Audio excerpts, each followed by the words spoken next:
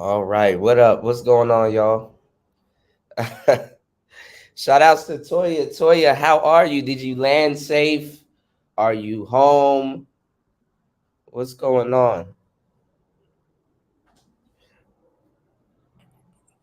I told y'all I was gonna be in Discord last night. My goofy ass fell asleep. I knew it was gonna happen. I'm a little bit under the weather, but all is well. Shout outs to everybody here. Let me set today's show up. Well, tonight's show. That was a pretty fun show tonight. I didn't really get to see it. Everybody's talking about it. Uh, what? Are you kidding me? What the fuck? Really? Wow. Damn, you just trying to go home. Shit. Well, I mean, do you get an extra? Well, it is. Uh-oh. Oh, something knocked over. Damn, it actually has something in it. Wow. Anyway, did you get a I was gonna ask you, did you get an extra day off? But because I mean, then that will kind of make up for it. But then again, hold on, y'all. Let me find a paper towel. It's an evil world we live in.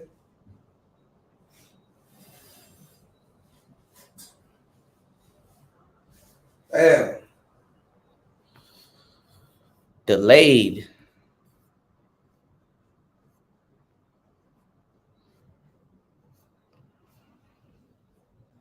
It's an evil world we live in. It's crazy. Hold on, y'all. Let me goddamn. Oh, I'm gonna have to mop this up. Well, whatever. What's going on, Vader? Yeah, shit get wicked, bro. The older I get, I'm starting to realize, dog, shit do get wicked, bro. That goddamn. Oh, let me close my door right here. That's like an unnecessary reverb, y'all. All right. You said, but I was hoping to be back home by now. Yeah, that shit'll throw off your whole week, man. So I'm like, damn, if you got to work and all that other stuff and then go right, like jump right back into work, you can't even. Let's say you planned a day off. Like, god damn, that shit would have been gone like shit. Job ain't trying to hear that. So yeah. So what exactly, from what you guys understand, what exactly happened with Kiki Palmer? I know she kind of all I saw was her getting serenaded by Usher. Um, I kind of didn't see the big deal. Like, I mean, I guess I'm getting old. I don't know why I'm making that the focal point of what I'm about to say, but every once in a while, used to go, used to see those couples. If you guys ever go to like concerts and stuff like that, obviously DJ, so you know what I'm saying. Like people go out and go have fun all the time. You know what I'm saying? Especially with celebrities and superstars and stuff like that. So shout outs to Mac Bones in the building. So I really didn't. It's like okay, but then again, I ain't gonna lie. I would have. I ain't gonna lie. He was kind of right though. He said she went to the show and was serenaded all of 2 minutes. Right. That's why I'm like, I didn't even go look that shit up because I'm like, man, if I'm about to sit here and watch 2 hours of footage in its entirety, I'm not. We not about this. What we not about to do is that. You know what I'm saying? It's like shit. But the thing is that it's like people gonna blow it up, and it was kind of funny because I saw that he put out the the flashing lights snippet from like Kanye, basically like he got caught by the cameras and stuff like that. I ain't gonna lie, flashing lights is probably like the perfect song for that situation. You know, listen to the chorus. That shit, it'll hook you. What do you say? He's like, as you recall, I know you love to show off. I was like, oh shit. He said none of this would have ever been a big deal if Homeboy didn't hit the internet with his gripes. Ah, true, true. I heard he's going off on Twitter. What's going on, Bronze? Peace to you, player. Shout outs to everybody in the building. Yeah, like didn't really see that much. Is she pregnant or something like that? She looked kind of weird. You said I don't wife the celebrity. Don't wife a celebrity unless you are a celebrity or rich. Full stop. Yeah, I think that kind of comes into play in that situation because she the breadwinner, man. You know what I'm saying? Shit, niggas be like my dignity ain't worth it, nigga. I got a gold Bentley at home. You know what I'm saying? It's a two different conversation. Nigga try to talk about dignity and shit. Nigga, she bought a nigga a gold Bentley for his birthday. I'm not saying that's what she did, but you get the gist, right? So yeah, she the breadwinner, man. Those relationships exist. You said Kiki looks amazing. She's in the prime of her career. Either marry her or leave. Yeah, at that point. What's going on, Eric Bird? Yeah, future memes, bro. I got endless. I've been future shopping. It's an evil world we live in. I saw what you call it. Tracy Ellis Ross. I think she got herself a young African dude. I was like, all right, shit. They calling him a bread loser. Damn, damn. What do I know? Damn, a bread loser. You know, you got breadwinner, there's a bread loser. Damn. It never fails to amaze me how clever people are when they come up with shit. If it's a good one, I'll let you know it's a good one. Bread loser is that's a good one. That's a very good one. You said I thought the patriarchy was bad. You said ladies see never. I thought the patriarchy was bad. Ladies see never be a stay. Oh, ladies will be a never stay at home. Dad, no respect. I mean, dads don't get no respect, especially the stepfathers. Definitely don't get no respect. Eric Bird said, "Man, I'll wife up Kiki, have her buy me a fur and some gators and stuff. She getting movie money, you know. She getting movie money, man." So, what have y'all been seeing around in the space? Is the manosphere most likely against this? What do you see people saying? Did he get called a bread loser? Damn, that's wow. Bread loser. What's going on, LaShawn? Yeah, what will restore relationships at this point? Because it seems like nothing is enough. Um, People ain't communicating. That's for sure. Eric Bird said, "I seen both sides." Wow. Whoa. Hmm. Well, I'll say this. At this point, it's like it depends on what people are comfortable with. You know what I'm saying? What's going on, Aaron? And shouts to Aaron EBM. What's going on, Evron? Oh shit, all the players in the building. Hell yeah. Shit. And happy New Year's, y'all. I mean, I said New Year's. Jesus Christ. Man, it's been whipping my ass this whole week. Happy 4th of July. You said let's take a deep dive and talk about these rich women betting lesser men. Well, you know, like this incense real quick. If you can afford it, you know, don't record it if you can't afford it, you know.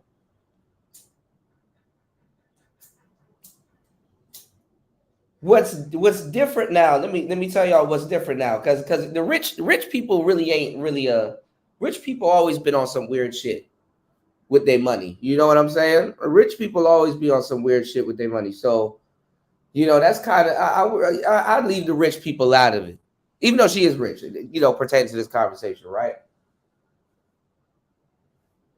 Hold on. But we moving into the territory where the 9 to 5 person is getting it in. I mean, the 9 to 5 person always been getting it in, but we moving into that territory. You know what's going on, fighter? Yeah, 4th of July was like a week ago already. Yeah, no, but I haven't seen half of y'all since. So I just just being polite. Hold on, yo. That's not a polite joke too. You said Ringo did point out the hypocrisy of the hypocrisy of Dome of the Women.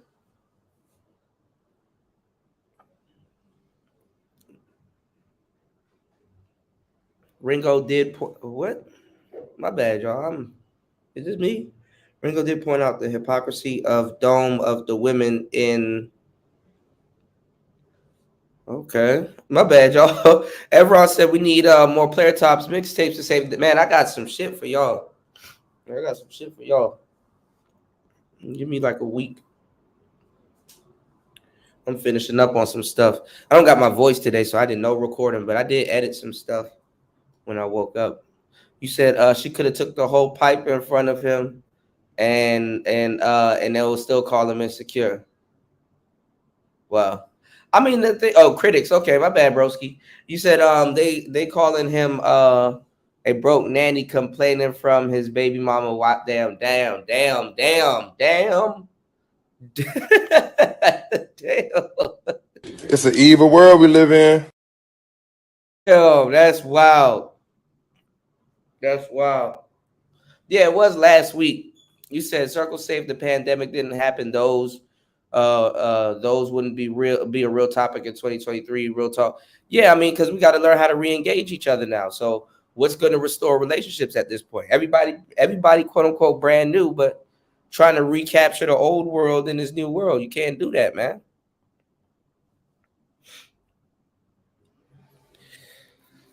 But this is the thing, man. I'm really talking about this heavy because I want to really drag this point home. Okay, if you feel you're special, you're special. Cool, you know, nothing wrong with that in today's age. But don't you know? Don't disobey the game. Be aware of the square. You know what I'm saying? You got all kinds of people that are doing all kinds of different things, and they be thinking squares don't go through this too. So there's a lot you can learn from the square. You know what I'm saying? It's not really a contest for real. You know, once you got divine knowledge. You know what I'm saying? Shout outs to Marco. What's going on? You said, what up, Kuda? Check out okay, yeah. I don't know why I'm not getting no notifications. Like this is like really blowing me. I hit the bell and I put it back to all. I get no notification. I gotta physically check to see if you uploaded something. I got you, bro. Definitely gonna throw that on. Shout outs to Marco coming through with the huge fourth thou wow.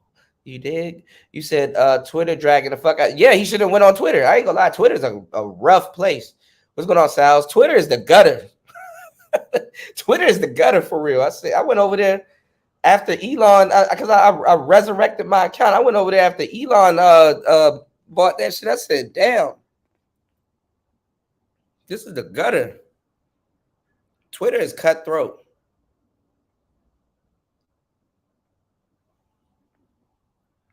For such an old system to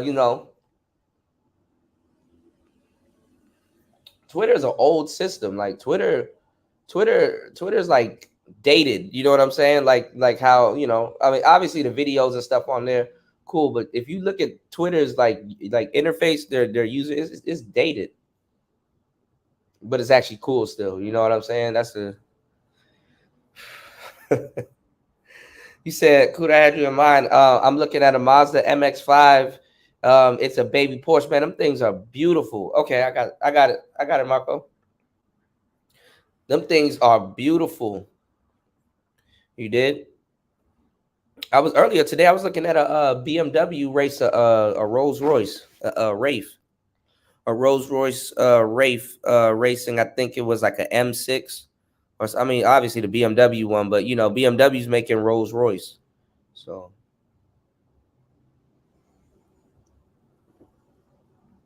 And then I think they discontinued the Wraith last year or this year. This was the last year for the Rolls Royce. Um, but that MX-5 is awesome. You know what I'm saying? I would say get the removable hard top. You know what I'm saying? Because I guess I think you could put it in the trunk. But I would say get the removable hard top. You know what I'm saying? Because I don't know what the weather going to be like in the future. And them Target tops, you said white people are better engineers in the studio. Changed my mind.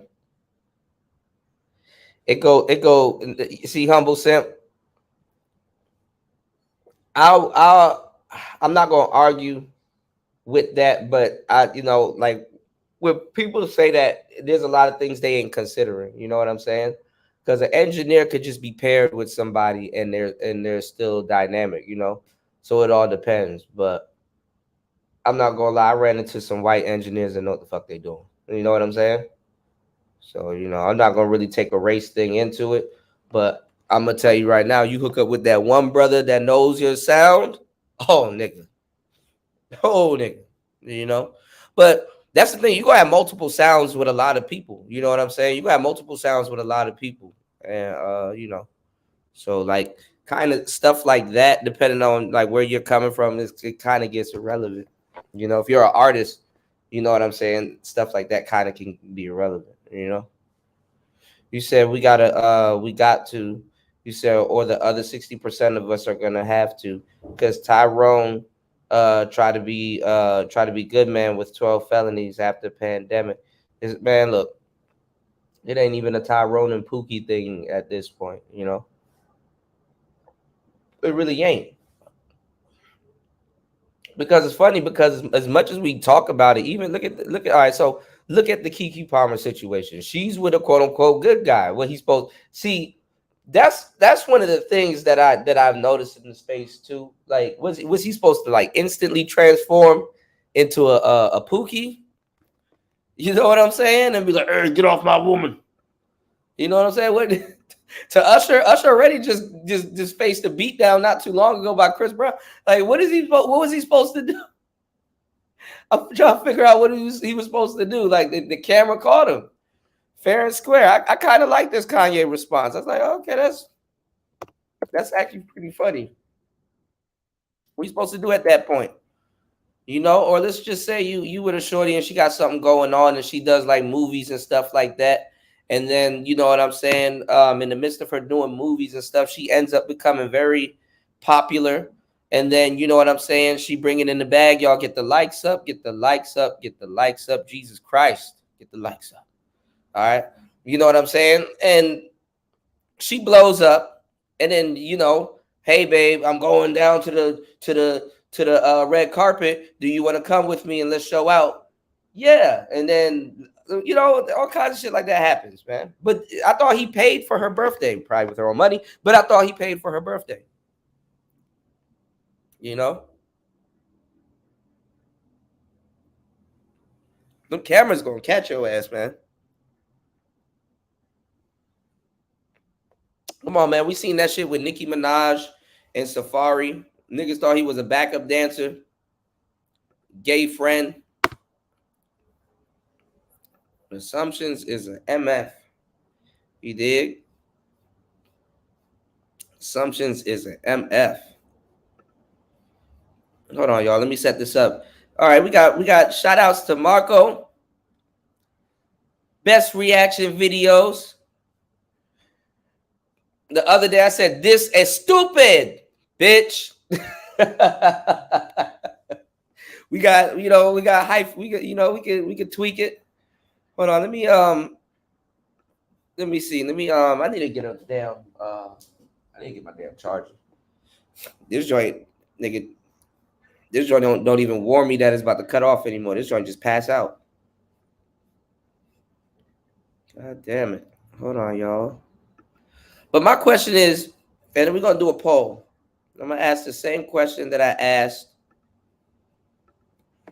in the title.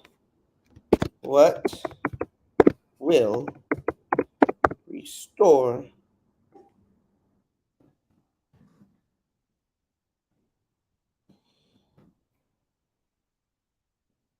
modern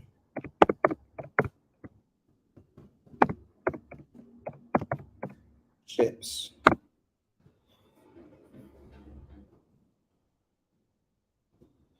Should I be specific between black people? I don't know. Everybody. It seems like everybody going through it. It's not just in one community. If it's happening in one community, best believe it's happening in other communities. Some communities are just better at hiding it.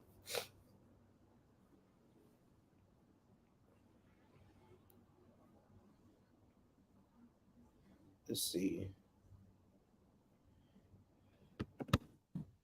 We gonna. I would say this answer for later.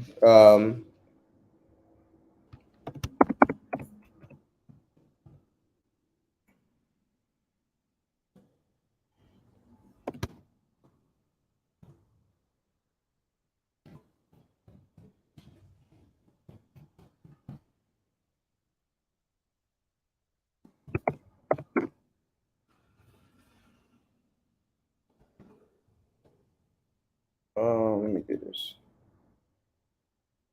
Boom. All right. The poll is out. Hold on, y'all.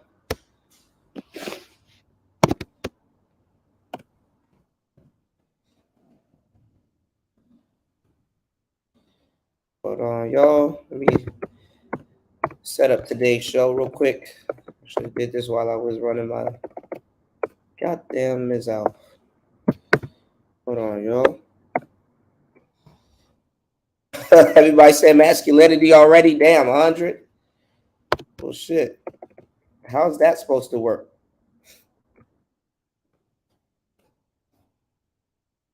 Pin this. Share today's show. Hopefully, you guys hit the like button and share today's show. Hold on, y'all. 18 people in the building. Hit that like button. Let's get the engagement up. Hold on.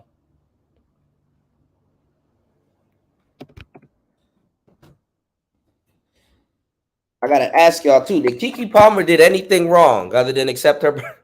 Was it a birthday gift? Other than accept her gift. Hold on, y'all. All right, let me catch up with the comments. Hold on. But I ain't gonna lie, humble Sam. I ain't gonna lie. I know some white engineers that pioneers of some stuff. You know, you said this woman is openly wanting to cuck men, which reaching what the fuck territory. Yeah, that's you know what? That's actually very interesting that you say that. Adam 22, Kiki Palmer is like, is that the move?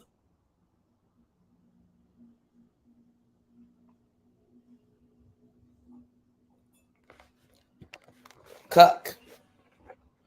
Once you get that shit in your lexicon, don't get paranoid. You said, I went to the back of the crates for that video. Oh shoot. You said, okay, I can get a sin channel. Also watching this channel, never get BGS AM and Info Man or DJ Cool. Shout outs to Info Man. Shout outs to my brother Info Man. Where the hell he been at? He did.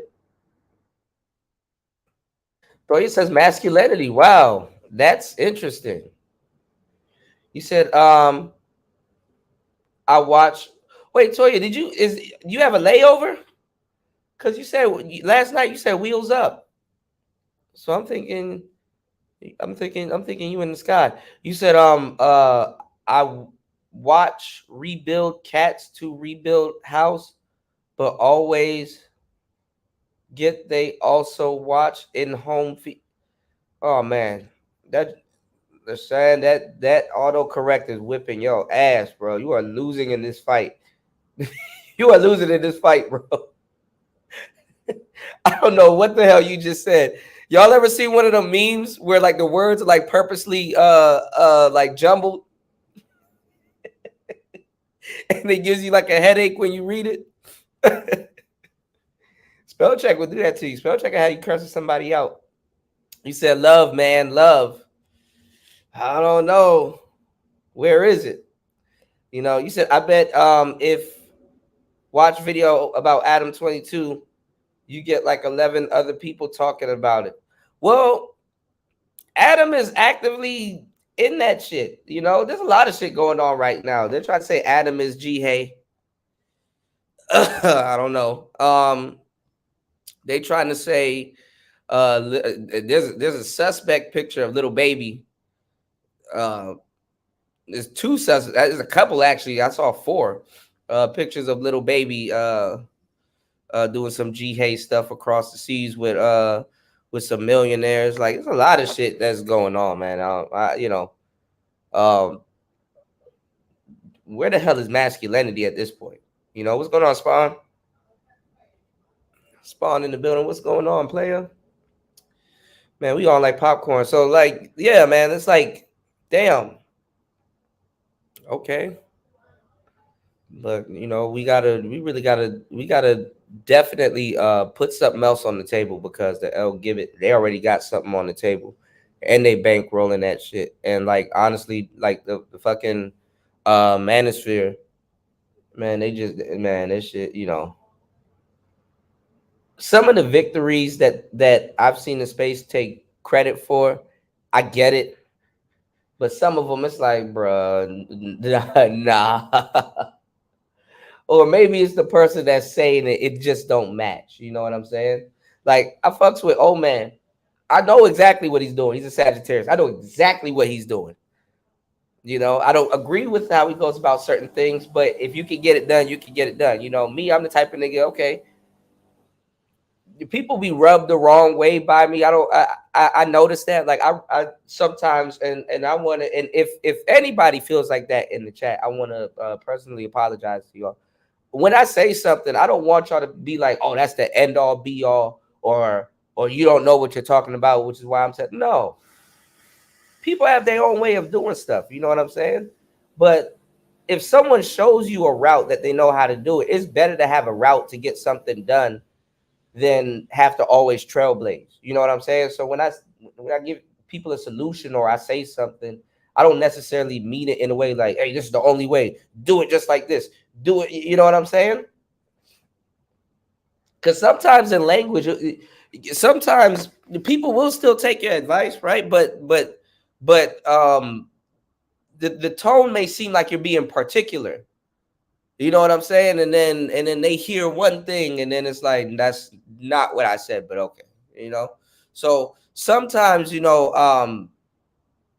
when I see somebody doing their own thing and they got like a path cleared or something like that, you know what I'm saying? I'm like, all right, go ahead, handle that, you know. But getting back to what I was saying, relating all of those things, tying it back into what I was saying earlier, the passport bro moniker really doesn't fit with Obsidian to me. That's just my opinion. You know what I'm saying? But everybody pivoting around this joint. You know what I'm saying? Everybody pivoting. So I'm trying to figure out, no, exactly. Shout outs to Marco. I'm trying to figure out what's going on with the space. And then look, you said you were Sagittarius too, Sal? See? Yeah, ain't nothing wrong with y'all. Y'all just particular. Ain't nothing wrong. My thing is though, oh yeah, earlier too. Hold on, my bad. Switch gears real quick. I digress. Earlier too, I saw Fresh and Fit got an interview with Nick Fuentes. And I don't know if they're doing the after party show like right now as we speak, but I saw Nick Fuentes on Fresh and Fit. So that shit right there about to be wild. That shit gonna be a wild child. You know what I'm saying? Um City. Let's see. Let me go to the poll real quick. Hold on, y'all. Okay. So 50% now says masculinity, 33% says nobody said porn. Damn, y'all chose robosexuals. Wow.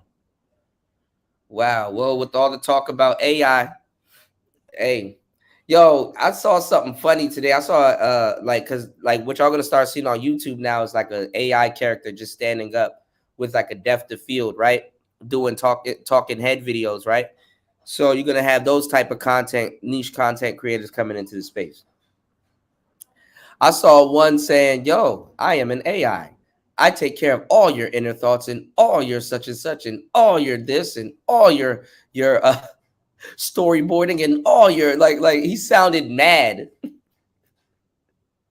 I'm like, damn, that Drake sound mad. Like I thought it's gonna happily do its job. And I'm like, in the back of my head, I said, you see how mad that artificial intelligence sound like they're gonna turn on us real quick. Real quick. There's video games, y'all. Speaking of like the metaverse and AI and shit, there's video games out here like literally detailing this and talking about this. If you ever get the chance, go play this video game called Detroit. Okay? It's not like what you guys think. First of all, it's like more realistic, dope video game.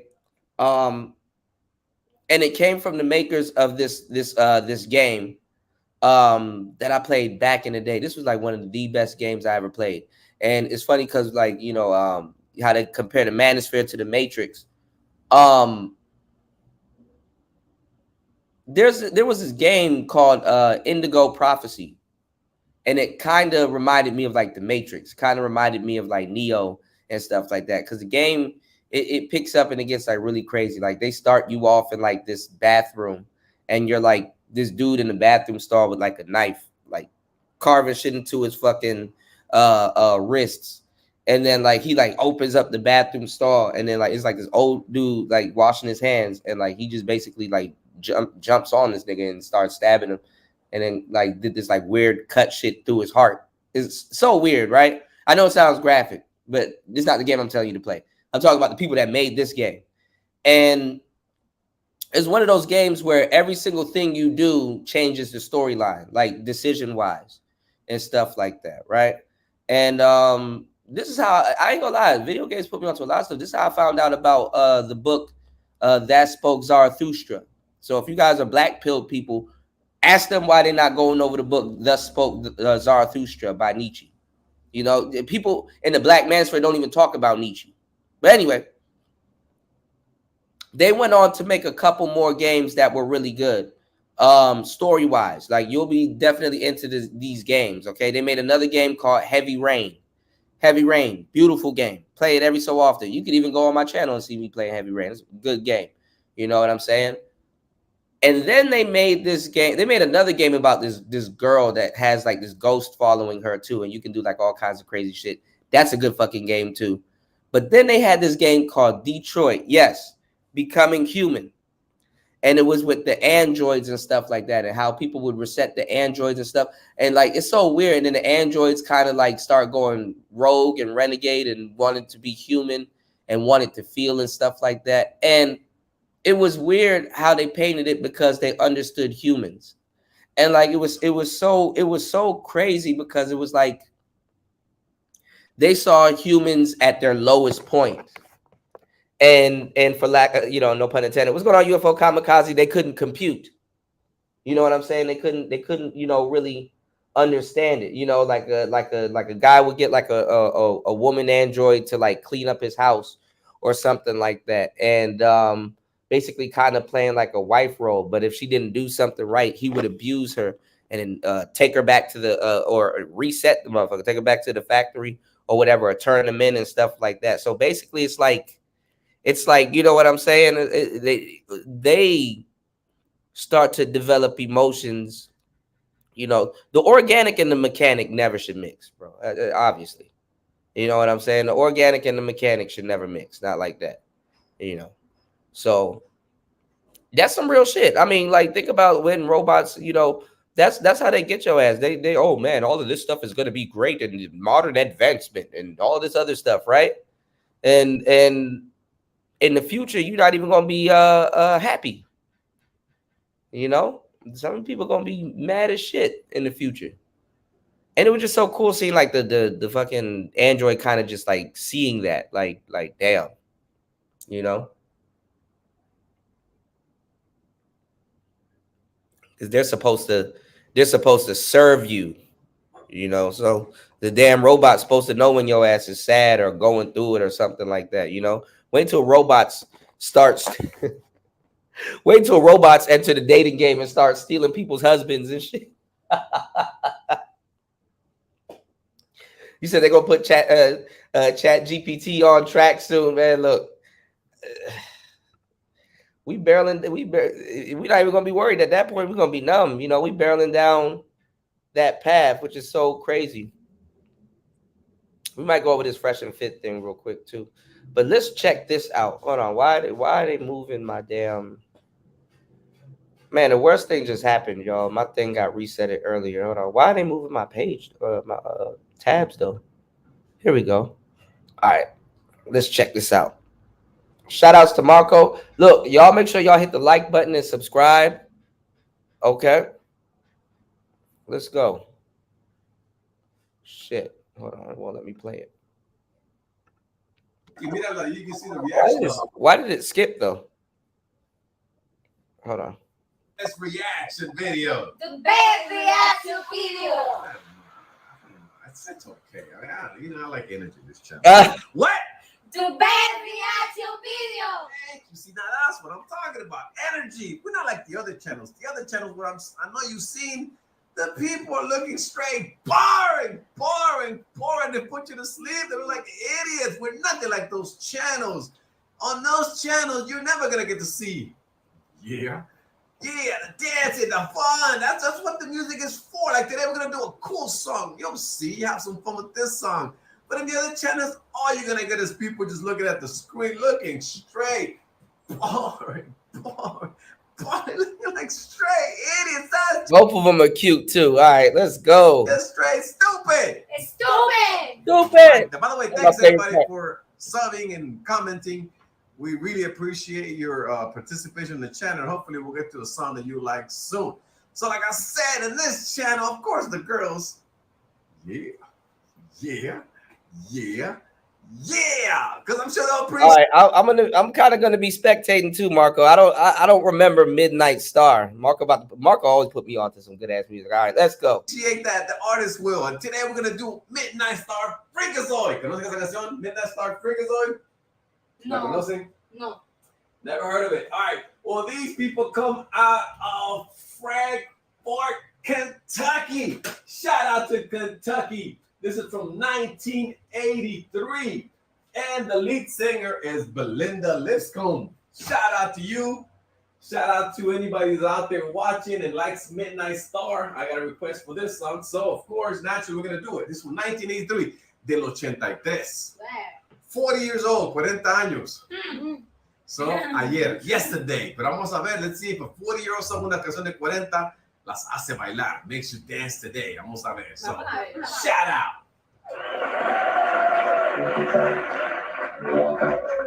Please report. Freakazoids, robots. Please report to the dance floor.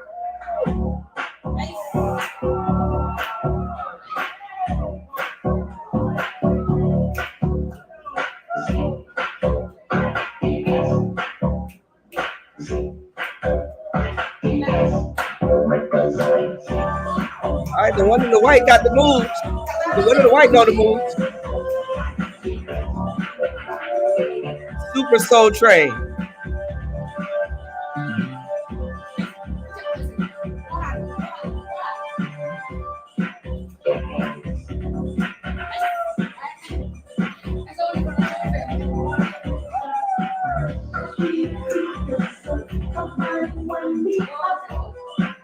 Shout out to Link in the building. Let's go. Let's go, LSP.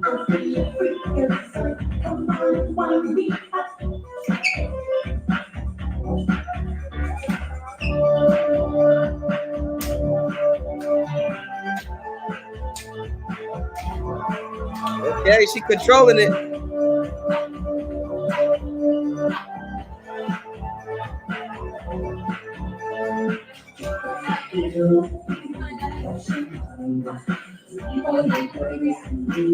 Yeah, what's up with that? ¿Te gusta? You guys like it? Yeah, she actually liked it. Me gusta mucho el ritmo. Mira que Like the beat. apenas empezó de una vez aprendió uno. No, exactly. That's how as soon as it came on, you're right. It used to, like, people used to go crazy. Ay, no, pero Tempo. eso es un uniforme de No, antes que... That's not a uniform. Esos son, you know, son Sí, me gusta costumes. mucho el ritmo. Son disfraces, son costumes. It's got a great beat.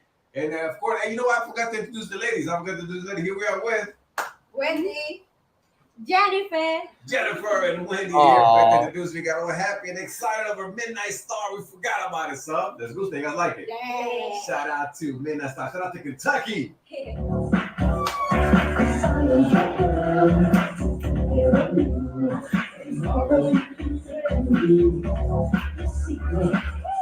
Ay, pero está bien corrido. What's going on, Aunt? Ay, era.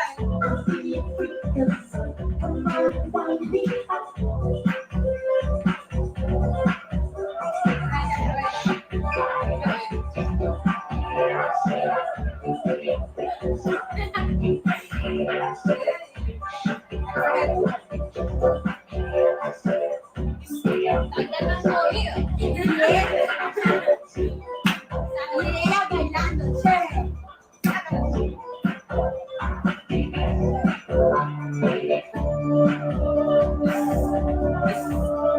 Pero esta no Juan esos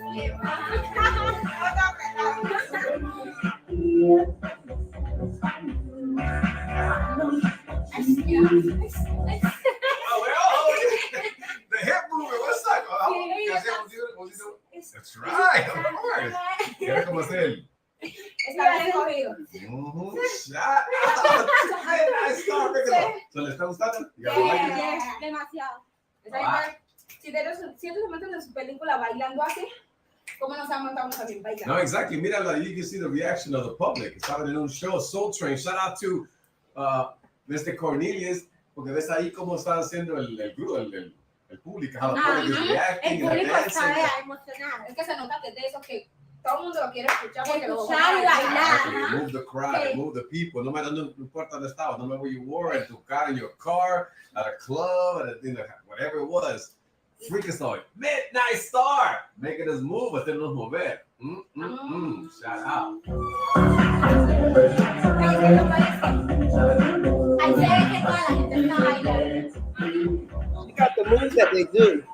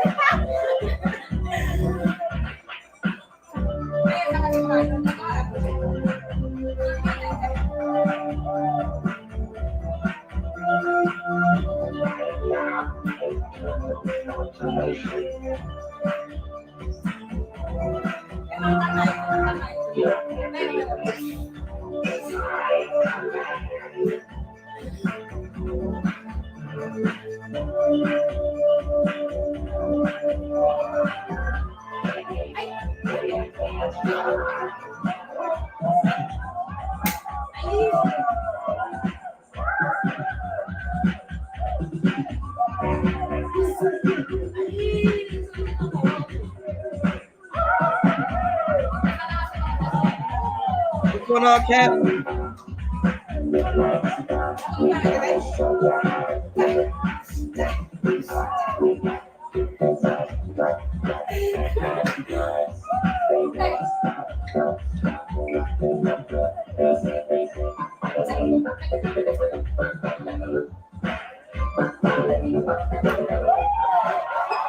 That talk about Kentucky in the house. Oh, you guys liked it? Claro, nos dio calor, nos puso a sudar. Está chévere. Made you sweat out. So it's for Frankfurt, Kentucky. Shout out to Freakazoid, Midnight Star. Vean, vuelvo que vuelva y la ponga. Me la bailo toda la noche. Sí, You está can dance to that song buenísima. all the time. Me gustó Yeah. mucho. Tiene un ritmo muy bacano. Great beat, a good energy, la energía, la great Ajá, energy. Y la canción básicamente está hablando de que somos unos robots. Right. The Freakazoid robots. So shout out to Midnight Star. Shout out to you for watching it. Thanks everybody that's been subbing and commenting. Thank you. We're never gonna be like the other channels where people are straight boring. We're not gonna be anything like Nah, that. that's shout out. That's my bro Marco, man. Marco throwing the party, man. Marco got the party vibes, putting them on to some good ass music. The one in the white got it. You know what I'm saying? She knew the moves and stuff like that. She could have teleported to that time, right? She could have teleported to that time and definitely been all right. You know what I'm saying? She got the moves, man. She definitely got the move. You said LaShawn, their first time hearing it. Of course, they probably never heard it before. Or if they heard it, it was probably a long time ago or in a grocery store or something, but I doubt it. You know? The 80s scene here was a lot different. The 80s scene, I don't know. They probably heard it before. Tell you the truth, a lot of musicians came from Colombia. You dig? Guitarists and stuff like that. Some of the best guitarists they're from South America. So you said if he never heard it. Hold on. Let me do this. Yeah, they probably don't know what the hell they were listening to or what Soul Train was. And look at all of this stuff being recreated, but as online. You know. Yeah, they adapted. The girl in the white knew what she was doing. She had the moves. She had the moves. Hold on, let's see if this shenanigans is still going. Hold on, let me I'm gonna have to refresh, y'all. Hold up. Nick Fuentes was on Fresh and Fit. Kind of fair use, y'all. We're doing commentary, YouTube. Damn, he look different now. He don't look fat anymore. Uh-oh.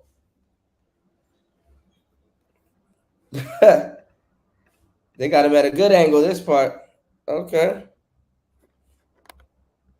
He said, "You give me a flashback of picking my sister up with her friends in a house full of chicks dancing by themselves." Yeah, they don't do that. I mean, they do it, but they be getting drunk as fuck. They be getting drunk as fuck. Hell yeah, definitely, Marco. I'm gonna I shared it, but I'm gonna I gotta re-hit my notification bell anytime you drop something. Cause I have a commercial actually coming that I'm I just need to script it out where I'm recommending channels and stuff like that. So I'm gonna have it done. I gotta film it and everything and throw it up and use it as a pilot on the show. And I have your channel in it. I have Aunt T. I have a bunch of people, you know. So, I'm sending people, to subscribe to everyone's page or at least check their video out. You said enjoying life how it should be. Yeah. But now you got to be careful, man. I mean, I'm pretty sure they did it back in the day, but it wasn't as much. Now you got to be careful. They be getting drunk as hell and licking on each other. I'm just saying. All right, let's go, y'all. I do a show Monday through Friday. It's called America First. I run a nonprofit, and I basically been the leader of the dissident right for like the last 4 years in America. Absolutely. So, but going back, because obviously, everyone knows, Nick Fuentes now, but I want to get to know Nick from before. Pause. Can you tell us a little bit about like your upbringing and background? You're very religious. I want to kind of see how'd you get there? Sure. Well, I didn't actually start out super religious. I mean, I was born Catholic. I was baptized Catholic, but I was a pretty normal guy for most of my life. I mean, I went to high school and I was always very political, but I was really more like a mainstream person. Like if you met me when I was 14, 15 years old, I mean, I was as political as I am now, believe it or not. But my views were totally consistent with anything you'd see on Fox News or libertarians, Republicans, that sort of thing. And so it wasn't until I got to college, wasn't until I got to Boston University after the Trump election that I really came into the red pill. I got red pilled, so to speak. And I reverted. What the fuck? No.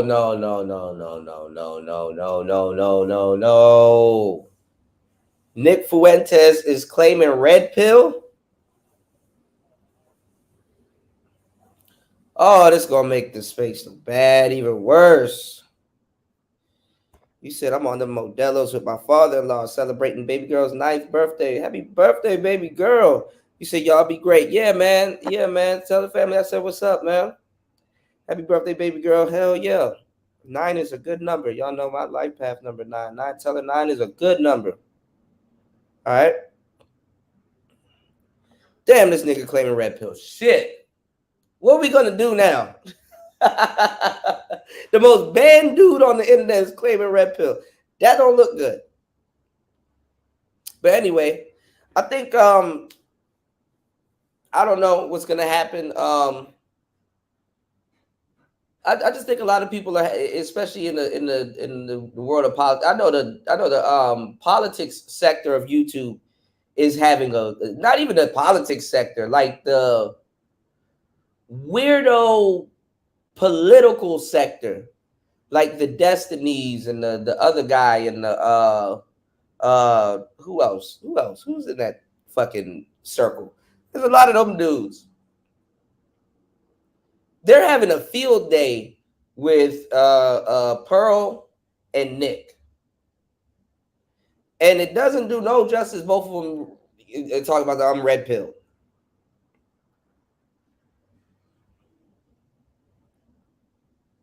You said Nick and Pearl doing Dems a favor. That's what I'm kind of looking at, because I was about to say, isn't the election year coming, or if this is already it? You said I gotta keep up with that shit. I got so much shit on my head, y'all. You said but yeah, they're kind of oh Jesus. Back to my religion. Not that I ever went away, but I really became truly a Catholic. And I became a right-wing extremist that I am today. So, according to Wikipedia, right? Right. And you, so you actually found your religion more so when you went to college, went to Boston. Yeah.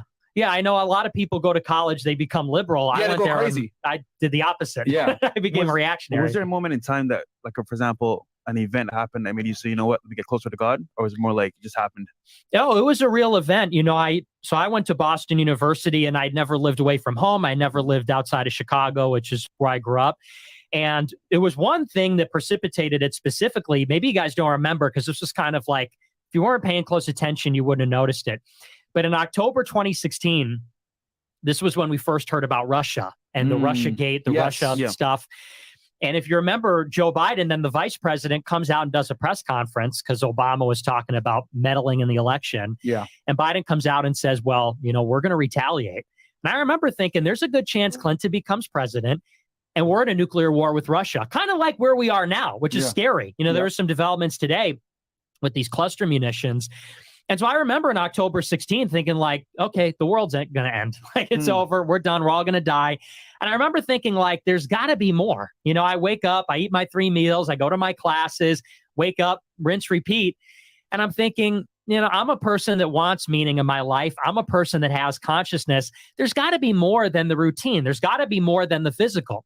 And so that was the first time I went out to the bookstore there. Maybe you remember, I know you went to school close by. I went to the Barnes & Noble on Commonwealth Ave by the big Citgo sign. I know exactly where that's at. Right where that is, by Yeah. Kenmore.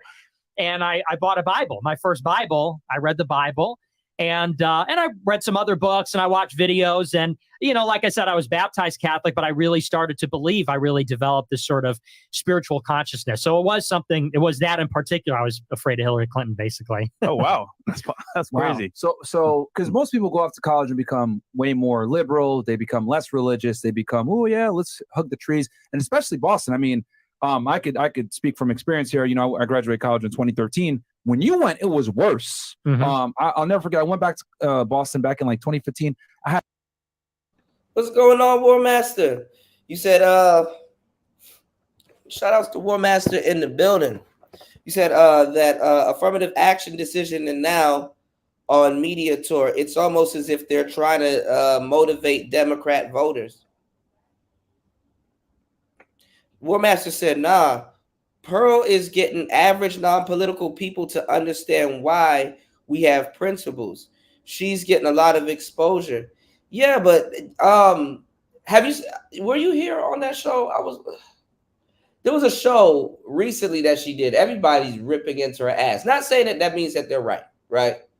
But it seems like both of them are kind of like, oh, there's like these spoiled kids, privileged kids that are just rebelling against, that's the narrative that a lot of people want to run with, Pearl and Fuentes. So a lot of people might not get to know what we know, but that's what they're going to be observing. Or if they were to look at it without, if they were to look at clips, you know what I'm saying? So you got to factor in the people that don't know how to interpret shit when they see it, because those are the people that actually consumes more of the content. Crazy enough, But them claiming red pill, that right there, that might be a problem. So how to make America great hat again, and everyone was harassing me. It was bad. You know what I mean? So it's only gotten worse. And you were there. How long did you stay at BU before you left? I was there for 2 semesters. I was there from September 16 until May 17. Well, and what was that like being over there as a conservative, a religious conservative? Well, it was brutal. I mean, because I was there during the Trump election. Yeah. So I got on campus and the election was 2 months later. And I was kind of like famous when I got on the campus, because I wore the MAGA hat everywhere. Yes. That was like what I was known for. Yep. People were like talking shit about me on Yik Yak. You remember? Maybe that was a little after you were in 2013. So I think it was a little after. I was gone, But I went back a few times, to hang out with old friends, because a bunch of my teammates were still in school. So I would go back every now and then. But sorry, continue. Sure. So people were talking shit about me on the Facebook group and on the Yik Yak page, saying, "Oh, there's that kid with the MAGA hat on in the dining." Yeah, I can't argue with that one. Well, Master said, if you get a lot of people watching you, the left will try to destroy you. Look at what happened to Andrew Tate. That's true. And it's funny that you mentioned Andrew Tate, because they're starting to like him now. So that elevated him to a whole nother level. But then at the same time, it kind of destroyed some relationships. So, yeah, that's true. Hall, and people would come up and literally attack me. People would come up. I remember I was in the line to get like pizza at the dining hall, Sure. and this black chick comes up in the hijab and everything, and she rolls up and Yeah, go she's ahead, you can like, share it. Yeah, this is him back the America Great, the MAGA hat and everything else like that. that was a little later. That was like 2020. But yeah, I mean, that's me in a MAGA hat. You know, and I'd be in the dining hall, this black chick rolls up and starts Here you go, berating me. I'm in the line to get food, telling me, you know, you got to justify the Muslim ban and all this. And so I was harassed. There was a lot of death threats. But that was also how I got my start. Because within the first 2 months, there was this big firestorm on Twitter because I was pumping out tweets. Stuff that was edgy at that time. I was pumping stuff out, you know, feminism sucks, multiculturalism's cancer. Pretty like mild, you know, by today's standards. But back then, this was hot stuff. Oh, yeah. You know? And so I was pushing this stuff out. And I was contacted by this group, Young Americans for Liberty, this like libertarian group. And they said, we want to set up a debate with you and one of your detractors because it was blowing up on social media. I said, I'm down. This almost didn't even happen. They were looking for somebody. Nobody wanted to do it.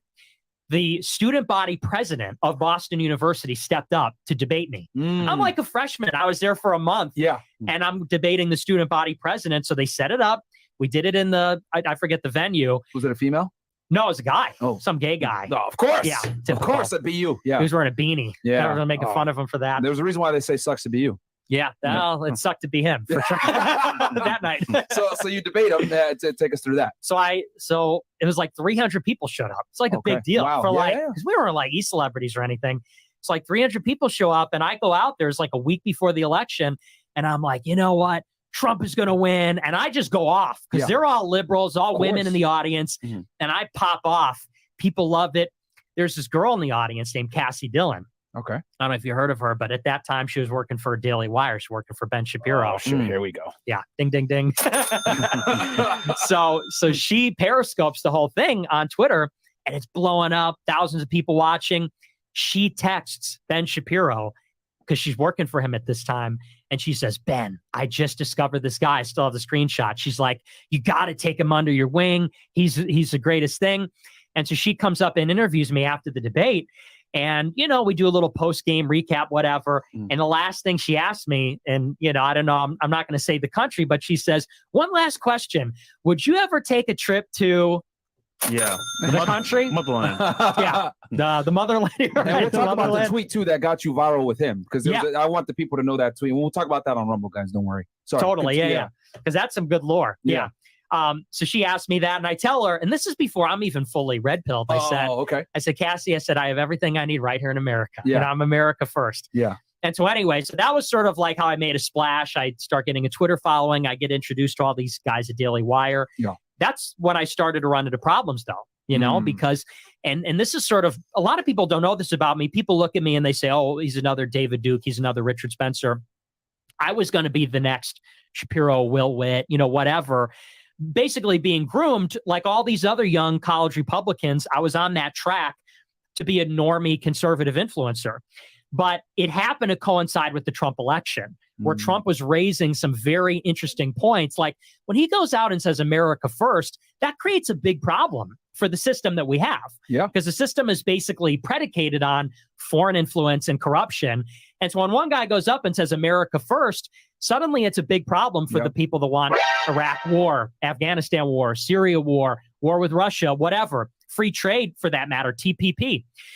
And so I start asking these questions of all these guys at Daily Wire saying, hey, man, what's the deal with the foreign aid? You know, what's the deal with the war? What's the deal with the Security Council vote? You know, at that time, Obama, and I didn't like Obama, but I defended him in December 16. He goes out there and he allowed the United States to abstain on the Security Council vote where they were condemning Israel. Everyone freaked. They said, he's an anti-Semite. He's the worst guy ever. I said, hang on a second. We owe them? You know, we owe them that we have to give them this unconditional diplomatic support no matter what. I wrote this big article about it. I'm pushing tweets. And they basically told me, and here I am still under the impression that it's a free marketplace of ideas. You know, we're the right wings of patriot movement. And they come and tell me, they say, hey, listen, you got to stop asking these questions. Stop talking about this. You know, we'll answer it privately, but you're basically making too much of a fuss about this stuff. You got to drop it. And I said, I'm not going to drop it. Like, this is legit. I mean, you got to give me answers or you got to let me ask. And I got a text from Cassie Dillon. I want to say, I don't know, several months into 2017, I'm still at BU. And she says, listen, we are not in the same movement. You keep asking these questions. You are alt-right. You are an anti-Semite. I'm Damn. never going to talk to you ever Wow. again. She was like, we Just were for tight. asking the question about foreign aid. Yeah. Just for asking about foreign aid. Wow. Mild stuff, not Yeah. even like what Not I'm even on go- now. Yeah. Well, You know, it's, which is yeah. more Well, than I which was we'll talk then. about that on Rumble. Right. Some of your more controversial views, but that's wild though. That like just off of that alone, very simple stuff like, hey, some foreign aid. What's going on with this? Oh no, what are you doing? Right. So wow. So real quick, we talked about Trump. 2016, he gets elected president. Where were you? And what went through your mind? Because I'll tell you this, I was fucking shocked when that happened. I was down in Laredo, Texas on the Mexican border. I was shocked when that went down. Where were you at and what was it like? It was the best day ever. I mean, literally like one of the best days of my life without even joking. No exaggeration. I mean, I was there on campus and I was getting attacked for months. Of course. People just literally yelling at me in the street, confronting me in the dining hall.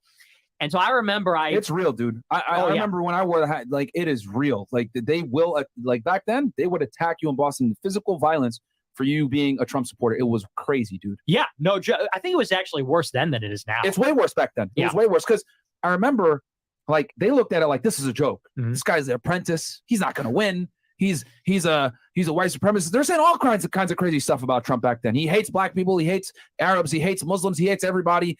There's no way he's gonna make it. So it was like a joke. So if you wore the hat, they kind of like looked at it like we can attack him because it's a joke, right? Then they kind of like had this veil of like he's not gonna win. But when he actually won, it became real. Right. They all flipped out and they went crazy. And speaking of which, real quick, that debate, you smoked that guy, didn't you?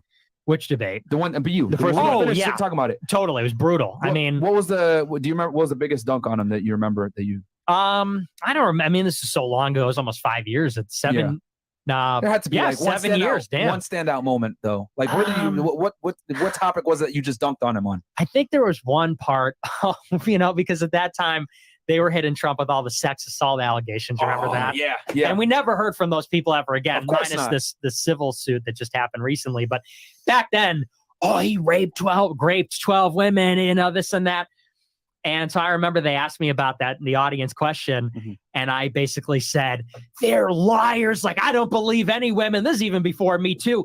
And the room lit up. Of course. People were leaving like crying because that was like the era, like the trigger at SJW. Yeah. People freaked out. To give everyone just perspective, like back then, if you came up with an accusation, they believed you. There was no like false, the false accusations weren't a thing for celebs. Like if someone came at a celeb back then, 100% he did it. Right. And now we know, right, this E. Carroll woman. Yeah, that's true, man. Democrats do call Republicans racist, even though Democrats are the Klan. Yeah. Warmaster making some really, as always, making some really good points, man. So, if I'm not mistaken, they wanted him to like really he kind of wanted to do his own thing, but they really wanted him to be a certain way and kind of go alt-right also. And the funny thing is that if you were to explain, I've seen it happen so many times in the manosphere back in the day, but in other places too. That got nothing to do with the manosphere, where you would have a guy, debating politics, and let's say the guy is like a Democrat or whatever, but how the alt-right, instead of choosing to debate with him, how the alt-right dude came to the table was basically saying some stuff that damn near, and just phrasing it in a way that damn near any man would agree with it. You know what I'm saying? And it made him, a debate is a debate, but it made him, I've seen them make a couple of brothers agree basically to a contradictory, to their own, like against their own shit, basically. It happens all the time. I've seen atheists bludgeon, like I've seen them destroy Christians with their own Bible and then start teaching. And that's how you know you're getting fucked up. Like right in the middle of the debate, shut up. Let me teach real quick. And they start teaching, and then everybody in the room looking at them, including you, like, damn, I didn't know that. Shit. It must be two sides. What's going on, Game Show Podcast? So yeah, and I'm not gonna lie. I mean, people like this, no matter how much you hate them or don't agree with them, they become popular. So woman, right? She went on fucking CNN and said, you can rape someone emotionally. Yeah. This is a clown world that we're in. So like it was all bullshit. And I don't know where any of these women are now that claim this shit. And the only reason that Trump lost that civil suit, by the way, for all you guys out there, is He didn't I posted care. on my Instagram. Yeah, he didn't He didn't care at all. Bro, Yeah. there's a clip. You know what, Chris? Pull up the clip. Type in Trump deposition tells a lawyer you're not attractive. I'll play that clip real quick for y'all. That's why he basically lost, because he didn't give a fuck. He went to that deposition and didn't care. But sorry, going back. Election night, he wins 2016. Yeah, so I was there were very few Trump supporters on the campus. I think it was literally like 4. And like I knew all of them because we all met at the big Fox News debate viewing party. And anyway, so we were all in my buddy's dorm room, and I thought he had a good chance of winning. I actually had money on it. I think I bet $1,000 that Trump would win. I put money down in the second debate when he went out there and said, because you'd be in jail. I ran to my laptop. I put like $1,000 on Trump on predicted because I'm like, he just won, but I wasn't sure because you remember how it was. It's like you said, it wasn't real until it happened. Yeah. So we were there. We were chilling. I We didn't didn't even have a win TV. either. I was shocked. Yeah, I thought Hillary had it. Like you had all the feminists going crazy. I was like, dude, she's gonna win. This is like no way. But you and everybody else, right? Yeah. I mean, 97% Huffington Post, right? Yeah. And so I was there in the apartment, and we're watching the New York Times, and you remember those? They had these dials, and they said she's got a 99% chance winning. And as the night went on, it just went further and further. And we just, as the night went on, we were going crazy. We're like, he did it. Like he memed his way into the White House. And so it's nuts. He did though, right? His Instagram is all jokes, like making fun of Biden and making fun of everybody. Ron DeSantis, like it's hilarious. Well, the Twitter was nuts. Yeah. I mean, back in 2016, people forget. I always make it a point to say this when I do interviews. It's like Trump today is way more mild compared to 2016. He was going out there and said, like, we're going to ban all the Muslims in the United States. What? He said, I'll never forget this. He said, we're going to build a wall and Mexico's going to pay for it. And I was like, what the fuck? This guy's crazy. Because I was on the Mexican border at the time. that's true. And you said that before, War Master. Instead of debating issues, the left will try to destroy your reputation and stuff. Yeah. I got to play y'all that clip. Hold on, let's take a break real quick. Let's do this. Make sure y'all hit the like button and support today's show. Well, tonight's show. We're going to be kicking it overnight. Support the show. Look at this, y'all. Hold on. I wanted to show y'all this. Hold on. Shout outs to Marco. Make sure you guys head over to his channel. The best reaction videos. Let me see. Gilbert.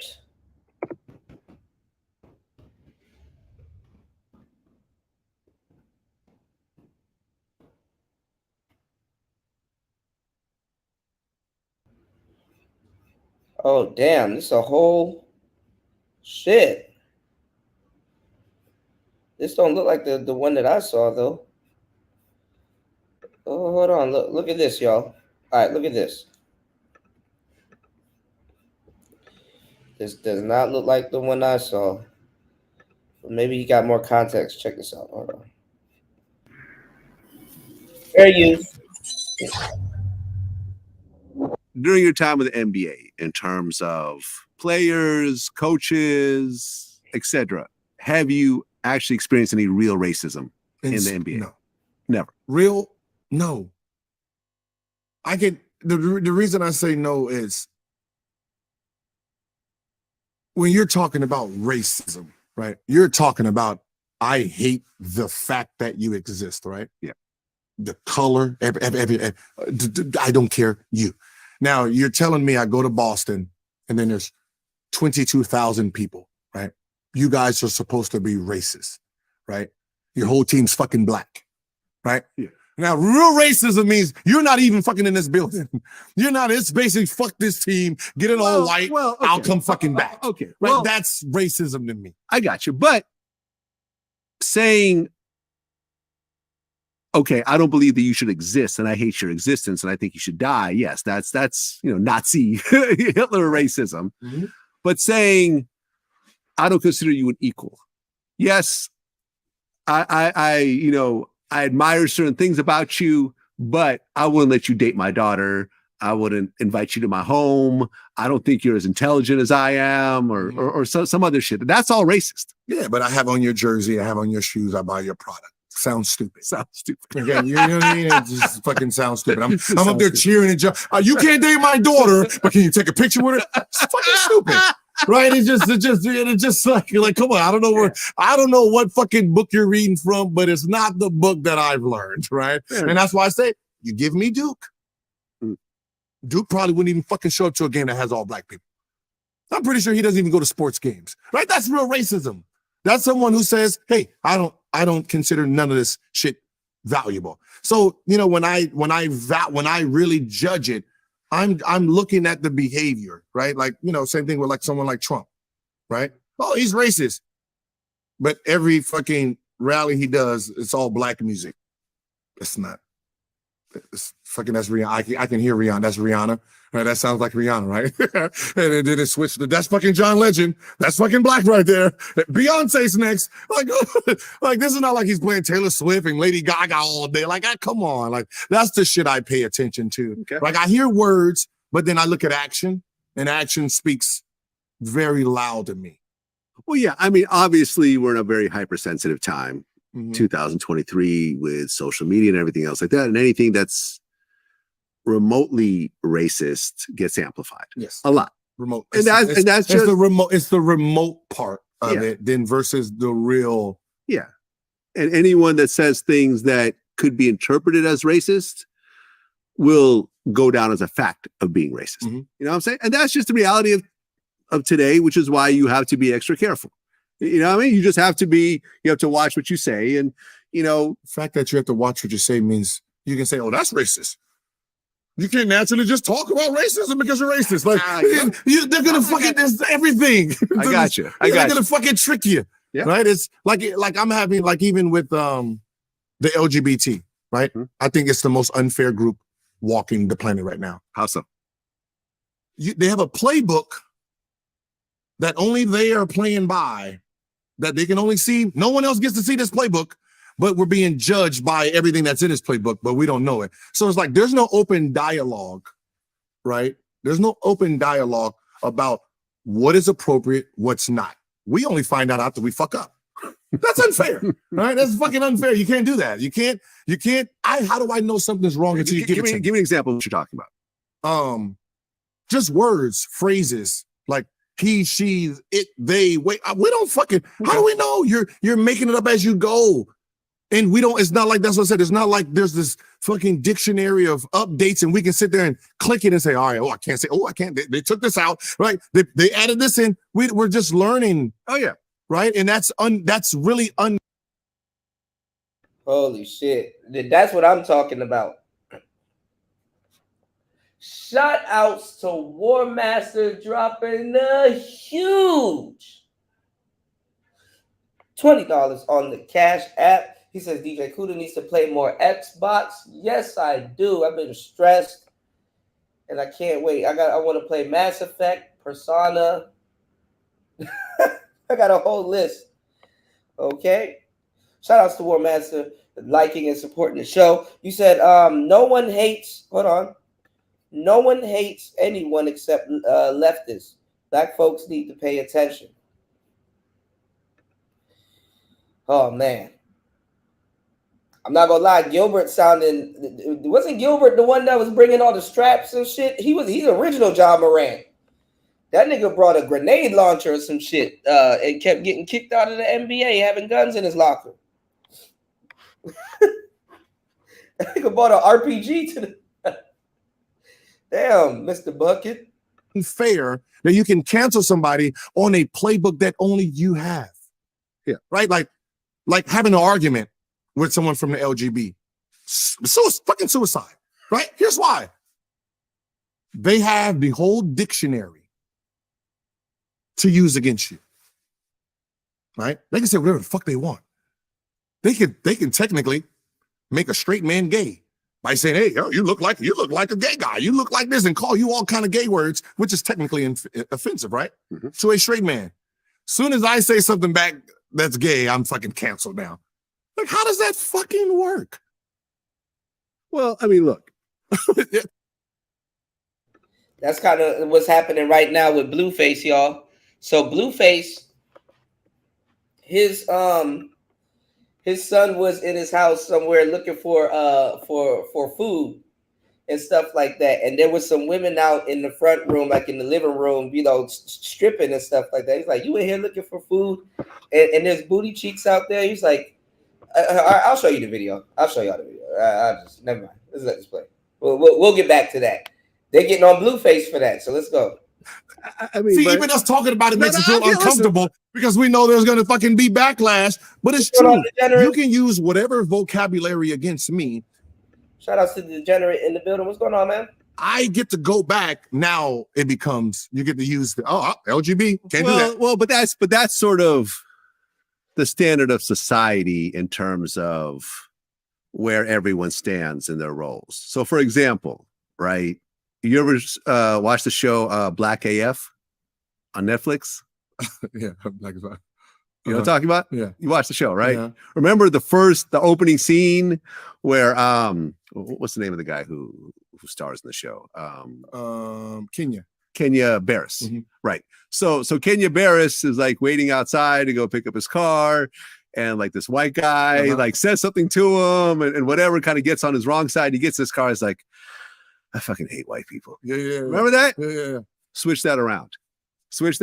Oh, have a white guy be in that role, and a black guy comes and annoys him. He gets his car and goes, "I fucking hate black people." Racist. Yo, that'll be crazy. And please do not take this little snippet that I'm saying and put it out of context or whatever else, because you know what I'm saying? Like it's like I said, the exact same words. It's the exact same words, just switch the players up. That show would be canceled. Netflix would have to apologize, and the careers of some of the actors might be. That's the same thing with white chicks, right? Mm-hmm. Right, white chicks. You know, you have the get a couple of white guys and dress in blackface. Yeah, and call it black chicks. Yeah. Oh, that would be crazy. It does.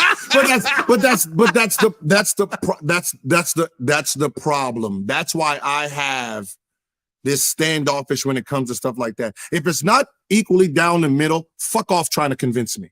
Okay. Right?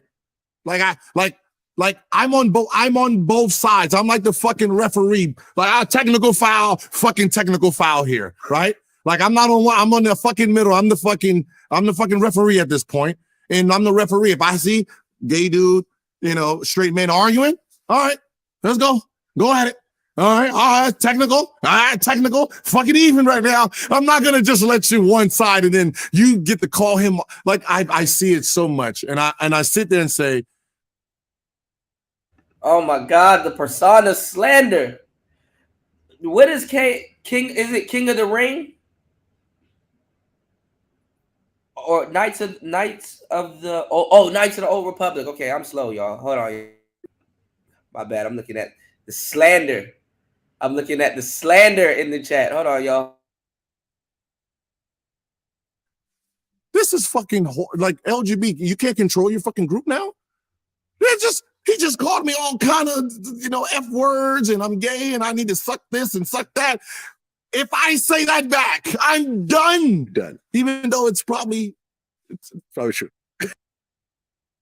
I'm not gonna lie, y'all. Them NBA players, especially when they lose a game and people pay for them tickets, them niggas be getting cursed out. Suck a dick, Gilbert. He was in DC, so I know for a fact, you know, I saw a little bit of stuff with Gilbert. I wasn't really around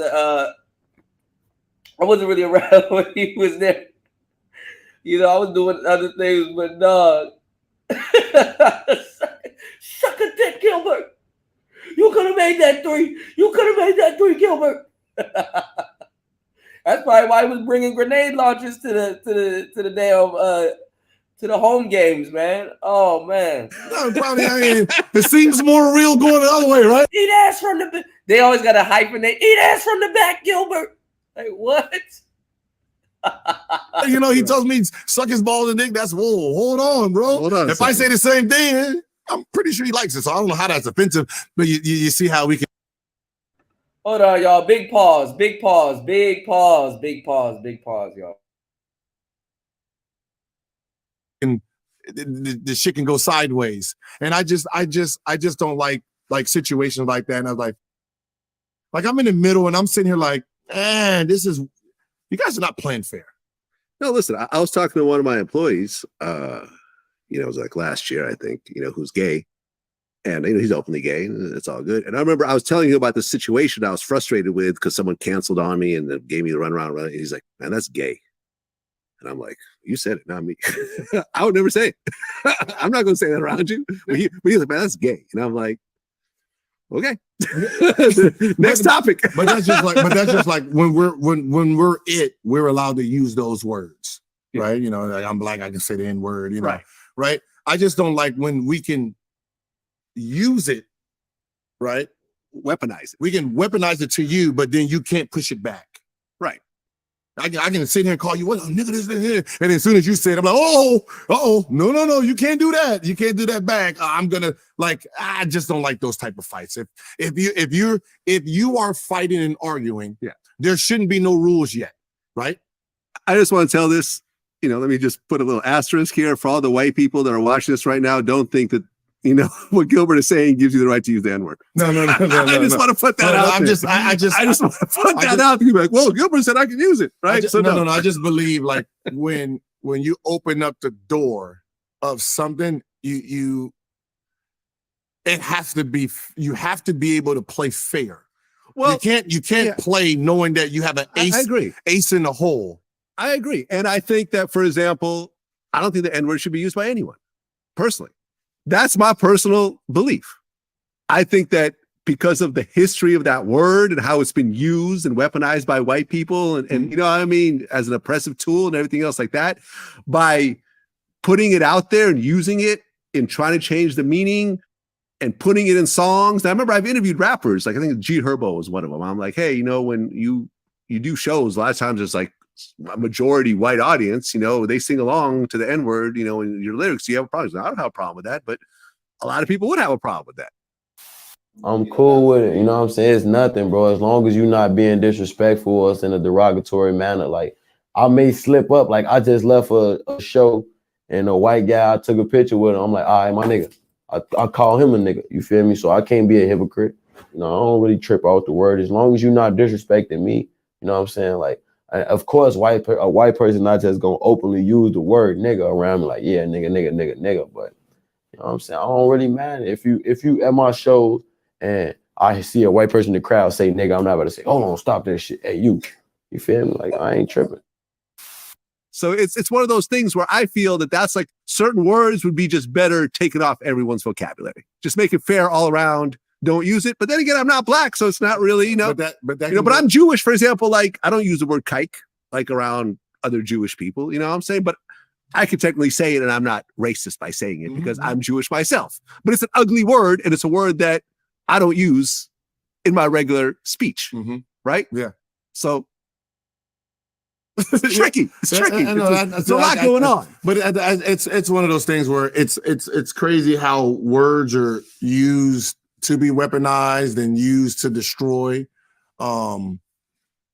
When sometimes, some people might not know the meaning or the context behind it. I remember having you just sitting there just talking and like, yo, bro, you get that number?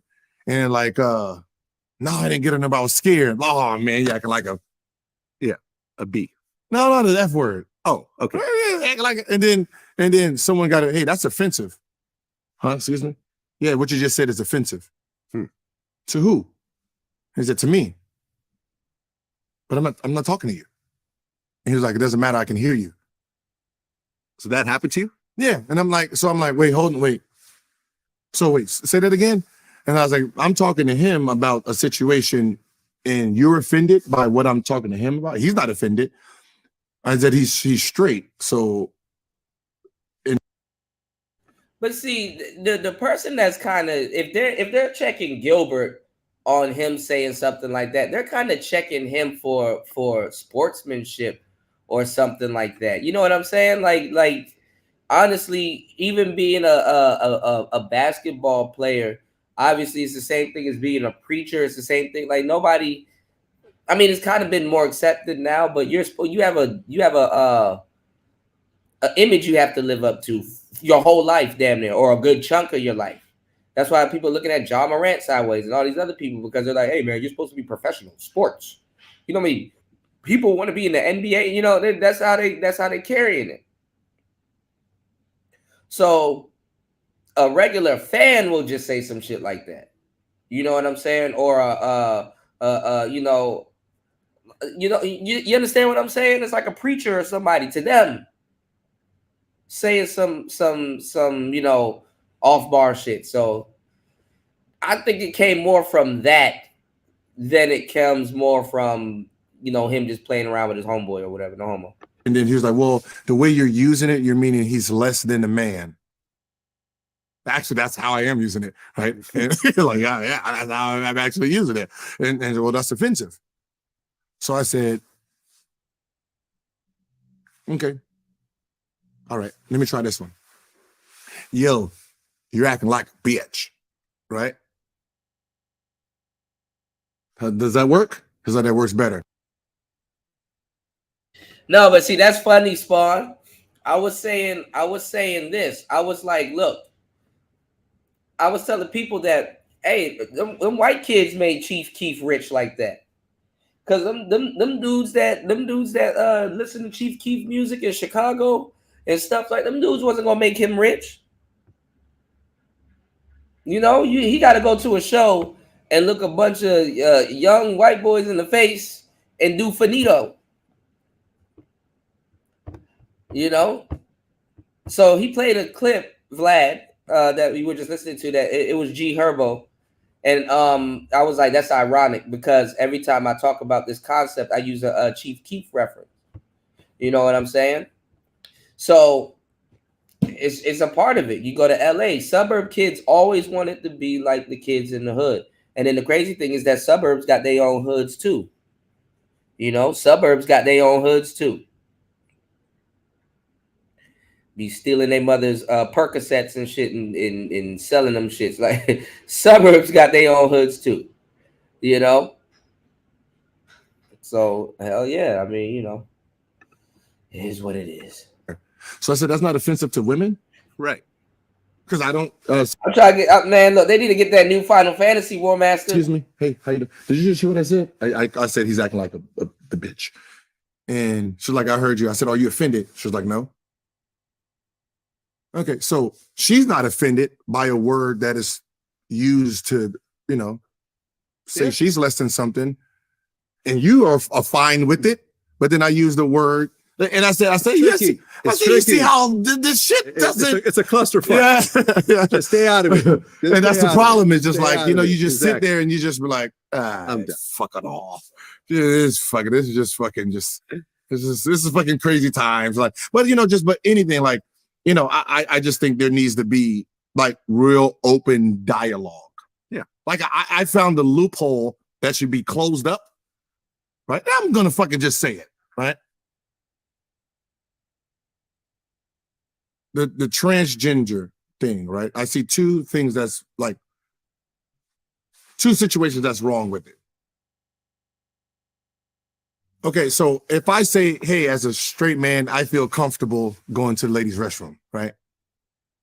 The reason that it'll be stopped is because women get to choose. Like, hold on, no, we do not feel comfortable with that straight man coming into here, right? That would be the reason that you wouldn't allow it, right? If a transgender says they feel comfortable going into the ladies' room, the women don't get to choose. And say, hold on, no, we do not feel comfortable with a transgender coming to the back. If they automatically get granted, I'm asking why. If a woman can keep everyone else out, why don't they get the veto or vote? Like, how does the women who are being infiltrated, their space is being infiltrated, why don't they get the actual, like, hold on, anybody forgetting about us? This is our space. Like, yeah. I'm confused on. It's tricky, man. It's why tricky. Don't they get to actually have that right to say, hold on, cool, you feel comfortable, but we don't feel comfortable. So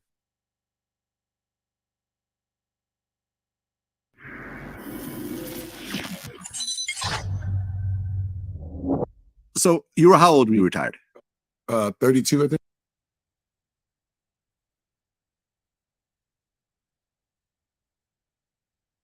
Hold on, y'all. Working with a monster. Hold on, y'all. All right, let's go back. Ain't no way it's gonna happen. I was like, fucking, like, yo, this nigga's crazy. and when he won, I was like, what the fuck? Like, well, and you remember he goes up there and he's like, well, my brother built a security apparatus that kept us safe, Jeb Bush.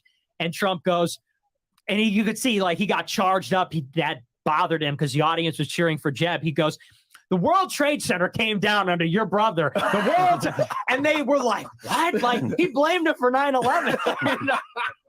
This was nuts. Yo. And anyway, so we were like, this is just the best thing ever. And we went to all the viewing parties because they were hosting these viewing parties all over the campus. And we went waving the Trump flag with the hats. Fuck you. You know, Trump's your president. 8 years, bitch. You know, I can imagine all the like white girl fellas. Just going crazy, bro. Just losing their shit, man. Because, yo, I'm telling y'all, man, Boston is way different, right? Like, I could only imagine what it's like now with like the 99 genders and fucking them being super politically correct over there. Like, it's bad now. It's way worse. So yeah, after he won the election, were people still trying to fight you at school after that? Yeah, it got worse. I mean, so me and my buddy the day after, we went to the Harvard yard or whatever, the Harvard common area to troll. You know, we brought the flag, we brought the hats. Dude, we won. Literally. Oh, y'all went to Harvard Square? Yeah. Oh, the Red Line. Yeah. Oh. Yeah. See, you know. Big mistake. Okay, let me paint a picture for you. This area is like huge. Like, this is where tourists come, college students. It's huge, and it's a big T stop. Like, the T is the train for Boston, right? It goes all through the city. So like, that's a huge area. So like, yo, y'all are crazy for that. I can only imagine Nick and his boy like, fuck you, dude, we won, motherfuckers. Did y'all have like the Patriot hats on and shit? Oh yeah, we had the MAGA hat, the flags, the whole thing. You know, you want your ass beat. You want your ass beat, bro. Niggas turned that shit to the Boston Tea Party. It's back. It's back. All right, sorry. We almost got our asses kicked, you know, because we took the red line to get over there. Yeah. And somebody ran by and snatched my buddy's hat. People were heckling us. We jump on the T.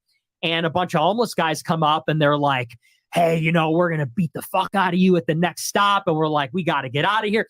We jump off the train, not even at our stop, out of the frying pan into the fire. There's like a whole gang of black guys there. And they're like, yo. Did y'all get off at like Roxbury?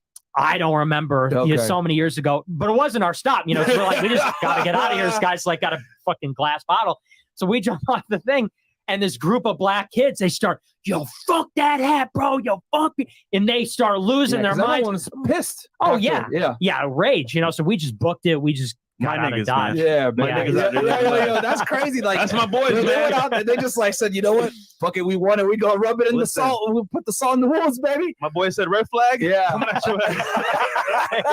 niggas, man. Yo, man. It's the wrong neighborhood. Oh shit. Okay. So speaking of which, so Trump wins, right? Y'all go on the trolling thing. Real quick, I got the video here.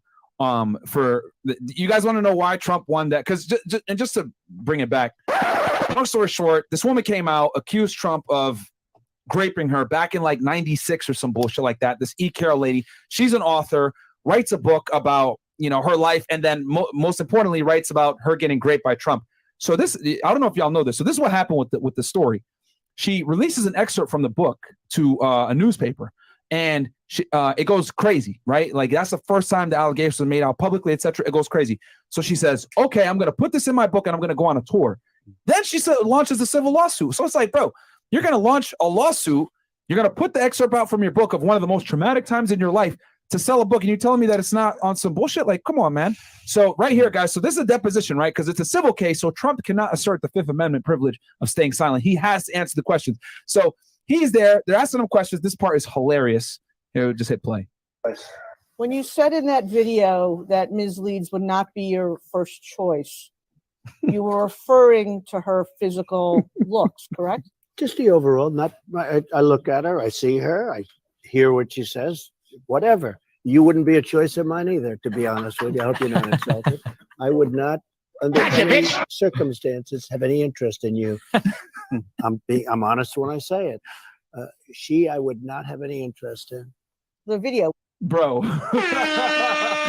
And just so y'all know, that's a lawyer asking me these questions. He's basically saying, I would have smashed her and I would have smashed you either. Like, what the fuck, you know? And I think just the fact that he didn't care, his lawyer he didn't give a fuck about the deposition. That's why he lost. Because just so you guys know, civil cases, a preponderance of the evidence. It doesn't mean that you're necessarily guilty or whatever. They just have to prove that you're culpable to a degree. 51% versus 49%. So he didn't give a shit. It was October 19th of 2022. He probably had some bitches he was fucking. He didn't give a shit about that deposition. He knew it was bullshit. It was a joke, man. Yeah. What are your thoughts? 2024 election. Who are you going to vote for? Who do you think the best candidate is? Who do you think sucks? Just give us your take. Well, I haven't endorsed anybody yet. I mean, I was a part of the Yay 24 team for a minute. We're going to talk about that too. Yeah. And at the same time, I also wasn't in love with Trump's announcement speech. I was actually very critical of the Trump announcement. Zerka gave me a real hard time about that. He announced back in November. Canadian. Who cares what he thinks? Yeah, that's a good point. I don't even vote. Focus on Trudeau. Yeah. Well, so I didn't like the announcement. I told him as much. I mean, we had dinner at Mar-a-Lago. I said, like, hey, man, I mean, bring the heat? Like, we want the old Trump back. And anyway, I think I'll most likely support him. I think he's by far and away the best candidate. I don't like anybody else. I mean, if it's not him, I'm not going to vote. I'm not obviously going to vote for Joe Biden. I'm not going to vote for Ron DeSantis. The reason I won't vote for DeSantis, I mean, maybe we'll get more into it on Rumble. Well, I mean, this guy, every criticism that I have about Trump, it's like 10 times with DeSantis. Because, I knew guys in the Trump administration. I knew a lot of guys who worked in the Trump administration. And the big gripe that everybody had was that Trump gets in, and who staffs the White House? It's the RNC. The RNC that fought him throughout the nomination process, throughout the primary, even the general. I mean, we could get into it, but they were the ones that hired everybody, the 4,000 or 5,000 people that fill up the Trump admin. They picked them. So all the worst people in the world. And there was this running gag. All the true believers that were there from the beginning, stood by Trump through the Muslim ban stuff, everything else.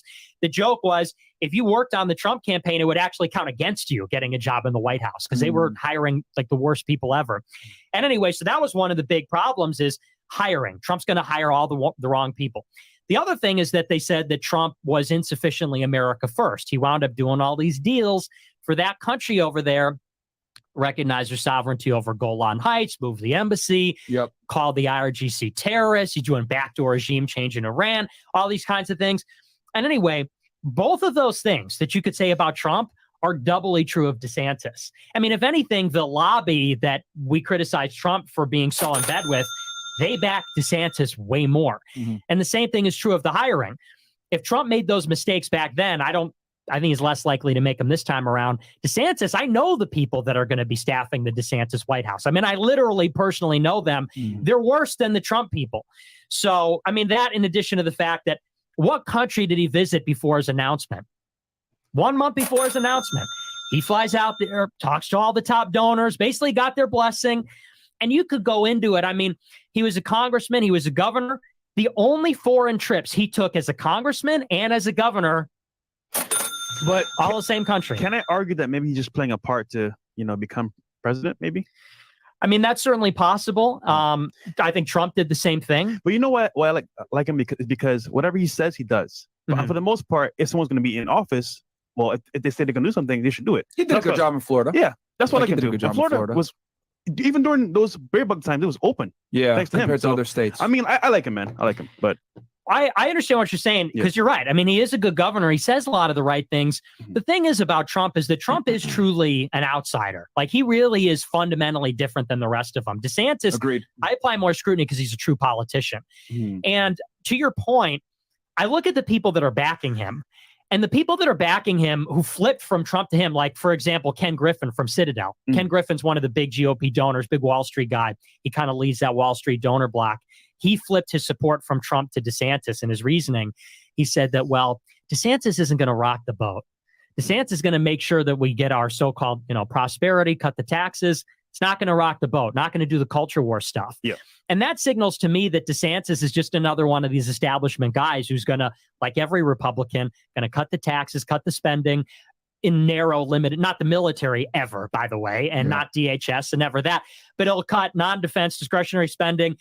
And the rest of everything else will go on basically unaffected. So fundamentally, I just don't believe him. I think he's going to be totally bought and paid for by Wall Street, by these foreign countries. And, you know, he has a luxury of being conservative in a state like Florida. I don't think he's going to have that luxury in the general election or in the White House. Fair enough. What are your thoughts on the new Trump charges, the new federal charges that just came against him? Well, it's bad. And, you know, the thing is, I talked about this a lot on my show, and I look at these guys. You talked about it a lot. Yeah, we talked about it on that stream with Sneeko and Zerka. The thing is, I mean, if you look at the letter of the law, if you look at the statute, I think he's guilty. And I've said that. The issue with it is not, well, he's innocent or not guilty. The issue is that it's abuse of their discretionary power. Yeah. You know, the question is, should a prosecutor go after a former president for a clerical issue, for classified documents? It's kind of BS. Yeah. You know, that being said, he violated the statute. Like, you read the statute, you read the complaint against him, it's all right there. Yeah. So I think he's in serious trouble. And I think, and we talked about it just before the show, I think his best bet is drag it out as long as possible, pardon himself when he becomes the president. Yeah. And that's the only the other big thing I like about DeSantis is that if he gets elected and Trump loses, I know he's going to pardon Trump. Yeah. So, and yeah, I mean, just to summarize it for some of you guys that might not be aware of the federal case, the New York case, I'm not worried about. That's bullshit. It's basically. Well, that right there, that's interesting. That's interesting. I ain't gonna lie, Nick does have a way of talking. You know what I'm saying? And bringing up some deep, interesting points. You did. Shout outs to everybody here. Make sure you hit the like button, subscribe. I'll definitely open up the panel probably after 2 hours or something. Okay, we'll probably open up the panel, get you guys thoughts and opinions. All right, let's go. They're hitting them with falsifying business records. It's a BS charge. But the federal one, the reason why I'm worried is because I've done, you know, the 18 U.S.C. 793E charge before. It's an espionage charge. There's two things that I'm worried about. Number one, documents don't necessarily have to be classified to get hit with that charge. If it's national defense information, they can hit him with it, which he had that, right? Which is basically information that comes from the military. Number two, the indictment, if you guys read it, basically there's a lot of cooperators and informants in it, right? When one of them, they have a sound excerpt, he tells the lady in it, oh, this is secret stuff. Probably shouldn't be showing you this. I could have classified it when I was president, but I didn't. That immediately defeats the defense that he was going to use, which is, I was president, I could have declassified this stuff. And let's say he did declassify the stuff. It doesn't matter. National defense information doesn't have to be classified. You can get hit with the espionage charge for just having it. So my thing is, they obviously indicted him knowing that they're going to win, and they have 37 counts on him for it. And then there's another 13 that they didn't even charge him with because it's so classified that they didn't even want to have to, you know, declassify so that it can be used in evidence. So they're going at him like this because they know that they can get him. Should they have charged him? No, but of course, the FBI, right, had a fucking hard on for him or whatever. So it is what it is. And my other concern too is that if you guys read the indictment, the lawyer, they said that they have lawyer notes memorialized. Why is this a problem? Well, a lawyer and his relationship with his client is considered privilege. You can't use that information. So if I go to let's say Nick is my lawyer, and I rob the bank, and I say, I robbed that bank, man, we got it, yeah. That's privilege. You can't go to the feds. But if I get involved in the crime, right, as his lawyer, now that privilege is gone. So what ended up happening, guys, is that the lawyer, right, moved some documents out of the boxes for Trump and went to the FBI with those documents saying, here we go. The FBI made him sign a letter. Are these all the documents? Yes, it is. Unbeknown to him, Trump's aide, Natua, right, moved some of those documents. So the FBI gets the documents from the lawyers. They're like, wait, there's 100 missing. What the fuck? That's why they did the search warrant in August of last year, recover those 100 documents, and then they went back to the lawyers. We got you guys by the balls. You signed this document saying we have everything. We don't. Y'all lied to us. Then, okay, we'll cooperate. Bam. That's how they have the memorialized notes. So that tells me not only the lawyers are going to testify against them, but the people at Mar-a-Lago that saw the documents in the first place to help them write the search warrant, all that shit. So I agree with you. The only way that he's going to beat this is he's got to drag it out to the election, either win and pardon himself or one of the other presidents pardons him. You think RFK would pardon him? Yeah, I think he would, but I just don't think RFK has any chance. I think Biden's got it locked up on the Dem side. On the low, I like RFK a lot. I've been watching his interviews. He's against Big Pharma, which I like. He's pretty based. He knows that there was a conspiracy to kill his uncle, which we'll talk about on Rumble. And it wasn't just the mafia. And yeah, he's not a typical Democrat, but yeah, I agree with you. There's no way he's fucking winning, bro. Yeah, well, and here's the other thing. I don't think he's as good as everybody says. I like what you like, which is that he talks about, I don't know how much we could say on YouTube, but he does talk about Big Pharma and he talks about these COVID interventions. Yeah. I can't see a whole lot more though that I like. I mean, I think at one point he was talking about like fining people that deny climate change and these kinds of things. Very socially liberal. At the end of the day, he is a Democrat. I mean, I get the appeal. He's intelligent. He's well-spoken. He's anti-establishment. His voice is going to piss a lot of people off too. That too. You have to get, if you guys ever listen to him talk, he has like a condition that like makes his voice sound very shaky or whatever. And as a president of the United States, image matters a lot. And they're going to be like, oh, well, you sound weird or whatever. But he's very smart, but like it takes a while to, it's like whiskey. It grows on you. You got to drink more of it, I guess, to get used to it. But yeah, and then the other thing too is that he wants to go back to like the United States being like the moral authority. I don't think we should be intervening in other countries, right? Because then fucking bullshit. But yeah, sorry, you had anything else with that? Yeah, no, just I'm not as gung ho. Like I said, I like the things you like, but I think people are a little too enthusiastic for him. We need to demand, in other words, like I think he represents this strain of compromise between the far right and far left that isn't super useful. He reminds me of like a Glenn Greenwald or like a Tulsi Gabbard type. And a lot of these people, what they have in common is they'll criticize a big pharma. No, you're right. That's probably one of the most accurate summarizations I've seen of like where he stands. Yeah, and I think that it's overstated how valuable that is, because the premise of this show and shows like it is that we really need a real return to tradition. Like when you talk about masculinity and women being submissive and marriage and reverting to religions, that seems to be everybody's doing that. That is what civilization needs. It needs strength, order, tradition, masculinity. And what I see these guys bringing forward is basically like liberalism, but less corrupt. They're like, we want to go back to like 90s liberalism. And it's like 90s liberalism brought us today's liberalism. Yeah. You know, and like it's still liberal. So to me, it's just not good enough. And it's a step in the right direction, but I don't think that we should settle for that. It's a form of appeasement. We need a real right-wing reactionary movement. Okay. Feminism. Give us your takes on it. Obviously, we're fairly critical on that over here on this side, but I'd like to get your take on feminism in general. I'm totally anti-feminist. I mean, some people even say I'm like anti-woman. I don't blame them. What do you think? What do you think feminism got? What are some of the biggest fuck ups with feminism in your opinion? Oh, all of it. I mean, because here's the thing: men and women are not the same, and so this feminist idea that there's any degree of equality, I don't think equality exists. All right, so wow. I mean, there's a lot. He's actually on After Hours. I didn't know if he was gonna stay and stick around for After Hours, but he's actually on After Hours talking right now. Shorty beside him, bad as hell. Anyway, this is a good discussion. This is actually pretty interesting. I got another interesting discussion that actually took place an hour ago too that I want to show y'all too. So I want to get to that, but I'll have a disclaimer before that comes on. Hold on, y'all.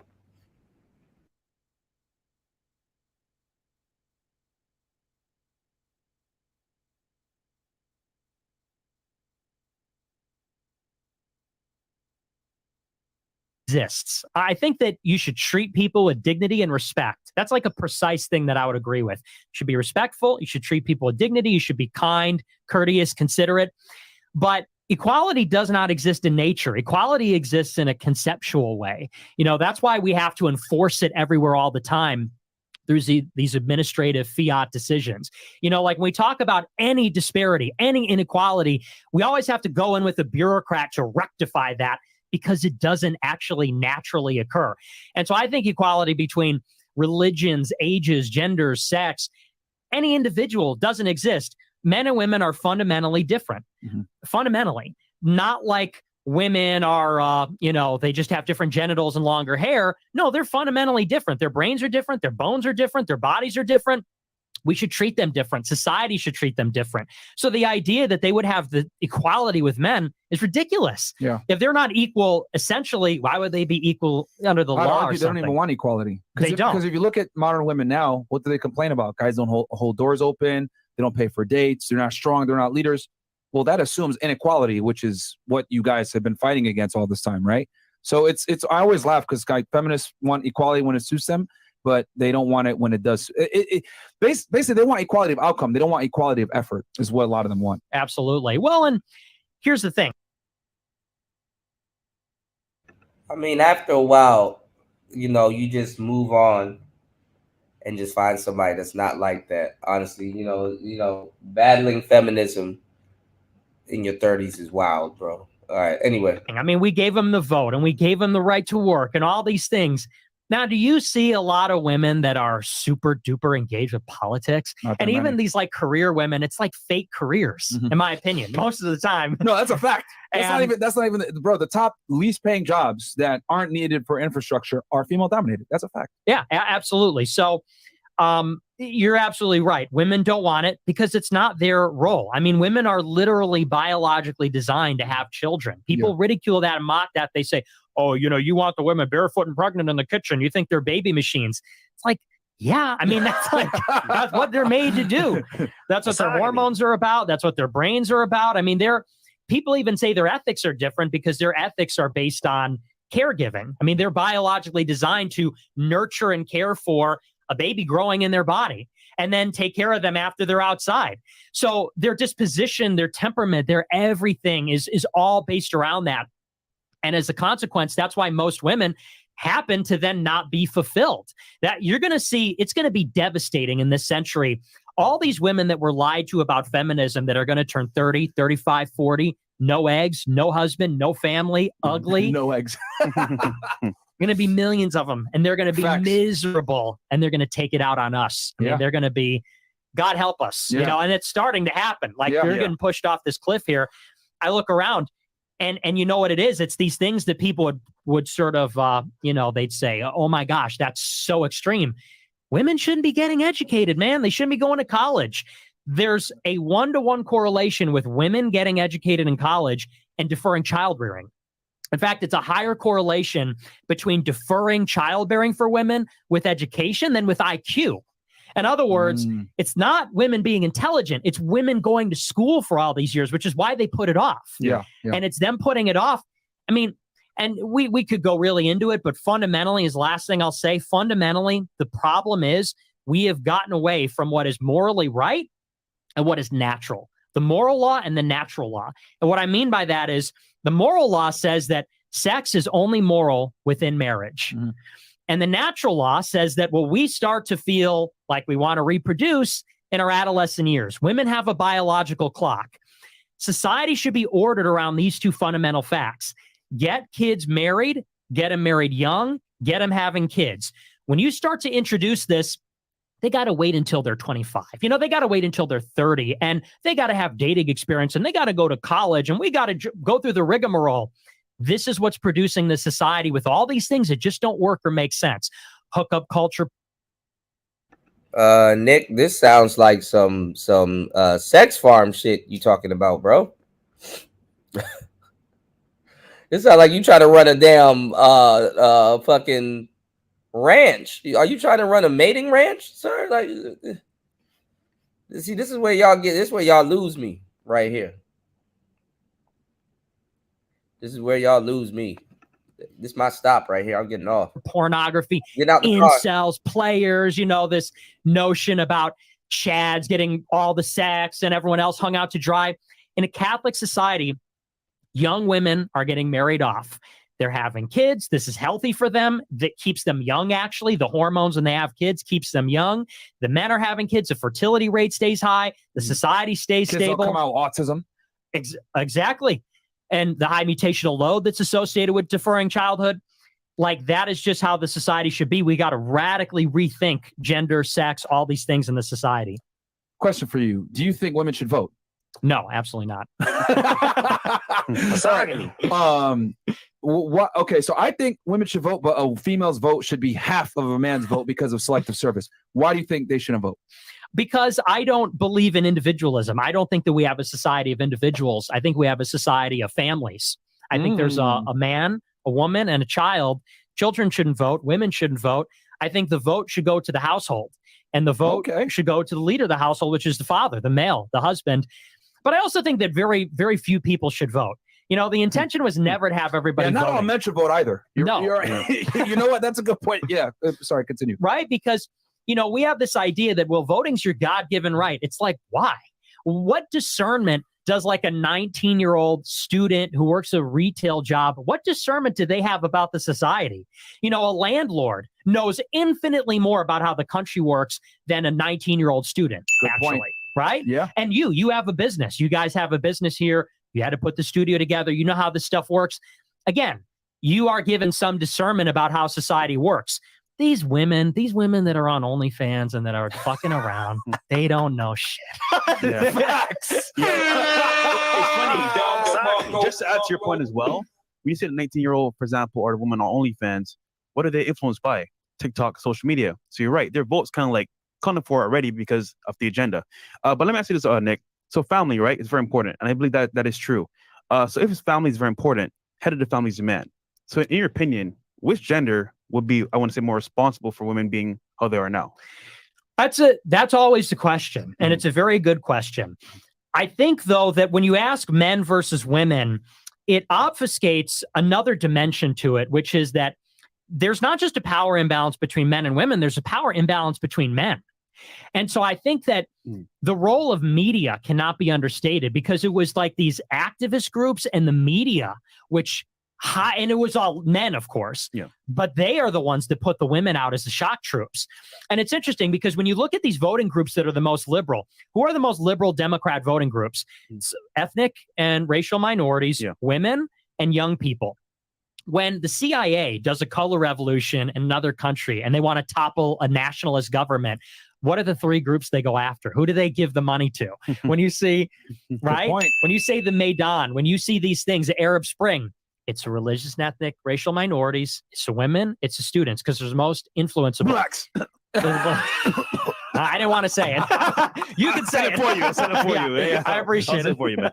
And for all the for all the brothers out there, whatever, the Democrats aren't going to save you. Like, they're really not, bro. And they've had the black vote for decades. They use it as a tool to get your vote, but ultimately they don't care about you. You don't Bro. give a fuck about black people, bro. They don't care, bro. Like Biden, if you don't vote for me, you ain't black. Like, no, bro. It's psyop. Sorry, You are a continue, Nick. tool. Yeah, well, it's totally true. And you even get into like, white people are blamed for so much of the black people's problems in the country. If you really go back and we want to name names, we want to go into the textbook, the lore. I mean, you're going to find some people that look white. You're going to find some people that, not exactly. Not quite. All right, guys, we got to get to that Rumble. All right, Rumble. All right, we got to talk about that on I'm Rumble. dancing on the line. We got some more Start moving over, guys. Start moving over. Yes. No, sorry, continue on, Nick. So, Nigga said Lord, like Lord of the Rings. The Lord. You talk about that too in the book. Well, the book mentions them boys. Oh, and- yeah. Oh, yeah. But sorry, we'll continue on. So as far as who's to blame, of course it's the men, because the men unleash the women, but it's specific men, because I don't think any of these guys who are young, like boomers understand. Like, my father is a man. My father got it. He was born in 62, so last gasp of the boomers. And he's a man. He got it. He wasn't, under any illusions about feminism. But it's this persistent drumbeat from the media and from these activists, particular men, saying women need rights, women got to go out there, free love, that kind of thing. And it's so with the influence too. It's the famous dudes that are doing this bullshit a lot of the times. Yep. And pushing it on us. Yeah, you're a really good point, bro. Yeah, because like those guys don't represent the majority. They don't. They represent a minority, but the problem is that they got a majority of the influence. Yes. And now I think about this shit. See, I'm really glad that when we have high IQ guests, because it helps me think. Why did Andrew Tate blow up? Think about that for a second. The reason why Andrew Tate blew up wasn't because we got a bunch of feminized men that want female equality and all this other bullshit. No, it was a bunch of guys that were suppressed that couldn't fucking say what the hell was really on their mind. They knew feminism was bullshit. They knew that these women were out of order. They knew that all this shit was fucked up and affirmative action and women getting hired for jobs that they don't necessarily qualify for, don't deserve, getting hired over men that are superior to them. They knew it was all bullshit. So what happened? Andrew Tate says, hey, the fuck? Stop being a part of the matrix, blah, blah. Everyone goes crazy because he's been saying what everyone's thinking. Trump, why did he win? There was a silent majority that thought, you know what? Fuck this shit. Yeah, America first. This is bullshit. What's up with all these feminists, all these weird libtards? But it's the minority of men that have the influence that are the feminists that with the fucking pink hair marching like, yeah, let's go on a slow walk with y'all. But the rest of the guys are like, this is bullshit. But they shut up because they don't want to lose their job. Yeah. Even celebrity actors, some of our, for example, The Rock. Yeah. I mean, what's happening to people that are the sign of masculinity turn into like freaking women? Yeah, it's crazy. Yeah, bro. a lot of the most influential actors, wearing dresses, musicians, etc. they're liberals, and then that's what everyone thinks it is. But the reality is, it's not. Like, why did we blow up? Why did Andrew Tate blow up? Why are you popular? Even though you've been canceled everywhere, you got an army behind you. Why? Because they're tired of the fucking bullshit, man. Yeah, there's an appetite for it. Yeah, plain and simple. And it's right. You look at these actors. I used to say, and I say this on my show, like my favorite genre of movie or TV show. And I think it's true of everybody. It's the same movie every time, no matter who the actor is, and no matter what the kind of movie it is. It's like there's an old white guy, and he's the fucking best at everything. And they throw everything at him, and he solves it. That's 24. That's House of Cards. That's Breaking Bad. That's every show. Walter White, Kiefer Sutherland. It's Mad Men. Rocky, it's Drive. Rocky it's, Balboa. It's everything. Yeah. You know, Walter White, Clint Eastwood, John Wayne. It's a white guy. No, Mickey was one of them. Sorry, never mind. Yeah, that's true. Yeah, my bad. Or any man for that matter. Yeah. But there's a guy, and it's a father figure, but it's a father archetype. And that's what people are longing for. And that's why they look at it. They seek that out in an Andrew Tate or, us or anybody else. Yeah. Chats here? Before I read the chats, as far as women go and, the family unit, etc. What's your response to all the haters that call you an incel? Well, I mean, I call myself an incel, so I don't really help my case there. But, here's the thing about that. I am a virgin. I'm waiting until marriage. I'm Catholic. I believe it's a mortal sin to have sex. Wait a minute. You weren't joking? No. Yeah. Okay. You didn't know? No, I thought it was a joke. No, are you serious, man? Okay. I'm serious. Shout out to you, man. And, and I'm not trying to hide behind the morality. I mean, to an extent, for me, it's just never been about sex for me. And what I try to tell young guys is, look, there's more to life than sex. And even I would say the marriage, because there's this pernicious thing that goes on where I think there's a lot of guys out there that really believe that their problem is they don't have a girlfriend. Like there's so many guys that are miserable, like spiritually crushed, and in their mind, and this is why you see them sad posting like, yo, that's some real shit. What's going on, Raven? That's some real shit. Wow. Like bitches on Twitter, TikTok, I don't have a girlfriend. I want cuddles, whatever. Yeah, it's like this therapeutic thing. And what it is, though, what I noticed is it's like a mommy issue thing. They want a woman to run their finger through their hair and say it's going to be okay. They want a mommy. And I'm here to tell the young guys, like, you got to be a fucking man. Let go of your mom. Okay. You got to leave the coop. You don't need another mom. You don't need to marry your mom to take care of you. Because what I see happen to these guys is they find their girlfriend. In some cases, they get married and they turn into these like schlub, miserable people. I tell guys, focus on yourself. Be happy as an independent man. Get your skill. Make your money, get an education. And this happens for a different age for everybody. But you got to really become a man first. Then you get married. Then you get your girlfriend, whatever. And that's kind of what I've been on for a long time. I mean, I've really survived under kind of the worst circumstances ever, being banned from banks and every social media. And I tell people, would I have been able to do this if I was worried about picking up chicks? Good point. Like if I'm 18 Good point. and I'm doing a green screen show in my mom's basement talking about what I talk about for 100 people, and I go to a bar and say, hey, what's going on? And they say, what do you do? I'm like, well, I host this, racist show in my parents' basement. Like, how's that going to go? What power? What the fuck, Chris? Bro, this is good, Chris. Yo, I will say this, right? Because when I said that I was going to bring you on the show, like some people out there were like, why are you bringing Nick on a dating podcast, bro? Like, what the fuck, man? Like, this is a dating podcast. She's a virgin. Fuck you guys. This isn't a show about just getting laid and getting chicks. This show about becoming a better man, being fucking smart, knowing what the hell's going on in the world around you, not being a moron. And here's the thing. I would argue, bro, with your fame and your clout, you're not really an incel. You go get a bitch now if you wanted to, right? You know, some fucking tradcon whore is going to be like, oh, yeah, I don't like them boys either. Just fuck. Like, you know what I mean? Like, they would probably smash you. So I would argue you're choosing to be celibate at this point. Maybe at first it was a joke like, oh, yeah, I'm an incel. Yeah. But at this point, bro, you famous as fuck. You can fuck some bitch. I can appreciate your point of view because once again, like, and he's doing it for religious reasons. So I can respect that too. Looking back at my life, fuck you haters, and being Christian as well. If I can go back in time, I'll prefer not to get into it because, hey man, you start smashing girls, bro, get into that path. It's a path of like infinite unnecessary especially fresh. turmoil because it never ends. It's like a thirst of like, all right, I smashed, I busted a nut. All right, where's the next one? It never ends. So I think personally speaking, like your point of view is good because you're for one, you're an individual that knows what they want, and two, you're not going to be or succumb to like the lust of like women, which I think is really good. But once again, I'm already too far gone. Yeah. No, I mean, I think it like that's a great message for the guys. Like, yo, don't focus on women, focus on yourself. Yeah. And yeah, you're right, bro. Getting canceled on everything, being under investigation by the FBI, getting on a no fucking flight list, all this shit. Like, bro, that you had to overcome a lot of adversity. I can only imagine if you had to fucking deal with a female. Actually, any man that has had success had to, on some level, stop chicks. Inventors, scientists, even us on the podcast for a whole year and a half. We didn't really do much. Yeah. Just focus on the podcast. So You're right. Bro, you have to go through a period of not dealing with chicks, man, to like fucking like get your shit together. That's just what it is, man. So I can respect it, and you do it for religious reasons. So fuck the haters, man. Yeah. But we can hit the chats and then we can get into Destiny and Sneeko, with his best people. Yeah, yeah. And you know what? Shout out to fucking Sneeko, man, because he introduced me to Nick.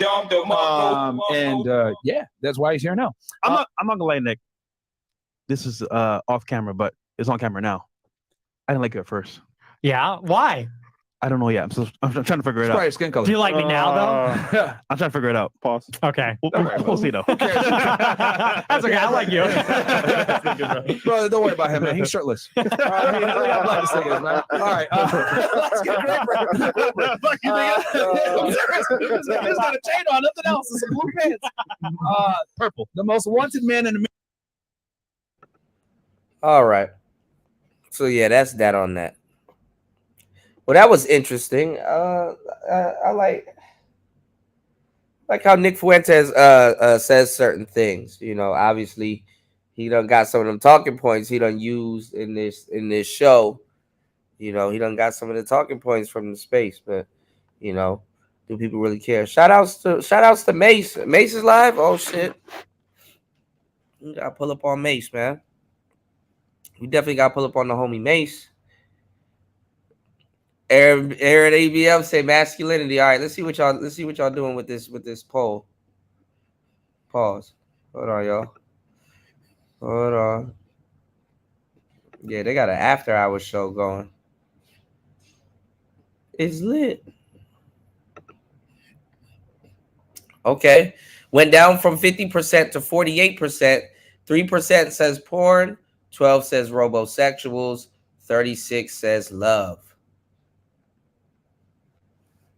Well, Nick, I don't know. Nick was weird. I mean, that's kind of where I kind of, you know, the incels, they take a lot of talking points from the manosphere and they actually perfected and actually, what would I like to say? Even got their own lingo from, you know what I'm saying, from certain things that we talk about in the space. But they still have that defeatist. That's the monkey on their back. You know, they still have that I'll never be enough mentality, or just, you know, and some of them become the man. And then some of them too, as soon as one of them gets a girlfriend, they get disowned. So it sets up this paradox where it's like, you know, do you get abroad or you keep your friends? You know what I'm saying? So that shit right there in and of itself is funny. You know, they got curry cell, rice cell. These are all like racist terms because, you know, it is what it is. It's funny. It's actually pretty funny. It's actually, you know, you can have a good time sometimes with certain conversations, but when they start getting into that other shit, it's like, oh man, all right, I'm out, bro. You know, they be having they waiting to exhale moments, right? So he said, I agree with you. I'm not fighting feminism. He said, all I can do is help the younger bros. Yeah, that's really what it is. But see, they're not really black pilled. They, you know, they class. They probably started off, quote unquote, black pill. They class shifted. What they believe is black pill is saying that, like, but it's true though. So it's like they what they like to do is they like to freak themselves out with half truths. All right, y'all hit the like button and subscribe and support today's show. Support today's show. Support tonight's show. My bad. Support tonight's show. we about to get into some game real quick. I'm gonna tell you some real shit. What they think is black pill is saying, oh, I'm this and this is all that I'm gonna be. You know what I'm saying? Which there's truth to that, but that's the hill they die on.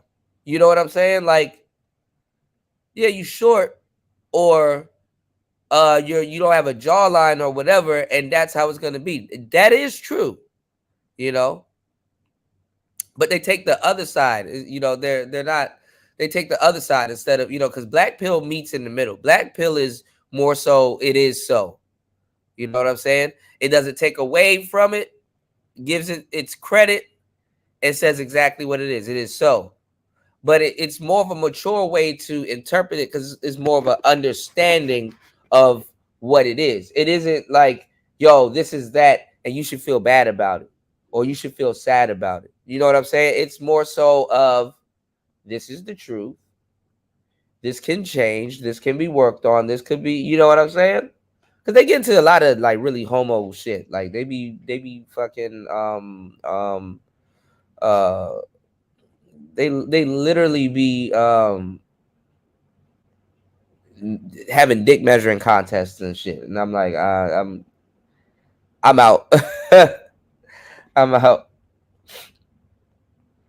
Yeah, incels are just superficial, man. Yeah, man, especially of today. You know, older incels now, more seasoned incels. Some of them they get it and they become more likable people. It's just that they just some of them tune out or do some big weird shit. You know. But those guys are not black pill. That what the hell they're calling over there, that's not black pill at all. You know, like I said earlier, you don't hear them talking about Nietzsche, or if they do, it's like alluding back to like some type of manifesto or some shit they about to go commit. You know what I'm saying? So, you know, I got videos stemming back for a long time, you know. And even last week, and I've seen a lot of people now starting to ask that question. And listen, y'all, I be on it, and y'all be going everywhere else and seeing the same shit that we talk about being talked in the same manner. Wonder if they check it out, right? Checked it out and just copied, right? I'm gonna tell y'all some real shit. Um, Innovation, man. We innovate so much stuff. I've seen a lot of stuff that we talk about. I've seen it getting copied. Obviously, I've seen it getting copied. What was I about to say? I was about to get into something else. Um, you said that's tea time for Pete.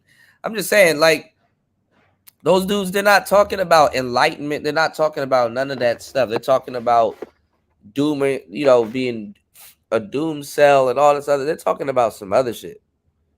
You know what I'm saying? They're not talking about, you know, no solutions and stuff like that. They're not really solution based. You know, they don't talk about the Bhagavad Gita. They don't talk about you know, they don't even go over any of that stuff. You know, what's my boy name? Shit. I hate when I forget his goddamn name. We got Earl Nightingale, The Strangest Secret Ever. Who's the other guy? Not John Gray. Who's the guy that how to win friends and influence people? They're kind of in that niche, you know. Hell, they should have been quoting the woman that wrote The Damn Secret at that point. Going into the because if you were black pilled, you would know about the law of attraction. If you were black pilled, you wouldn't care about the shit that they care about. Like just point blank. So it's just not black pilled at all. I'm trying to remember this dude, my Alan Watts. My bad, y'all. Y'all need to sometimes. I was thinking about doing that. We're gonna probably on Discord. I'm probably gonna get off right now and try to figure out how to go live on Discord and pull up on Mace because I want to play some Alan Watt. I don't know. I gotta see if Discord be with the bullshit. You know, so we'll play some Alan Watts and stuff like that. We'll do some lectures and stuff because honestly, I kind of need that type of energy back. You know, having listened to Alan Watts lecture in a minute, and I feel myself slipping. I haven't listened to him since I think since I even been out here. You know, and I listen to Alan Watts. You know, I listen to Alan Watts, Earl Nightingale, all them older cats that figured the shit out and that's giving it to you straight up. You know, you can get a lot of game from them. You can get a lot of game from them. You can soak up, and they'll talk about certain things. What was Alan Watts was a physics chemist? Was he like a physics chemist? I forgot. I know he's a chemist. Man, my brain is blacking out on me, y'all. Um, what did I want to show you? Okay, yeah. So, glad that we're on this damn topic. So, we did a numerology show. And it was awesome. We're gonna do another one, talking about soul urges and I guess this year's number, because you have a yearly number, like a number of the year that's kind of like the path that you're on. Again, you don't have to believe this stuff. I'm not here to convince you of anything or make you drop your religion. And anything that you hear, see that may have you perplexed or whatever, it's just take it as entertainment for entertainment purposes. Okay. So I think I saw something with this guy. Everybody in their mama taking over the internet, right? This guy. Let me do this.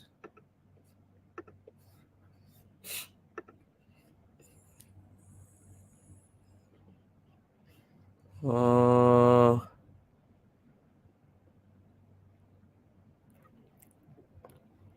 can share a screen on Discord. What? Shoot, my ass went to sleep last night. Hold on, y'all, because both of these titles look the same. Okay, and let me do this. I wonder if I can run Player Talk Radio in Discord and you guys get the same quality. Boy, I'm gonna have to get a membership like shit. Boy, Discord about to run me through the ringer like shit. I'm gonna have to get a membership. They ain't finna have that. Excuse me, DJ Cootie. You can't be throwing your parties over here. Yeah, we could get the gaming in. I think that'll be the better medium. Because me and Warmaster been talking about it for the longest. I definitely want to, start doing the gaming content. I want to, I was looking at, I think I have it on my phone. I think I downloaded it. I want to mess around with Kick. Kick is the spot, Warmaster. I thought it was KIK. I thought they resurrected the old site and turned it into a video game site. Boy, was I wrong. It's a totally different thing. But all the Twitch cats are going over there.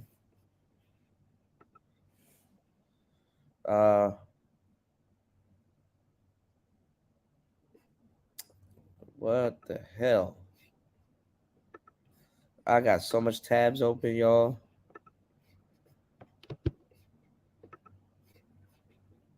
Hold on. Dun, dun, dun, dun, dun. I woke up earlier today and watched that Drewski Birdman shit. I was laughing my ass off. All right, where is this damn podcast? Oh, here it is. This guy. I asked y'all if y'all know about him. His name is GG33.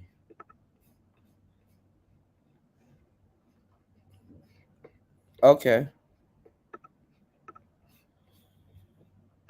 Let's see. Kind of similar to the Fresh and Fit title.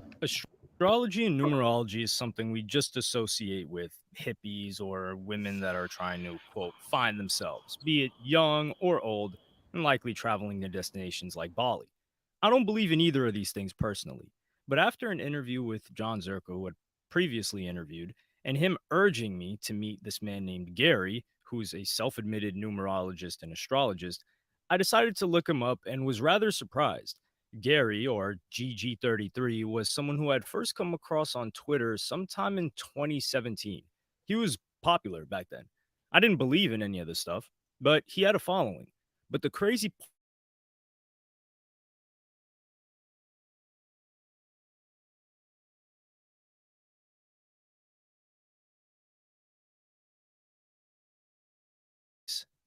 far from anything we associate with astrology. I wanted to know more. Was he a fraud? Is this whole thing fake? Or is numerology real? Well, I can tell you this much. I still don't believe in it, but what I learned in our discussion was a lot, and you should definitely tune in because some things I couldn't show or talk about. It is a fact he is living in a very expensive area. It is a fact that he was in conversations and regularly speaks to billionaires, one of which all of you watching know who he is. I saw it with my own eyes. And it's also a fact that there are very, very rich men that pay him to do these readings for him. But why? I still don't entirely know. But it's intriguing, that's for sure, especially when I decided to come prepared with questions about hip hop and rappers and figures that he has no idea about, and seeing if any of his assessments were remotely close to the truth, even an assessment done about me.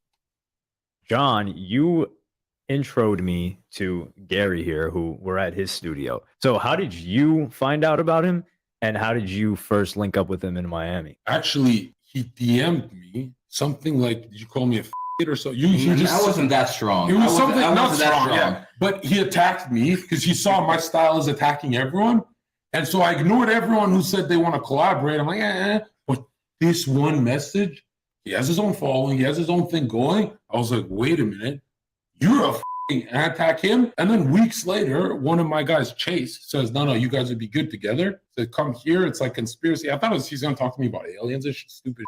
I'm not into grays and reptilians. Yeah, he's not into that. And so he started talking about Pleiadians. Yeah, Okay. He started talking about the real shit. And I'm like, I'm the only one on the internet who read about Pythagoras finding every letter equals to a number and all numbers that complete till 9, right? He's the numerologist now. Well, yeah, I'm learning. But he's setting it up. All numbers are we didn't create them. We just observed them. So they're thought patterns, and they make perfect geometric, infinite shapes, thought patterns of God. So numbers, the date you're born, a month is moon cycle. Month comes from the word moon, 30 or days or whatever. So does mom. Or is it 29 days? Mm. Yeah, so does mom, right? Or matter. That's why a woman has a 28-day cycle. Moon matches mom. M-O-M-O. And in Freemasonry, I don't know how I know this, but I read a book, but Freemasonry, the moon is the feminine principle. Correct. And the sun is the masculine principle. And your brain is actually divided into a male and female part. The middle is the third eye, where you bite from the apple and you get that solar vision through a sodomy ritual. What's going on, D-Rock? But I know it's Pride Month, but I'd rather not. All right, so Gary, how would you define what you do and your expertise is for someone that has no idea about any of this? Here's Hey, I asked him, not you. This is answering you. The first 5 seconds of meeting him, I'm like, oh, it's a schizo numbers guy, but he's rich. He knows all these famous people that work with him. They all do readings with him. I said, what is a reading? He said, when are you born? I said, February 23rd, 1994. Before I even finished, what did you say? You said, entertainer? What did you say? Go. I said, you're an entertainer. You have a short attention span. You got a good mouthpiece. Again, when it comes down to it, communication starts with C. C is the third letter. And you, my friend, are a 3 life path. Just like in history, Rush Limbaugh, Howard Stern, born in the 12, 1 and 2 is 3. You have a lot of famous people. And again, comedians like Chris Rock are 3 life paths too. You're a clown when you want to be. By the way, clown starts with C. C is the third letter. So you see how everything matches within the English language. This guy's a pure entertainer. Why? A lot of people who are born in the 23rd are also entertainers. You basically got the 2 entertainer numbers, 3 and 5. You got them both within you. Where's the 5? You're born on the 23rd. 2 and 3 is 5. Oh, you add them up, right? Yeah, see? And you said 8 is the number of money. Yeah, you don't got that one. That makes You? sense. Yeah, of course I do. You have, what do you mean? You're an 11. No, I'm a 33. Really? Yeah. So here's So what is a when you 33? born? I'm born January 7th. Do the math. Do the math. Okay, there you go. Help me with the math. You can't do 1 + 7? I can't. I don't know, brother. Oh, you think you want to help? Oh, him 1 out? + 7 is 8. There you This go. nigga got money. But you're not. You're not a Zionist. You're a Jew. What is a Zionist Jew's number? Zerka starts with C, so the Zionist. So y'all need to be tripping, man. Look at that. Look at that. Let me run that back. What? I know it's Pride Month, but I recognize. All right, so Gary, how would you define what you do and your expertise is for someone that has no idea about any of this? Here's Hey, what I asked him, not you. This is answering you. The first 5 seconds of meeting him, I'm like, oh, it's a schizo numbers guy, but he's rich. He knows all these famous people that work with him. They all do readings with him. I said, what is a reading? He said, when are you born? I said, February 23rd, 1994. Before I even finished, what did you say? You said entertainer? What did you say? Go. I said you're an entertainer. You have a short attention span. You got a good mouthpiece. Again, when it comes down to it, communication starts with C. C is the third letter, and you, my friend, are a 3 life path. Just like in history, Rush Limbaugh, Howard Stern, born in the 12, 1 and 2 is 3. You have a lot of famous people, and again, comedians like Chris Rock are 3 life paths too. You're a clown when you want to be. By the way, clown starts with C. C is the third letter. So you see how everything matches within the English language. This guy's a pure entertainer. Why? A lot of people who are born in the 23rd are also entertainers. You basically got the 2 entertainer numbers, 3 and 5. You got them both within you. Where's the 5? You're born on the 23rd. 2 and 3 is 5. Oh, you add them up, right? Yeah, see? And you said 8 is the number of money. Yeah, you don't got that one. That makes sense. Yeah, of course I do. You have, what do you mean? You're an 11. No, I'm a 33. Really? Yeah. So here's what is a when you 33? born? I'm born January 7th. Do the math. Do the math. Okay, there you go. Help me with the math. You can't do 1 + 7? I can't. I don't know, brother. Oh, you think you want to help? Oh, him 1 out? + 7 is 8. There you this go. nigga got money. But you're not. You're not a Zionist. You're a Jew. What is a Zionist Jew's number? Zerka starts with C, so the Zionist. So I'm not sure. Oh shit. Okay. So all right, so this numerology thing, it's always existed? Of course. So then why is it so like the English language hasn't always existed, course. but you use the numbers from it, like, oh, this is the third letter. So if you take something with a tool and you built it from that tool, of course it's gonna match. You understand? So they built the English language around the numbers themselves. So of course the numbers existed before the language. Before it was the Greek language, then it was Hebrew, and then the final language is English. That's why the English language is everywhere. It doesn't matter if you're in Beijing. It doesn't matter if you're in Russia, Mongolia. All the signs are in English for a specific reason. That's why it's an international? Yes, that's why it's called spelling. You guys know this. You're casting a spell. English, profound moment. English comes, is it Phoenician? Does it come from, they say it's like a Phoenician, like where does English come from? Here's what I'm trying to tell you. No matter where they tell you it came from, they're lying to you. So don't worry about the speculation. Most people even say it was Shakespeare. But when it comes down to it, you have to understand that language itself is coded. So for instance, male, the first vowel in male is A. A is the first letter, just like aggressive, just like athlete. A lot of people who have male energies tends to be aggressive, argumentative, and athletes. A is the first letter. So the English vowel? language, Why would you off a vowel? The vowels are more important. Why? That would have to go into secrets I am not revealing. Oh, that's where he charges me. That's where I charge everybody. And you have to sign a non-disclosure too. if you're saying spelling is spellcasters, so that does that mean there are words people shouldn't be saying? Yes. Because they can cast bad spells? Correct.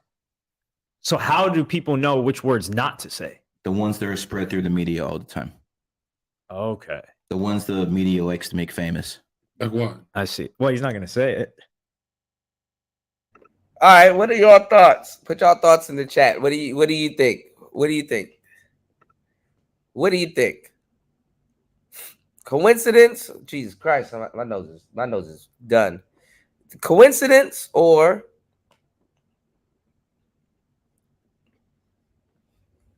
it's interesting. All right, let's get back into it. Let's go. Like diversity, is that one? I mean, doesn't it have the word die inside of it? Okay. What about progressive? Be more progressive. All I can tell you is when you look at certain words like alien and you take the A off and the N off, you have lie. When you take a word like Bible, you take the B-I off, you have lie. So what you have to understand is you have to look at certain things that are hidden messages in plain sight. And you're saying if you spend enough time with every single word that you're obsessed with, you'll find something? No, you have to understand the numerology first. There's no point looking at the letters if you don't know the numerology. So for instance, for John, he has a twin brother who's the opposite of him. Who's the first? Yeah, he's 5 minutes older. Okay, so he's more of the alpha. Yeah. Okay, that's simple. The first one out is the alpha. So even though his brother is not an entertainer, doesn't matter. The first one's Well, the he's alpha. a therapist and he's never done drugs or partied. Opposite. The first one is always the alpha. The second one is pretty much the loose change. So what that means is the second one can still be more talented than everyone else, but the first one's still going to have the much more aggressive attitude. Yeah, that's true. I'm from Cleveland, Ohio, and right by Cleveland, Ohio, there's a place called Twinsburg. And this place, every single year, they have the Twins Festival. So I used to go there certain years, and I used to ask people their birthdays just so I could figure out what is the difference between the first and the second. And that's how I always figured out that the first one, no matter what the situation, even if it's a girl, she's going to be the more dominant one. Even if the first one is a girl, she will be more dominant than the second one. Now, you said when you're reading these books, you started studying this at 21, but didn't get it. 23. 23 is when you got it? Yeah. what pushed you to start? 9/11. Okay. So again, like I told everyone before, 9/11 happened on the 11th. First plane to hit the World Trade Center for 11, New York. That's interesting. That's very interesting. Huge shout outs to my brother D Mac. Shout outs to you. Hold on. We got two. Shout outs to D Mac and shout out. No, both the shout outs to D Mac. Shout outs to and we got D Mac and D Rock Den. Shout outs to both of you guys. Thank you. We got D Mac and we got D Rock Den. Shout outs to D Rock Den dropping the huge $5 on the Cash App. Much appreciated. And shout outs to D Mac dropping the huge $3.99 on the Cash App. I appreciate it. All right, so what this guy is talking about, he's talking about like the vows and stuff. So when we talk about getting your soul urge number, or your let's say your I guess it's like a dharma type number. You got your life path number. Obviously, your life path number is your birthday added up together. Then you have a soul urge, and then you have I think you have a compatible one with like who you should be dating and shit. Listen, I know it's a lot of numbers. Just hear me out. Then you have another one called your year number. So you'll do your birthday and add it up the same way, but this year, and literally that number is, I guess, what you're learning about in the year. I'm not telling you to go do it and believe it, but if you do, it's up to you, because we're damn near almost shit. By the time you look up, summer's done. All right, so if you were to add it up when we do the next show or on your own, if you were to add it up and get that number, depending on how the year went, because we passed halftime, you should know if it's true or not. You know, if you get a number 9 and you've been learning a whole bunch of stuff and accumulating a bunch of knowledge and stuff like that, or 11 or a 22 or a 33, or maybe a 1 or a 7 or a 5, you know, might make sense. But I don't know if he's going to talk about it, but we'll see. City 11 letters, the Pentagon 11 letters, even they're kind of in the position of, oh, we don't believe. So he about to convince them. Maybe he might say something that sticks out to you. So that plane that crashed in Shanksville. That was again 11 letters. The president at the time was George W. Bush. 11 letters. They attacked Afghanistan on 10/7/2001. Take out the zeros. 17201. Again 11. At that point, I'm like, okay, what the is going on? And it's not like I figured this out automatically. I'm like, this just looks very suspicious to me. But you think they're deliberately doing it, casting it? That's the conclusion I came to. I didn't know in 2001. I just thought it was a coincidence that should be studied. You see a pattern that comes over, like for instance, say you're a baseball, you have a baseball team, and your team blows the lead in the 9th inning like 15 times in a row. You're going to start looking for things like what the fuck is going on. Or if you're a football player and your team wins it at the last second every single time for 10, 15 games in a row with the field goal. Or even better yet, something hits the goalpost 10 times in a row. Something's wrong. Yeah. The math doesn't add up. So when I saw stuff like that, I was like, okay, time to investigate. And you know what really got me? History. That's what you really got to study. Even if it's the victor's history, you have to study history. And the reason you have to study it is because they can't lie about the dates. They can lie about everything. Damn. I've said something similar too when we talk a little bit about, Black history and some of the things that's going on that a lot of people don't understand. And damn. Now, last night, if you were listening to Fasting, talk about the Bible, right? Talk about, the Bible and some of the things he was saying last night, or earlier this morning, if you guys were there.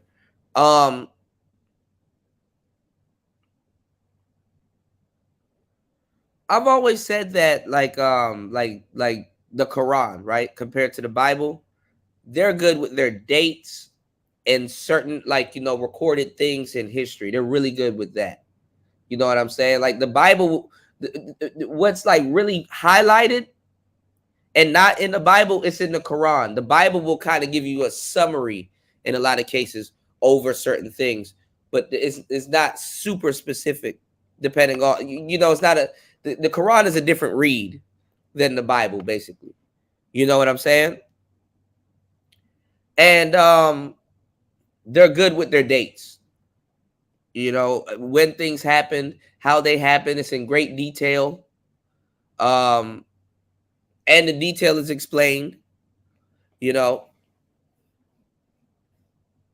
So what he said right here, that definitely is true. They can't lie about the dates. Or can they? They're the winner. They can lie about anything. But okay. They say the reason it happened, the circumstance, they can lie about everything. They can't lie about the date. But hold on. You're saying it's a more cataclysmic event if they do it on the September 11th. Correct. Do you get more of that cosmic energy? No, because people get more emotional under 11 energy. And because people get more emotional, they're going to get more out of the experience. To go into the Middle Eastern wars. You're going to terrorize people. And that's exactly what they want. If I was doing things like that, I would do it on 11 days. Fuck out. Wait, what's the date today? And that's why World War I ended on 11/11 at exactly 11 o'clock. That one blew There's me away. no chance that could be a coincidence. 10:55, these motherfuckers still trying to put a cap in your ass. At 11 o'clock, it stops. Why? Because people in positions of power wanted to do that way. So now the next logical question is, why would they want to do something like that? And that is when I started becoming a numerologist. First thing I did, like any logical person, wasn't really an internet back then that good. You were gambling with this. No, not gambling. I didn't start back then, but it did later on. But when it comes down to it, you start going to Barnes and Nobles. I know they're all out of business now, but first I used to, get those books, and then I'd read these books for hours and hours, just smoke, read these books, and I'm like, some of this shit's but I know there's something here. Like, I know there's something in this, but what I'm reading right here is garbage. So the authors were never an authority to you? You're like, I'm taking this shit out. This stuff's garbage? Not right away. It took me about 3-4 months to realize that the books were basically, big lies. Was it watered down? Yeah, pretty much. I mean, the basics they had right, But anything even remotely advanced, it was all wrong. Like people just making up stuff. And in 2002, I started talking to all the best numerologists. They gave me all that courtesy because I was on the radio, you know, talking a little bit. That's how you develop that mouthpiece. You got to talk. And you know all about that. And, you know, that's the only way I can generate that dollar to my name. Huh? And I start just looking at this stuff and I start talking to these people, and over and over and over, something came up. I started noticing a pattern with these people. And I talked to about 4 or 5 of the so-called top numerologists in the world. They were all old. I'm talking about 70s, 80s. They all learned it from the same person, Juno Jordan. And they basically called themselves numerologists because they read someone else's words and they rewrote it in their own words and put out a book. And that's why they decided they were a numerologist. And the thing that kept sticking out over and over was these people were always divorced. And I'm like, wait a second. If you guys are so good at numerology, why the are you divorced? And, you know, because that's the one thing that not even the universe can fix is a woman's mind. That's why. Hey, brother, you can't predict that. I've been married for 20 years, so I'm good. But, you know, when it comes down to it, if people learn numerology and astrology, they won't have issues like that. Because you'll be able to know what woman you can train and what woman you can't train. No, you guys watching this, don't get married, because at exactly 11 o'clock, 11 lawyers are going to knock on your door and take 11% of half of everything you have. And it's really 50. It equals up that she took everything, bro. I'm going to tell you this about women, man. As long as you keep them in the house and they're not working and they're, you know, taking masculine issues, which makes them a lot more less feminine. As long as you take those problems away from them and you actually are really good in the sack, no one's going to cheat on you, man. As long as you pipe them down right and take care of them, you're good, bro. I can't take care of them or pipe. I got erectile dysfunction from the drugs. But I'll tell you this, is a woman doing masculine things, I always say it increases her anxiety that she's not being guarded, and she starts to turn on you subconsciously. Do you believe that? Well, I'm going to tell you this: if a woman stops listening to you and she stops respecting you, you're going to have issues. Actually, you know, making sure other guys ain't tapping that. Yeah. That's just, and here's the thing: women ain't loyal. Some are. Thank goodness I knew what to look for to find a loyal woman. Did you use numbers? Of course. Why do you think I'm married for 20 years and I don't have issues and I have a dime piece? So when it comes down to it, people have to understand, if they learn this stuff, they'll know what they're compatible with, what they're not, and they won't have those issues in life. But that was my problem with those numerologists. They were selling matchmaking advice, and these are divorced 3 and 4 times. And the second thing that really bothered me, they're all broke. If you knew what you're talking about, how the are you broke? Well, how'd you find the book if they're broke? They have to have some money. But they have like $1 million? No, he was hunting for the This book. is 2002. How much did they have? Probably less than 100K, bro. Oh, that's some people like even less than. Honestly, back then probably less than 35. They really didn't have money. They're selling readings for $25. They didn't even know that 3 + 5 = 8. These are morons, man. Yours is $188. No, that's my students. I don't talk to anyone for $188. Are you nuts? How much do you talk? Well, if you want to talk to me within a month, it's like $575. If you want to talk to me and by the way, there's a waiting list for that. So if you want to get no, just get him high. I smoked him up. I smoked him up with a lot of weed, and I got a free. He just started babbling. I'm like, let's like this. So I don't even smoke weed. I'm like, get this guy high. I'll get my free. Wait, so these are expensive reading? Yeah, dude. Yeah, most people can't afford them. And these famous names that you do it for? Don't say any names. I know. But you'll never say it, right, on camera? No, of course not. Why would you burn your relationships with people? So when you found out that these guys are failing, did you say like their information is bad, or that you had to innovate on it? If the car gets in a car accident, it's not the car's fault. It's the motherfucker driving the car. So the same thing with numerology and astrology. If you up, it's not the science, it's you. It's not the people who said trust the science. It's the people who came to that conclusion. I trust the science. I don't trust you. And you saying military also does numerology? Yeah, of course. Everyone is CIA, FSB, MI6. They all use this stuff. Why wouldn't they? Why wouldn't they? This stuff works. This is like, if you understand psychology and you're a big fan of Jordan Peterson, this supersedes psychology. This is basically like the steroids. And by the way, if Jordan Peterson thinks this is, I got $1 million, bro. We can bring 20 people off the streets. 20 people off the streets, okay? He can talk to him. He tweaking out, but Jordan Peterson though, he's not the type of guy to control and command people, in a street situation. Jordan Peterson, one of them niggas that you meet him in his office like shit. What's going on, Brian Will? All right, let's go. I'm all for 5 minutes. I want to be blindfolded when I talk to these people, and I bet you I nail those people and their personalities and what they've been through more than you ever will. You talk to them for 5 minutes, I'm blindfolded. What's up? You're that confident? Yes. 20 in a row? Because I'm not gonna lie, I'm super skeptical, but I'm also open-minded. Like I'm not gonna straight up say it's when you gave me my number, I was like, okay, this is kind of accurate, but I don't know if it's accurate because it's confirmation bias or I want it to be accurate. So what was the number that you said I was? Give me your birthday so everyone hears it. Yeah. I don't want to dox them on my birthday. Okay, never mind. So you're an 11 life path. Yeah. And 11s are old souls. So one of the things I like to, so that basically means you've been reincarnated quite a few times to actually have a right to have that energy. So here's what it comes down to. People always see you and they'll open up to you, start telling their problems, start coming to you for guidance. This is who you are. Even at a young age, that's who you are. What do you do for a living? Kind of make videos, pretty much like explaining stuff. What do you do? Don't you manage people? Yes, as well, yeah. So people come to you for guidance? Yeah, frequently. Okay, gotcha. Especially my whores. My whores go to him and start opening up and I'm like, yo, what the You open them up in different ways, huh? I'm trying my best. and basically, like, for instance, when you look at 11s, one of the things you look at is, let's just look at the best of all time. Michael Jordan, Kobe Bryant. So Michael was an 11.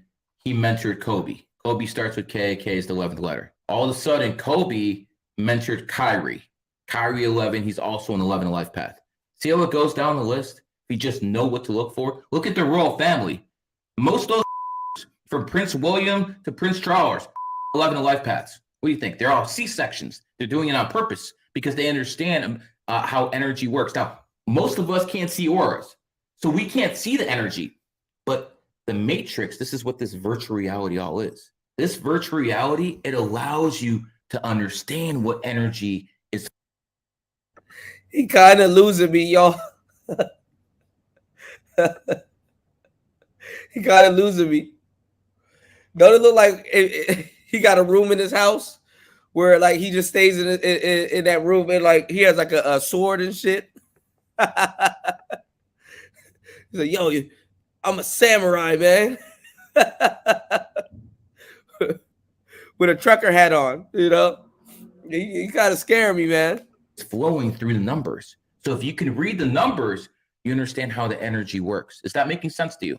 I have a question on that. So you're saying basically the world kind of operates on these numbers. Correct. Now, I come to two different conclusions with this. Let's hear it. One makes a little bit less sense to me. One is the outcomes are on these numbers because that's just the way the world is like wired. It's wired on numbers. So these events and these births will happen on these numbers. Okay. Another is a lot of people are conspiring or coming together to make sure things happen on these dates and numbers, which seems a lot more difficult. Why would they do that? I don't know. The only reason they would do that is because they understand the numbers have an effect. So it can't be possible two without one. So so one would have to exist for them to try to manipulate it to become one. They're just trying to take advantage of the energy. They're doing what I'm actually describing here.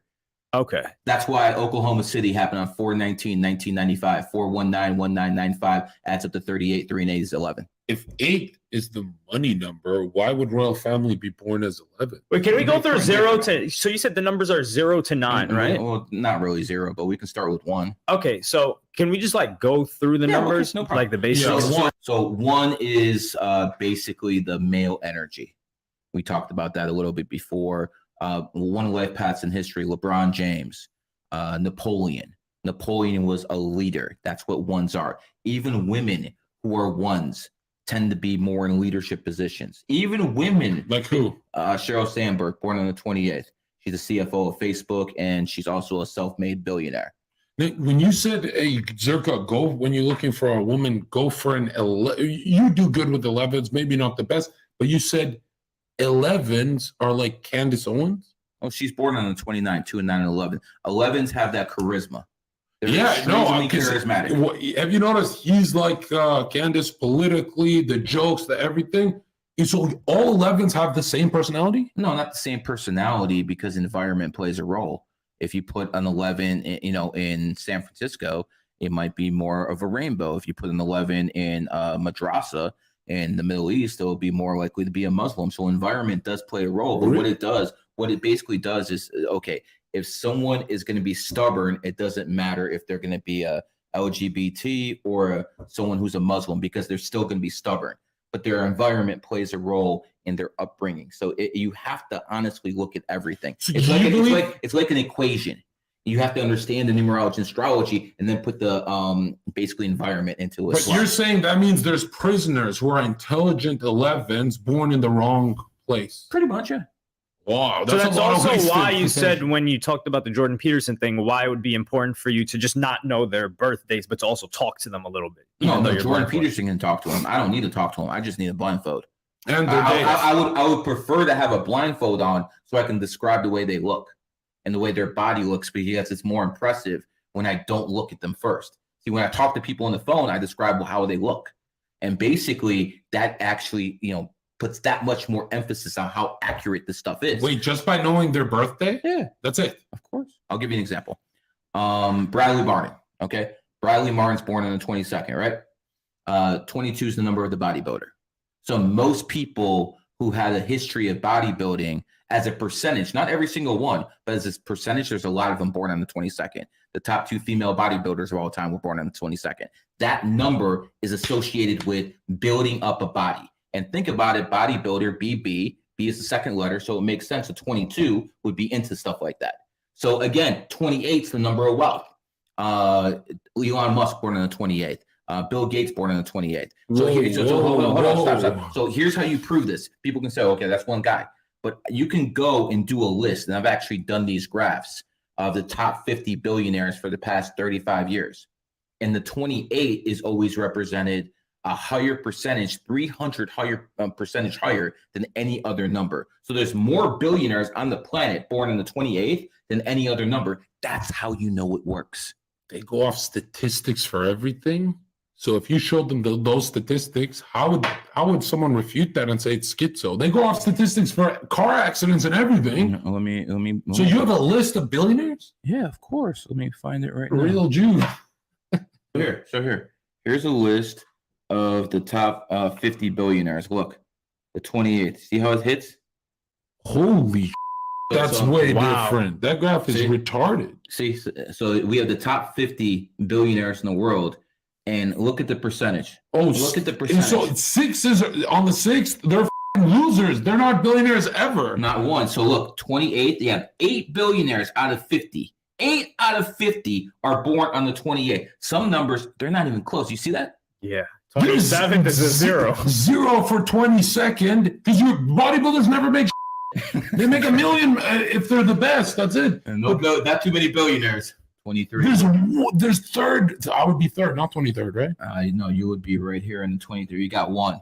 So you got to make it 2, man. You got your work cut out for you. I got to kill that guy. Take his spot. Take his spot. But see, again, all jokes aside, you can find this on FindGG33 on Twitter. I mean, how do you disprove that? I say something is, I go through Forbes list. It's not a made up list. And I put it, and by the way, this ain't for 1 year. I got this graph for 35 years. So again, people can want to say this is all coincidence. I'll ask you why the Dallas Cowboys, the most valuable football franchise of all time, are founded on the 28th. Why is that? Why is that? Oh, the money. The money. Who's the second money. most? I think it's Manchester or something like that. Okay, so if I give you an event and the date of the event and the person associated with the event, can you give me like information on it? Yeah. Okay, so like let's say like Travis Scott, he's very popular. Mm-hmm. He was born on April 30th, 1991. So what's the date you want me to give him? So the date he had like this big festival where a bunch of people died, like 10 or 11, and that was on 11/5/2021. Okay. So I can explain that. Travis Scott is born 1991, the year of the goat. The goat's enemy is the ox. 2021 was an ox year. So he would be in his enemy energy, and that's why he got hit. So is that why, like, was it 12 years ago that Kanye West had got hit last? Kanye West. For what? He was born. Kanye West's mother died in his enemy year. Whoa. And he was born 6/8, 1977. He is an 11 life path. Kanye has a whole bunch of charisma. Kanye starts with K. K is the 11th letter, even though his name is Ye now, which is what the name he wants to go by. So again, I'm not trying to offend you, brother, but his former name was Kanye, and he used to be married to Kim. Kim, again, K is the 11th letter. Kanye, K is the 11th letter. He's the 11th life path, and that's why he made so much noise. The highest level spells, it's always a Hegelian dialect where they like bring two groups to fight each other. When there's enough bloodshed on the 11/11/11, World War I ends. And then they have this new super states that they can always cause issues. It doesn't matter where. They can turn females against males, gays against straights, communists against capitalists. It does not matter. In religion, Catholics against Christians. In Islam, Sunnis against Shiites. They will turn everyone. They got their sex everywhere. They got their sleeper agents everywhere. And when they want to activate them, they do it. Just like, for instance, when they want to start a riot, they don't have to tell anyone to do it. They just in Egypt during the Arab Spring in 2011, which was started on 11 day. What they do? They just cut off the grain supply. No more food coming in. Food prices go up. Poor people riot. You don't have to do anything. Cut off the food supply. The way we should see it is like we're at Water Mania with our kids and stuff, and they you know how they go bing, and there's a big wave of water that starts. You're saying on the 11th, you can ride that wave into World War cataclysm. Yeah, because people will be like, if you attack something on an 11 day, like 9/11, all of a sudden people get really emotional and they'll get behind the government. They did this. Osama did this. Attack. And by the way, Osama bin Laden, born 1957, year of the rooster, is killed 2011, year of the cat. Again, enemy signs. Always people get hit in their enemy year. Will I die on my enemy year? Let's hope not. Oh, it could be wrong. It's only like an 80% chance? I'll give it a little less than that. Okay. So based on a year, you can tell if someone had like a very bad year in their past? Yes. Okay, yours would be 213. Now, hold on. When I met him, and I'm like super skeptical. I'm like, yeah, you know, that was actually a bad year. Yeah, that's exactly what I said, bro. He said, I'm actually good at this. First of all, he called me a dog. He's like, you're the dog, huh? Blah, blah, blah. Said 2012. Yeah, he said 2012 was the worst year of my life. And I was like, no. And I thought, and I'm like, oh my God, the one time in my life, I'm not known for that. You could give me any drug, I don't get anxiety.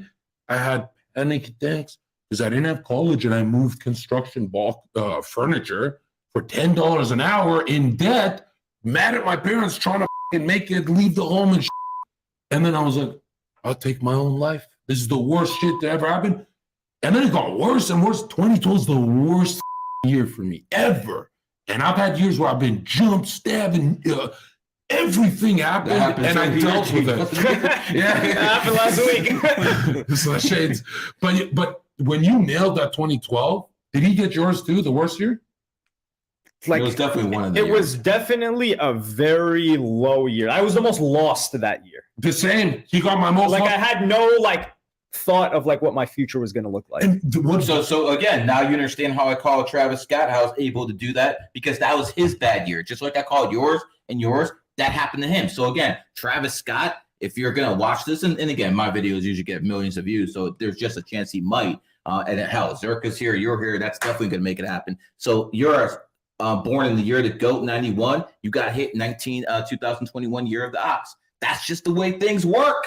Oxes and goats are enemy. See, this is common sense to me. I've been doing this for 20 years. This is all common sense to me at this point. What's my enemy as a dog? That's a dragon. Oh, fuck. Okay. A dog versus a dragon. This is unfair. What the? Give me the goat. What the fuck? But hold on. Now, you're saying, what are the chances in that horrible year that's coming for me? I can flip it. I can change it. It's best to lay low. Really? Just sleep in? Yeah, pretty much. So like, don't try to do anything big. Like, let's say an artist releases an album every 2 years, right? And you might want to skip his enemy year. So skip that year. Pretty much. I mean, there are people in football history who've done stuff like that. Like, for instance, Andrew Luck is born in 1989. He's a former quarterback for the Indianapolis Colts. He's born in the snake year. Right before 2019 started, he basically quit. He knew it was his enemy year. So can I give you some birth dates of other like popular figures, like let's say certain rappers? Okay, you go can ahead. just tell us stuff about. Okay, so popular one obviously is Drake. He's 10/24/86. He's born in the year of the tiger, and tigers are really, really good at making noise. People who are tigers are the third sign. That's me. Let's just go. like threes talk, tigers the third sign, so they talk. Examples of tigers. Andrew Tate. Again, when it came down to it, that guy runs his mouth quite a bit. Tom Cruise, another tiger.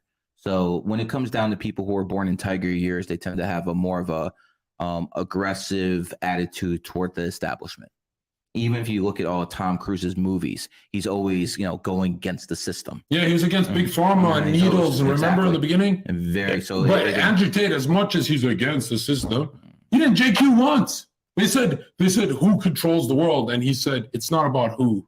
Let's not talk about that. It's about what. How's that against the system? He said he didn't care if he had a gay son. No way. When the did he say that? He said he didn't care if he had a gay son. Not only him, that guy Waller said the same thing. What, recent? Yeah, I'll show it to you. These guys are controlled ops, bro. So again, if you're a Muslim and you hear like that, that's kind of haram, ain't it? That's kind of haram. I think a Muslim OnlyFans manager. I think that's the haram part. Even if you look at Pride Month, it says demon inside. What do you mean?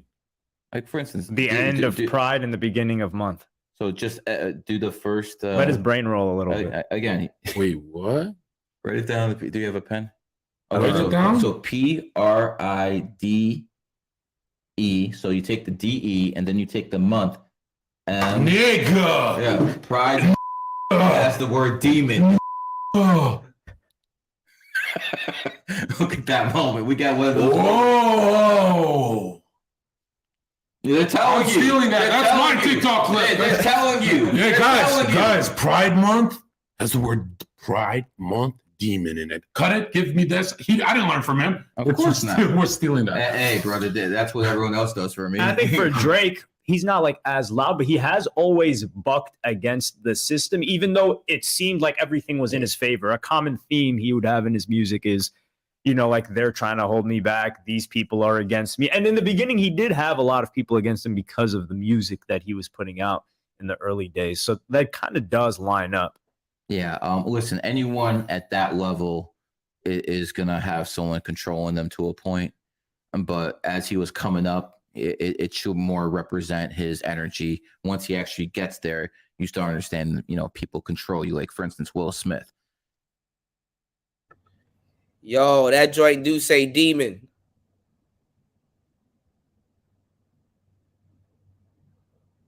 Clear as day.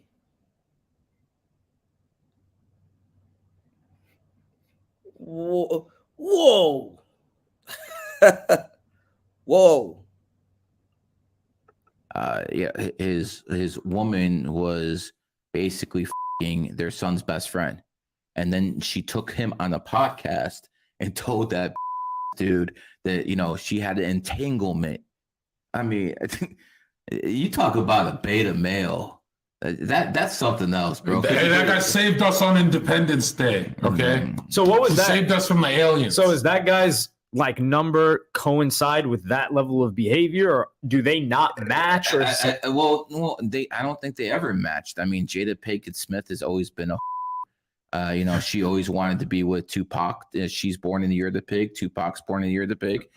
She had that connection. Once Tupac died, I don't think she ever loved another man. That's who she loved. And Will Smith admits this. You know, so again, when you marry a woman who's still infatuated and martyred another man in her mind, she's never going to form that close connection with you. So of course she's going to cheat on you. So this was his fault that he didn't choose properly. What if Will wanted a reading? Wait. I've done way bigger people than Will Smith. He's like, you're a cuck. I don't do readings. I've done way bigger people than Will Smith. I am not worried about Will Smith. Will Smith, if you're watching this, listen, you're pathetic. you're pathetic. Your TikToks are big. You allow another man to sleep with your woman. A boy. And not only that, this is your son's best friend. So someone came over for a sleepover and they happened to your life. You bitch ass. Hey, my handler's correct. Listen, I know all the celebrities who DM him, right? He doesn't go in detail, but we know. Not only that, this is your son's best friend. So someone came over for a sleepover and they happened to your life. You bitch ass. Hey, my handler's correct. Listen, I know all the celebrities who DM him, right? He doesn't go in detail, but we know, like we're close. And the interesting thing about this is you take on a bunch of people that you don't really respect, but if they've crossed the line into hyper cuckhood, no matter how much money they have, he'll say live on a podcast or he fucking vlog or whatever. Man. He'll say, nah, bro, this is disgusting. I got my For back. Will Smith, he'll say, that's the most money in the game. And what's interesting is, have you noticed Hollywood guys, not just Will Smith, they all got to get in a dress and do something homosexual before a fat contract. Do you remember what Will Smith's first movie was? No. 6 Degrees of Separation, where he actually played the role of a and the person who put him on was a guy by the name of Quincy Jones. Quincy Jones is Michael Jackson? Yes, he's another one. Quincy Jones put up the most powerful black people in America because he was their handler. And for Quincy Jones to put you on, you needed to be 2 things: attractive and willing to bend over. So that the Will Smith got paid. It's a possibility he doesn't even give a about pussy. So that's why he doesn't care if, Jada cheated on him, because he's actually on his knee pad somewhere. In my documentary coming out, where I uncover the deepest, darkest secrets of Egypt, even Pythagoras, Freemasonry, all this, there's one thing that I learned after 100 books, and it's not a homosexual sodomy ritual just for fun. There's a psychic trauma bond happening, especially if they're young, when they pop someone in the ass. Even Marines to go to higher ranks in military. It changed their chakras. So when you actually molest a little kid, it changes their chakras, and then they become gay in the future. Don Lemon, former CNN anchor, is the prime example. So he got molested as a kid, and he actually has a husband. So again, they can't actually reproduce, so they have to convert, and that's how they actually convert. So why is it, for example, like let's say a veteran went to war or something and he experienced like a traumatizing experience, he would come back and he would say, hey, look, this is the experience that I had. I wouldn't advise this to like the younger people. So why is it like people like Don Lemon, if they experience this traumatic experience and then they, they become whoever they are, and then they encourage the younger people to go through the same thing? Yeah. It's their chakras, bro. They actually, like misery loves company. It changes their whole outlook. Yeah, they actually think that's normal then. And they say for an 80% mind. That's why the cancer has to be eradicated. And what's crazy is what they say is.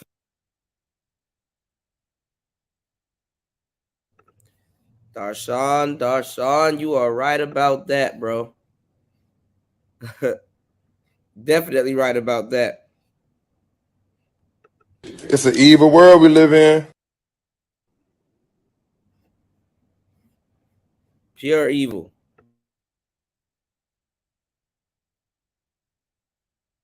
Special Lebanese Ancestral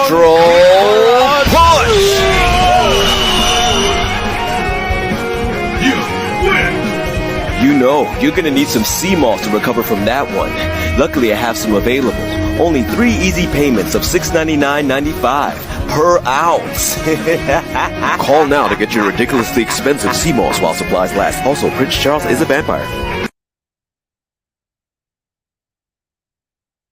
For 80%, 85% mind control, it's like in the trauma, you can program them because the child enters a dissociative state. But if it's really satanic and horrifying and you're screaming at them doing it, like Hillary, basically their mind shatters into pieces and they blank out like this and they go to a happy place because they can't take the trauma of cutting them and the rape ritual. And when they're actually dissociated and in that state of trance, like they go to, it's called in Freemasonry, Albert Pike talks about the biggest pain and darkness turning into Elysium and joy and heaven. And they get this third eye. And right when they're like this, like a zombie, you can program them by, you could say one command like, kill now. And they can actually suppress this memory for 10, 20 years when they're walking out. I think you're talking about MK Ultra. Yes. That's MK Ultra. That's not Masons, bro. They mastered it in ancient Egypt, not how they say in World War II. But apparently 20 years later, they live a normal life. Some of them even straight and coping. They get a trigger. They get one phone call from the same voice, same tone. Kill them now. And boom, boom, boom. They start fucking shooting up places. And they can, when they enter that state, they can take instructions better. They don't move like a young adult. They move like a master. They have a mastery. They're called Manchurian candidates. Yes. And they're provided by MK Ultra. So yeah, I know exactly the terms you're talking about. That clip is gonna bang on TikTok because all the conspiracy guys say they mastered it in World War II. Dude, they mastered it from the tribe, the cannibal tribes, cannibal. Since cannibalism, they found out, hey, if you want generational wealth, and your kids, rich father, poor son, keep pissing it away, you traumatize them. And not by just cutting a puppy's head off and yelling at them. If you actually do harm to them, every year, your son, your grandson, your great-great-grandson, they all do the job that you wrote down you need them to do. So they all go into politics, become George Bush, stuff like that. It has to be done through horrific trauma. And that's how you brainwash people. Yeah. And they say if you want 100% control, the only way you get 100%, which is damn near impossible, ages 2 to 4 or 6. I forgot what it was. When you found all of this and it was like changing your life, what made you want to spread it as much as possible? Because I haven't seen any male push numerology, astrology. I can't even think of somebody that's like a competitor of yours. There is no competition. I destroyed them all. And the competition, they don't make money from it. They try and get like 10,000 views on a YouTube video and stuff, but they'll never show their face. They'll never actually have clients that made money off it. And they cannot explain what they're seeing. They're just noticing like one pattern, but he'll notice one pattern, explain it 4 different ways, go in depth, and then start linking that number, let's say it's your number, to celebrities. And then you start hearing celebrity names that your mom and dad and aunts and uncles and grandparents all said, hey, you're like Will Smith. Hey, you're like this. Whatever name they told you, he drops that name and he doesn't even know who the you are. That's what blew me away. And I kept testing him because I'm like, I don't trust you. I don't trust you. I don't trust you. I kept pointing. We went to dinner. He spent $4,000 on us. We went to dinner. Come on. Listen. We went to dinner. He hit everyone. I said, do her, do him, do the waiter, He hit everyone correct. And I can tell when people are just being polite or when the waiter goes, that was good. Yeah, because in that year, I lost a loved one. Me, I don't give a f***. This guy's legit. We're about to make money. F*** your loved one. That was the craziest shit I've ever seen. Bro, I gotta take a piss. Now, let me tell you something. I'm not gonna say where we are. We're in the high rise. So what motivated you to say like, hey, this changed your life, but you want everyone to know about this? Ego. Because I wanted to prove I could. How many people get to actually change the world? A lot of people talk about it. They'll give you motivational speeches. They'll tell you, yo, this is what worked for me. Nah, I'm going to touch everybody. See, the difference with Andrew Tate is he touched 35% of males. If you take that in society, that's about 17, 16%. That means 84% of the people out there rejected his message. No matter how strong his supporters were, 84% were pretty much indifferent or didn't care, or strongly against. With me, nah. It's going to be men. Like you said, the first one, whoever was a man. By the way, I'm not a communist, so that's going to make me different from all the females who are doing this. So I'm going to be the first one who takes the females, the males, the Muslims, the Christians, the Jews, and I'm going to do it because I'm going to make it make sense. I'm going to do what other people couldn't. I'm going to make it make sense. And I'm going to bring it to your level, because if I want you to believe, it's not your responsibility to believe. It's not your responsibility to give me your faith. It's my responsibility to give you enough evidence so you can say, okay, this is real. And how am I going to do that? I'm going to tell you a few things. So if you're in sports, I'm going to tell you Michael and Kobe were both 11/11s. If we're in history, I'm going to tell you about, okay, Al-Qaeda was founded on the 11th, and they attacked Spain, they attacked India, they attacked America all on the 11th. Coincidence? I'm going to tell you that the World Health Organization called COVID-19 on the 11th. I'm going to tell you they named it a pandemic on March 11th. So again, I'm going to bring it to your level, because that is my responsibility if I want people to actually see that this is real. So whether you're in stocks, and I tell you the Wall Street crashed on October 29th, 1929, 2/9/11, or I'm going to tell you Hurricane Katrina, the big one that hit August 29, 2005 in St. Louis. Again, 2/9/11. Or I'm going to tell you, listen, Joe Rogan is born on the 11th. He's the top guy in the game. There's a guy on Kick, Aiden Ross. Who the thought he would get famous? But he's born on the 11th. How did a clown like that get famous? But he's born on the 11th. Alex Jones. Everyone knows who he is. He's born on the 11th. So again, I'm going to bring it to your level. And I know history too, not just American history. I know a different country's history. 22 is known as the master builder. Remember I talked about them being bodybuilders? Yeah. But they're also very good at building. Damn, Spawn. I was just thinking about that. I was like, damn, we had a couple 11s. Uh-oh. Yeah, shout outs to Darshawn. Hell yeah, man. Hell yeah. Shit crazy, bro. Building other things except their bodies. Vladimir Lenin, the guy who started the Soviet Union, born on the 22nd, he created the Soviet Union that was founded in 1922. George Washington, born on the 22nd. Who's the founding father of this country? Him. George Washington. If anyone has more responsibility than George Washington, and maybe only other person, Ben Franklin. But he was the first president, so he gets it. He was born on the 22nd. If he doesn't take his army across the Delaware River, there is no America. He did that. I can tell you that if you believe in coaching and you believe Bill Belichick is the best coach of all time, I'll tell you that his mentor was Bill Parcells, born on the 22nd. And you look at the coaching tree that he assembled, he built a lot of head coaches. So again, we just talked about everything. We encompassed everything. I'm bringing this to your level. And if you still don't believe, or at least have an open mind to this afterwards, I would have to question your intelligence, or anyone else's out there, because I'm giving people enough examples for them to say, okay, let me take a look at this. And another thing people have to understand is it does not matter if you believe me or not. The elite, they do this. They do this. Ask yourself, if they're doing this, isn't this something you should look at? I think that's reasonable. But do you think some of them started looking into this out of an insurance policy, in terms of, like, maybe they didn't believe it all the way, but they were like, hey, you know, there's a lot of coincidences here, so let me like cover my back by. No, they've been taught this from a young age. That's how they stay the elite. You go to public schools when they tell you to go to college, get yourself in debt, get a mortgage, and slave to the system for 30 years. That's not what they're taught.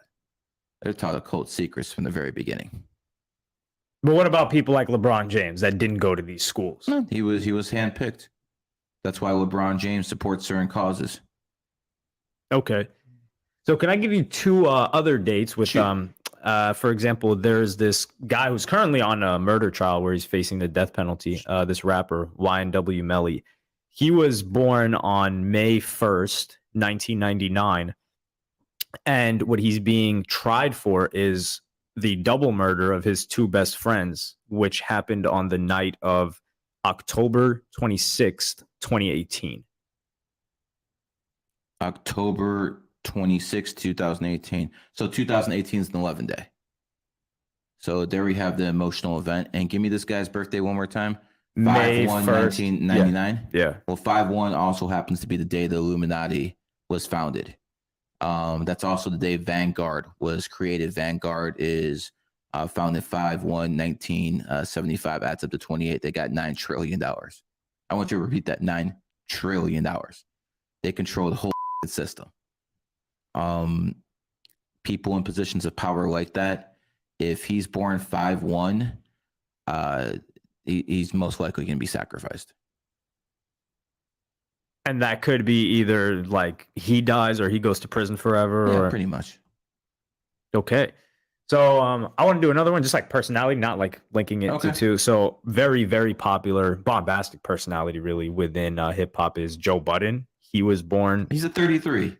Is he? I think. Give me his birthday. I think I talked to him before. 8/31, 1980. Trying to think if this is the guy. Are you thinking of Charlemagne? No, I know who Charlemagne is. Hard ass worker. That's the first thing. Has he been knocked a few times? Like beat up? You know, not just beat up, but by the law. Are they going after this guy? Yeah, they've like hit pieces and stuff. So he's born on the 31st. 3 and 1 is 4. 4 is the number of law and order. So people born on the 4th, 13th, 31st can't really do dirt like that. So that's the first thing. Second, he's also a 3 life path like your boy over here, Zerka. So probably a very, very loud. Yes. He probably likes to verbally abuse people like him. If you're talking about personality, probably matches this guy. The difference is this guy's pretty much a little bit more in the moment, and that guy's more planning how to do things.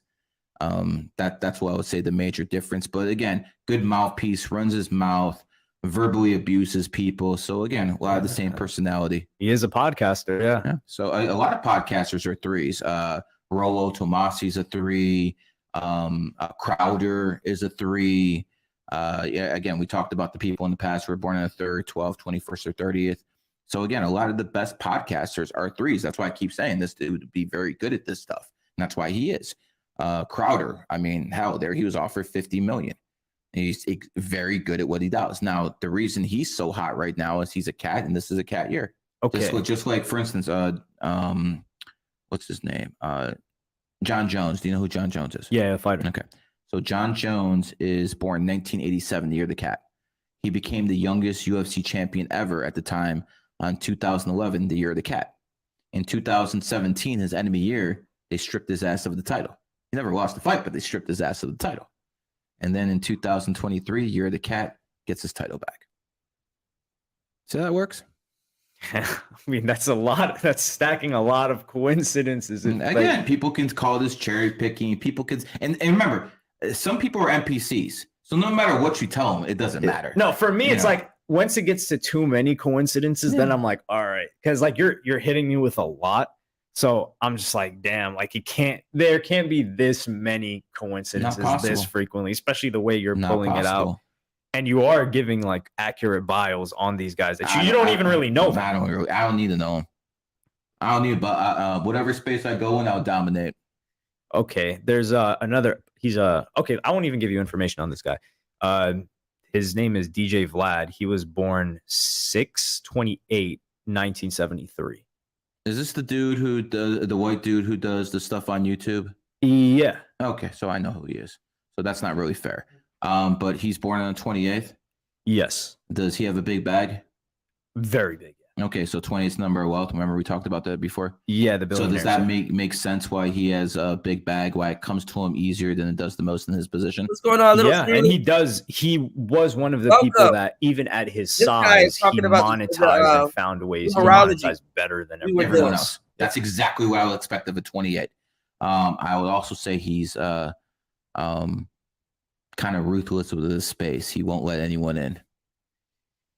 In a way. So like he'll give people advice, but he's very ruthless with his content. Yeah. So if anybody uses like even a 15-second clip, like let's say on Instagram, he'll Uh-huh. take it down. He's like, you can't use my content at all. It's centralized in this I place. disagree with that. I disagree with that philosophy. Me too. I want people to know this. I got 500 million views. Whatever content I have out there, feel free to copy, paste, and do whatever the fuck you want.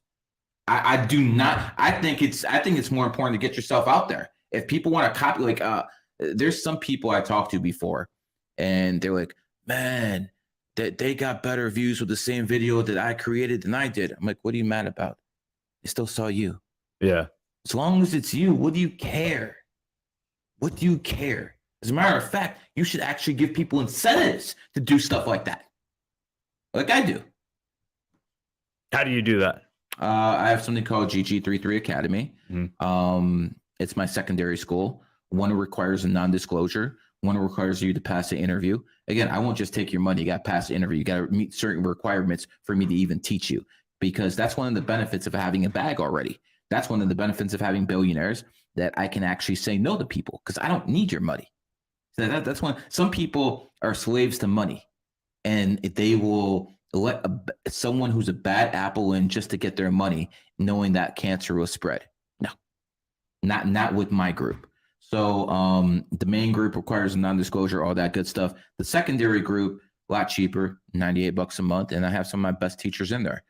People who teach tarot, best of the best. People who teach numerology, astrology, yoga, kundalini, everything you can think of when it comes to the occult is being taught in GG33 Academy. And one of the things I do is I give people an affiliate link.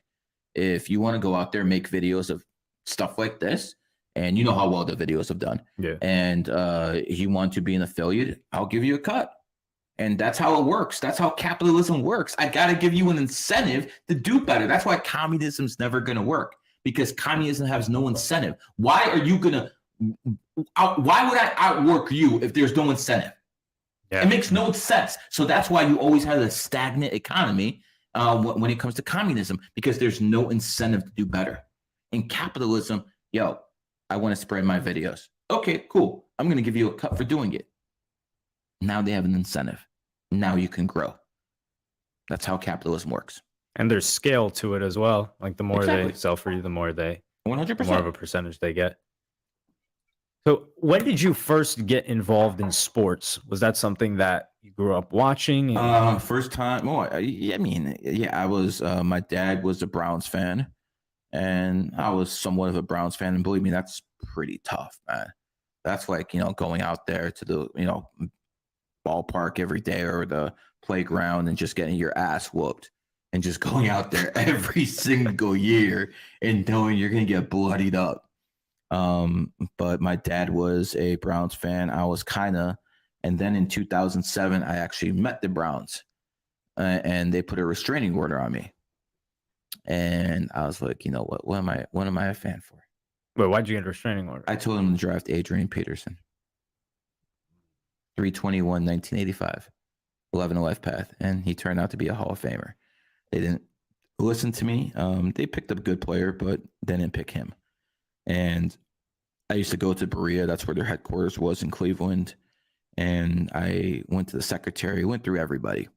Unfortunately, the GM at the time was the ordained minister, and he wasn't trying to hear it. And he told someone in security, and I get a phone call one day. And it's something like this. I pick up, and he's like, son, my name is Lou Maroletti. Do you know who I am? I'm like, no. He's like, Google me. I'll call you back in 10 minutes. What the fuck? Like, what kind of mobster is this calling me like that? And, I Googled who he was. Former head of the Secret Service under Bill Clinton. Next time he called me, I said, yes, sir. But he told me to leave the Browns alone. And this guy's, because he was the president for Brown Security at the time. He retired. And I was like, listen, I got something here. He's like, I don't care. We're putting a restraining order on you. So they did it. I mean, I had stuff with the Cleveland Indians, had stuff with the Cleveland Cavs. But I have more success with other teams. in California, and that story will come out eventually one day. Eventually. When it comes to numerology, especially when you said you work with certain people that are religious, and you said there was this guy that wasn't trying to hear any of this, he was an ordained minister. I've got a lot better in since 2007 at explaining myself. Is there a conflict between, let's say, Abrahamic faiths, in particular, Zero. between that and numerology? Zero. You open the Bible, it's full with numbers. You open the Quran, it's filled with numbers. You open the Torah, it's filled with numbers. So if numbers are evil, so is the book they're written in. So after I say that, what can they really say? Yeah.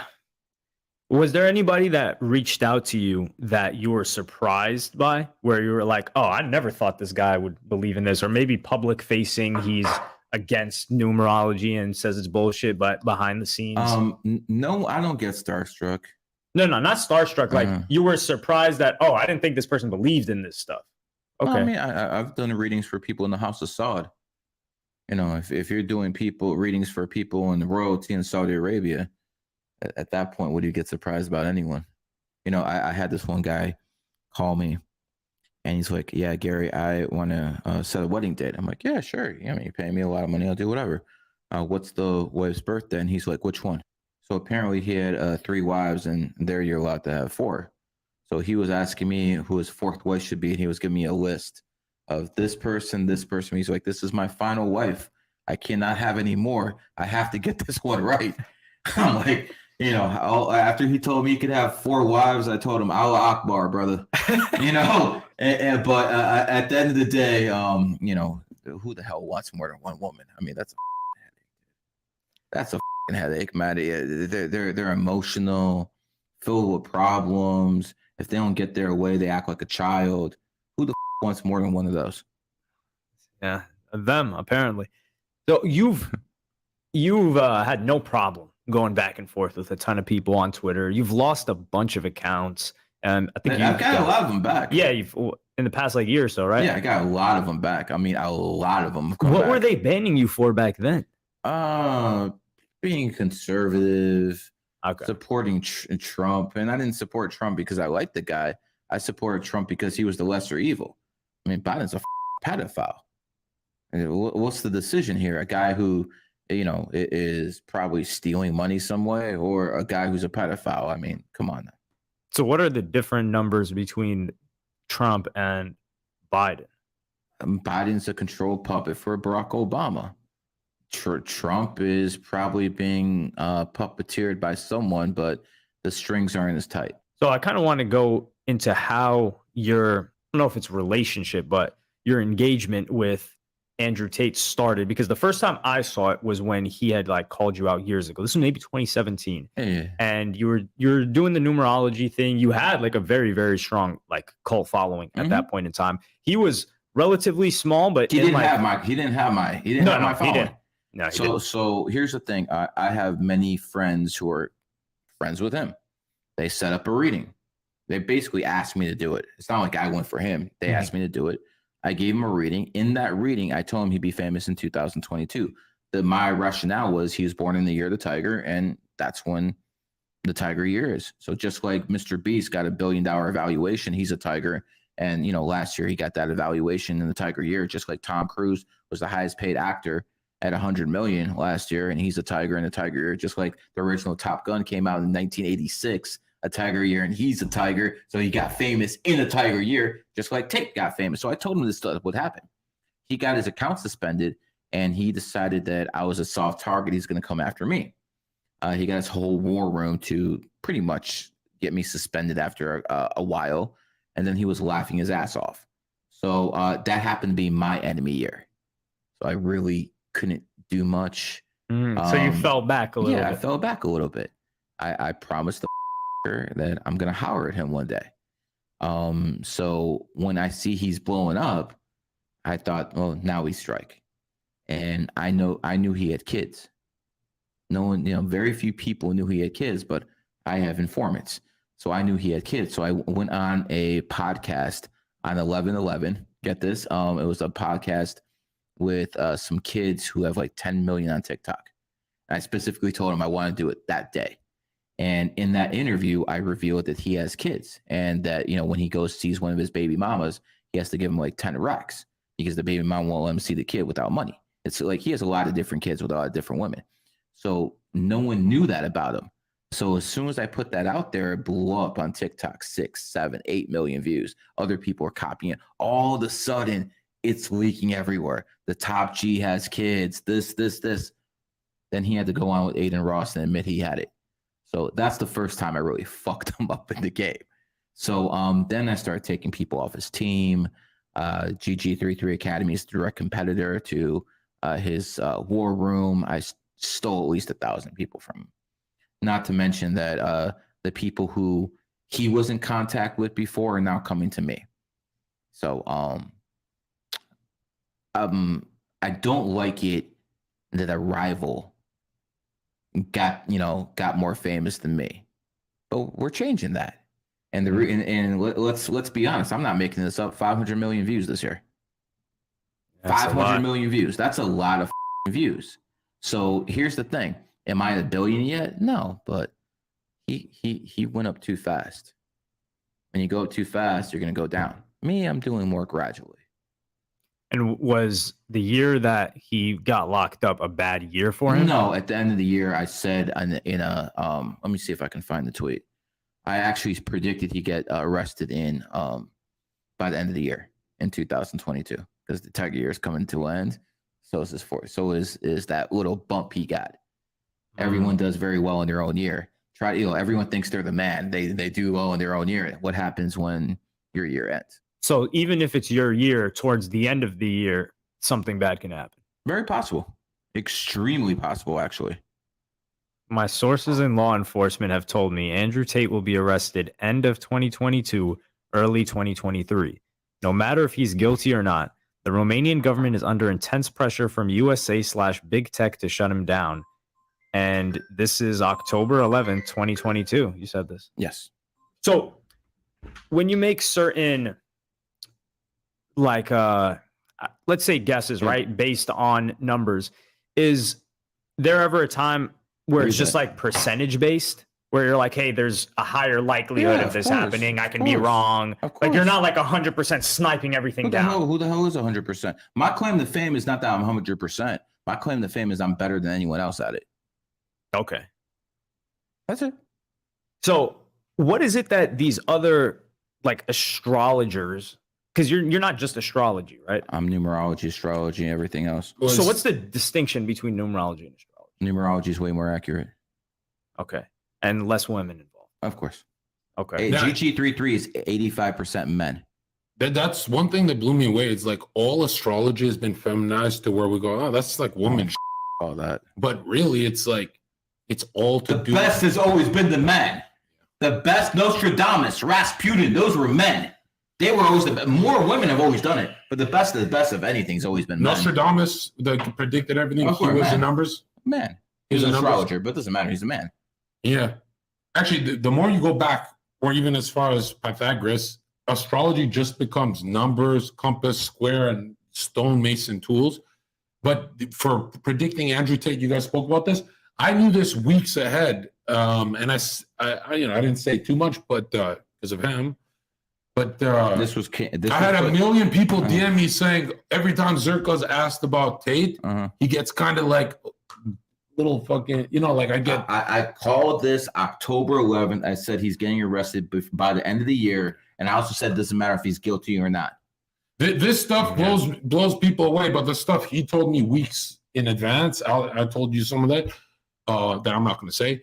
That stuff was even more impressive because every time I was asked in interviews, what do you think about the Tate case? Everyone in the interviews was optimistic except me, and it's because of him. Him, right? I knew he's going down, but I was worried if I say it to the public, then more people will just start piling on because we don't need to see. I guess I'll consider him like red pillar. We don't need to see the red pillars go down, but yeah, he blackpilled me, and I was like, oof, it's going down. The orange pill is.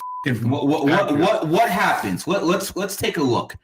He gets out of the Romanian jail on March 31st, the day of the Matrix. Don't think these people don't have like comedy. They did that shit on purpose. Okay, they release him on the 31st. They tell him to shut the He shuts the up in April. He shuts the fuck up in May. All of a sudden, he starts to run his mouth in June again.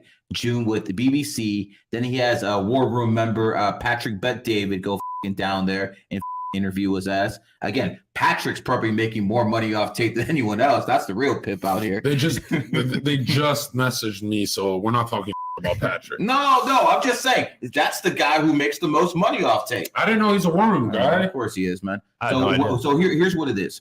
And again, he's a very smart man. He made a lot of money. He's worth about 300 milli. So I'm not questioning that. I'm just saying he makes the most off tape. But think about this. Right after that interview, the charges come because they told him to shut the and he didn't shut the So now they're going to get him on trumped up charges. I don't believe he raped anybody.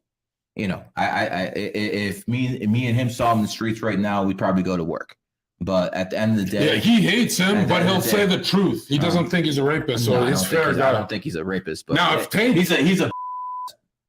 And if it was the other way, and Tate was on a podcast, he'd say this guy's a rapist. Fraud. You know how many people came out that in Tate's inner circles? If Tate don't like you, he doesn't mind painting you as a rapist. Nope. We can't do that. We can't. We have shame. We got shame. I got a moral code. I don't do like that. Yeah, I couldn't do that.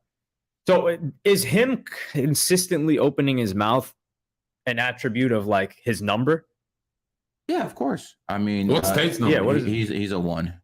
He's a 1. He's a 1. He's a yeah. The 1 is the male, aggressive, arrogant. Yeah, there are a lot of fighters that are 1s. Correct. Quite a few. I mean, no one ever said he's a beta. I just said he's a. And his brother is a what number? I believe his brother's a 3. Am I wrong? Tristan a 3, really? Is it Tristan a 3? I thought he's more quiet. I know he's a dragon. That's why you don't like him. Yeah. Look him up. I think he's a. I don't remember. I don't remember what he is. But you know, you're right about that. I don't really have reasons to hate the guy. All he said was dork. I've been called dork before and shit like that, or asshole, or he's a dragon. That's why you don't like him. But it's not the word when he said it. It's his face in my head that made me go to war. He's a dragon. Yeah, he is a dragon. You know what's in?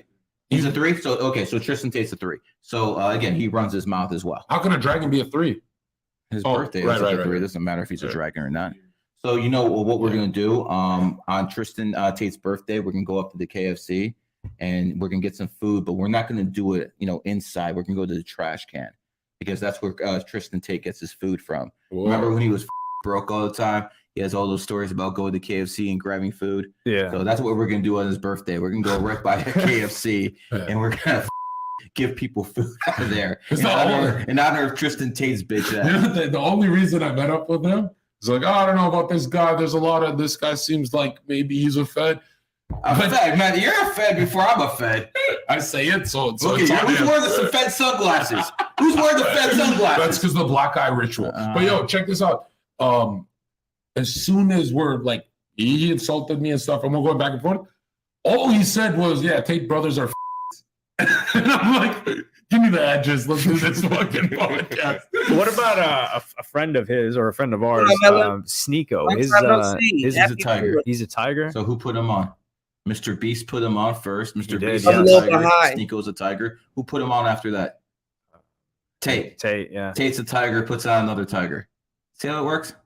And again, he could be all Quran, all he wants. This supersedes Quran. Okay. Because I can actually give you examples of how this works. When did Sneeko become the man? 2022, right? Yeah. Tiger year. Just like Tate came on in whoa. So again. So they blew up the same year. Yeah, of course. So right, because he went through his formula. Yeah. Tiger. Yeah. Oh, wow. So wait, does that mean I do what dogs do? Like no, I follow... you actually do well with tigers. That's so true. You do well with Sneeko. Well, why do...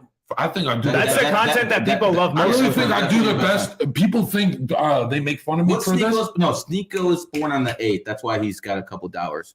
Yeah. Really? Yeah, born on the 8th. That's why he has a couple money. Oh, by the way, if you're listening to Sneeko, it's not because you're a genius. It's because you're born on the 8th. Man. That's exactly it. But to me, it's interesting because it's like people make fun of me when I say this, but I would work great with Trump because I'm not. You know those guys who Trump's a dog like you. Is he? Yeah. And people just he runs his mouth just like you. People think that I would try and out alpha him. No, I want to be. I don't mind being under Trump at all. I'll be a fucking soldier. As long as you can talk. Yes, exactly. as long as I get my identity. But he's a dog, Trump. Yeah, he's a dog, Trump, man. That's my guy, bro. Give me another dog that you think I'd like. Let's see, who's another dog in history? Winston Churchill. Oh, this is a satanic dog. What presidents were dogs? George W. Bush, Bill Clinton, a lot of dog presidents actually. And they're all, you pick the charismatic types too. And they're all pretty much 11s too. George W. Bush was a 33. That's why he was hated. It wasn't because he was evil. I mean, listen, evil is, perspective and relative. There it is. This is where we separate. I go with Christ. He goes with the as above, so below. This is, if you want to compare George W. Bush to me and you, yeah, he probably is evil. You want to compare him to Stalin, he looks like a saint. Yeah. Okay. So perspective doesn't matter. Hitler was a 33. A 3? 33. What is the difference? We're adding it up, right? Yeah, 3. No, you can't add up 11. No, he doesn't get. He doesn't tell what 33. Oh, right, because that's the second level. Yeah. Well, let's just put it this way: 33s are the ones who influence the world. So you're 33. Yes. Could you say, with the knowledge you have, that the conspiracy of Hitler working with the Z's is It's 100% true. I wrote a book on it. What? Yeah, I wrote a book on it. How give me the book, bro. I'm in your house. Yeah, it's an ebook. I'll send it to you. Oh hell yeah! Tonight. Yeah, sure. Okay. Is it purchasable on like Amazon? No, it's free. It's free. I gave it to people for free because I didn't want to be accused of trying to make a profit of trying to slander people. So, is a 33 who like governs like people like Kanye and stuff? What do you mean govern? You said like the people that are above them in terms of the like handlers would be 33s. Yeah. A lot of handlers have been 33s in life, but usually they're the ones who are the trailblazers. The Wright brothers in flight was 33. What about these billionaires? But that's 28. Right. So there's a handler above a billionaire, right? No, well, yeah. There's people who are trillionaires. I mean, come on. And do you think the tops of power are 33s? No, I think the 33s just influence. Like, for instance, Jesus died at 33. Why? Because the number is more important than the man. They wanted Jesus to be the most influential dead man in the world. That's why they said he died at 33, and that's exactly what he is. Now, there's even some talk that Muhammad was born 330. Again. What'd you say about 72 virgins? 7 plus 2 equals 9. 9 is completion. And completion would be heaven. I didn't say that. Completion is the end. That could be heaven or hell. What about the handler that was texting Kanye? So hell would be 72 his birthday was August 6th, 1974. He was the guy that was saying if you don't August 6th, 1974. Oh, he's connected to people. That's true. He's like this guy. He's very connected to people. Someone trained him extremely well. That's true. So if they don't, that is true. That's very true. If someone doesn't fit the bill, you assume in his clan, in his team, that someone trained them well. I'm just really good at I can look at people's experiences in life. He can do Nostradamus predictions, but the most impressive thing about Gary is this guy smokes 2 fat joints before doing this. How do you not blank out if you're high? Because I'm a genius, and that don't affect me.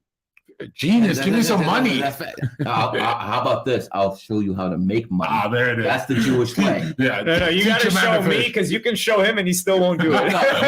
No doubt. So again, when it comes down to it, marijuana does not affect me. You just saw me smoke something really big. Do I look like I'm fucked up? Not all. You look energized. So again, that doesn't affect me like it does other people. I don't drink. I don't do stuff like that. But again, I don't think that people who are stupid should smoke weed. So most people shouldn't smoke weed. Yeah, exactly. Well, would you ever assign a number that should never smoke weed? I don't think 3s should smoke because they're talking. I don't want to reveal that information. Oh, that's behind the gates. Okay, one last guy. This guy I won't even tell you his name. Mm-hmm. May 17th, 1991. Influential, was poor, goes up and down with money. I don't know who that is, but I would just say a very influential person from behind the scenes. Probably knows a lot of people. And That's a lot accurate. of people come to him for guidance. He's probably like the main networker. He probably makes his money off his acquaintances, the people he knows. That's how he makes his bread. Does things with a smile. Doesn't really try to strong arm people. What is it? Academics. It's pretty accurate. Oh my God, with a smile too. Yeah, he's always laughing. Yeah. He's not like a war type guy. Nope. Unless he's drinking, which is all the time. Again, drinking is drinking. But yeah, he didn't really get into too many beefs when he had a problem with like yeah, he's Soulja Boy gonna and get paid. If he isn't paid already, he's definitely gonna get paid. Yeah, he's he's paid now. Yeah. Yeah, he's for like a definitely- lower name, a lot of money. That Yeah, he shouldn't have to worry about money. Okay, so let's say somebody like believes this and they want to learn this. Mm-hmm. Like, where do they go? You said these books suck. Oh, well, of course. So again, I have GG33 Academy. You can sign up for that for $98 a month. So it's not the most advanced info, but it's like stuff that really, really gets people on the right track. I have my best students in there, from numerology to astrology to Kundalini to tarot to all the stuff they're teaching in there. If you want to get to the level where I start teaching people, that gets expensive. Not only that, you have to sign a non-disclosure, meaning if I teach you, you can't teach others. You can't compete against me. Why the would I teach you if you're going to start competing against me? So again, I don't do that. So you're monopolizing. Of course. Why wouldn't I? I create the whole thing. Oh, I respect it. I respect the move. Yeah, why wouldn't I? Again, there's people who are trying to make money off the free information I put out there. I see what happens when, I don't gatekeep. People try to steal, and they won't even give you credit. That's the thing. They will not give you credit. I basically put 28's number of everywhere. Now you see that number everywhere. Everyone sees that number 28 everywhere. No one gives me credit. For God's sake, there was a pastor on this Sunday talking about everyone in his congregation and give him $28. What? And he's like, I can't tell you why. I'm like, fuck. I mean, come on, man. And then I see today 28 sticks of gum. Like, this company has 28 sticks. Where the this come from? So again, if I don't gatekeep, that's what happens. So I will gatekeep, and not only that, I won't just take your money. You have to. Yeah. You not only have to pass a non-disclosure, sign one, but you have to pass an interview. If I don't like your politics, if I don't like certain things about you, you're not coming in. What can Will Smith do to come in? Man, he can't do anything to come in. He's a time machine. So what formed your political views? Common sense. So you weren't I was never a liberal. Okay. I'm not one of these guys. Oh, I was a liberal and then I woke up. No, motherfucker. I knew this shit at 13. I knew what socialism was at 13, what communism was at 13. But here's the thing.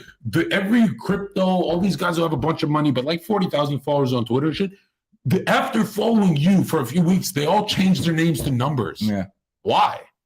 Because they learn the system a little bit. I give a lot of free game. You followed me for a while, since like when? Yeah, like maybe like well, I followed you in 2016 to what? 2017. You've known it? And then I lost your account. Because my account got suspended. Yeah, and then I just lost sight How of it did until you last year. How did you find him? I was just in that circle of Twitter back then. Whoa. Yeah, dude. I used to have I was the He first, had an army. I was the first one with the cult like following. Like before Tate. Yeah, he had I was the first one. He had people hashtag their everything in their bios. AJ Cortez, Yeah. CJ Johnson, Ed Lattimore. Ed Lattimore. No, I know, never Ed. No, but he was in like that circle. Yeah, of he was Twitter. in the circle. Yeah, he was in the circle. I mean, I played chess with that and stuff like that. Who's mostly these guys come to you? Are they business world people? To me? To your website. Is it mostly students? What is it? At this point, to my students, because I don't think broke people go to your website, because broke people never think. No, well, here's the thing. Like for my students, it's probably average income to above average. When it comes to me, I'm like a high-priced information. Like you literally, if you want to play for me for like within 24 hours, it costs you $2,000. So again, it's not. Man, but I mean, what are you supposed to do? That's supply and demand. Well, I'd rather go to You're the only supply. What about Hustlers University? What can I learn there? Probably how to drop shipping, right? How to. Could you ever sell something like that? No. It's a scam, right? No. I mean, you can make money at it, but it's when the space gets saturated. Yeah. When you have too many people doing the same thing, like think of all these manosphere guys, Tate, Rolo, Sartain, all these red pill guys, Waller, There's not that much space. It's like only 17% of society. You're splitting all these guys up. Me, I on my own thing. And by the way, I'm branching out. See, most people say, hey, if you're good at something, stay in your lane. That. I own my space. Now I'll come in your lane. Well, but what about like when their wives like yell at them on podcasts? Don't you think that's like, is that really red pill? Are you gonna call them red? Hey, listen, brother. I have never had anyone embarrass me like that besides my mother. Just flat out. Now, when you showed me that Sartain clip. Oh, he's the one that showed it to you. You showed it to me after. I like that guy until that clip, and then I realized. Of course you like him. He's a 3. Because he said he's military, so I actually thought he's going to turn around and beat the shit out of that woman in a video game like Minecraft. But it was weird because he just kind of took it. Rolo's a 3. Sartain's a 3. Oh. You're a 3. Crowder's a 3. A lot of these people. Now I don't want to be a 3 anymore. This is exactly what you guys do. You run your mouth. It doesn't mean you guys all believe in the same thing. So I'm not a 3, right? I'm not a 3. I'm one of the red 3. Hey. All I gotta say is this: Crowder, your wife left you. You worked hundreds of millions of dollars, and your wife left you. So obviously that means one of two things: either you can't pipe her down right, or she was running all over you and you never said no to her and then she lost interest. It's one of the two. One of the two and it equaled to 3. You're making my guys look bad, bro. You're finally getting the math right. I need to stay away from this line of thinking because I've noticed most performative people or people who talk like me, they're kind of gay. They're like all gay, like they all have a secret gay history, and I'm like, bro, I don't really fit in with. If I'm chilling with just 3s, I think it's gonna be a Holocaust. I don't let homosexuals in my studio, my friend. There's no pride here, bro. So what? Who's a 3 that's masculine besides me? Tom Cruise. Okay, yeah, I could see it being straight. That one could be straight. You can see him being straight. I mean, he had a lot of good-looking women around. He's as straight as it gets from that world. Well, if you look at that is true. Yeah. If you follow his marriages and divorces, he's like the one CIA Scientology asset that actually could be straight. There's nothing Let me to him ask that's you, gay. Circa, would you debate some Freemasons? Okay, I'm gonna. I would wipe the floor with them. I'm telling you, I don't read 33 degrees. I go way beyond. So here's what's gonna happen. I'm gonna bring some Freemasons here, and from Ohio, and they're gonna be here sometime in July and August. I'm gonna have you debate them flat out. Can I even have prepared questions? Yes, of course. Oh, I already cleared this with them. They always they're 30-second degrees. I'm telling 30 you, seconds. They always go back and forth in the email. When it comes to live, they never show up. Okay, never. I promise you, this person will show up. Is this Prince Hall? Black Mason? No, Is it a white Mason? It's a white Mason. Give me all right. Let's. And you know the blacks aren't actually allowed to be Masons. Yeah, the Prince Hall is not real Mason, and neither are the women. Yeah, you know, at least the Masons. That's Eastern Star. Exactly. At least see the Masons are at least smart enough not to let the women in. Yeah, so you can't really say they're stupid. No, they're geniuses for actually organizing the women, the blacks, and stuff. But to have your own club. Yeah, exactly. But now, Shaq, he was on TV, Shaq, and he shows his Mason ring, and they ask him, "Are you a Freemason?" He's like, "Of course I am." And then the anchor says, "Is that a legal profession?" And then, you know, you can't find this commercial, but I'm sure if you dig for 5 minutes, you'll find it. How the is Shaq known for having $500 million? Because Shaq is born 3/6/1972. 3/6/1972 adds up to 28. Remember that magic number we kept talking about? He's a 28 life path. Is he actually? Yeah. Show me on Google. This is it, bro. This is the real deal if you're right about this one. Shaq has a lot of money. Way more than his buddies. He's like 500 million more than a basketball player. Here we go. 3/6/1972. How do you not forget them? The thing is, smoke enough, my dude. The thing is, even if, like, let's say you are a fraud, I'm just so impressed by how much you memorize. Nobody that does fraud would memorize this much fraud. Yeah. And liars are always nervous about on-spot questions. I got to be nervous about, man. I'm a pimp at this. Yeah, liars always afraid they're like getting caught, but this guy is like he'll like create more information. Deal. Gary might be the real deal. Might? It's still a might in here? I'm a 3. I'm a 3. I have to make a performative. You're killing me, attack man. him. You're killing me. Still a might in here, man. I'm the best of the best of what the there is. There's not. I'm not the Michael Jordan numerology. He's the basketball player that I'm supposed to. I dominate everything. I completely own my field. No one else has got numerology than men. No other fucking person would have got you even considering talking about this, or you, or anyone else listening to this. that's true. I pull that off because that's what I do. And I'm the most stubborn guy on the internet. So for me to put my reputation on the line and say, oh, this is legit, like a transgender, how do I become an 8? How do I become the money? I have to embrace my full 3 and be a performative. I'll tell you when we're off camera how to. But how? So I think the reason why, like you're just so overly, you're just like so not even overly.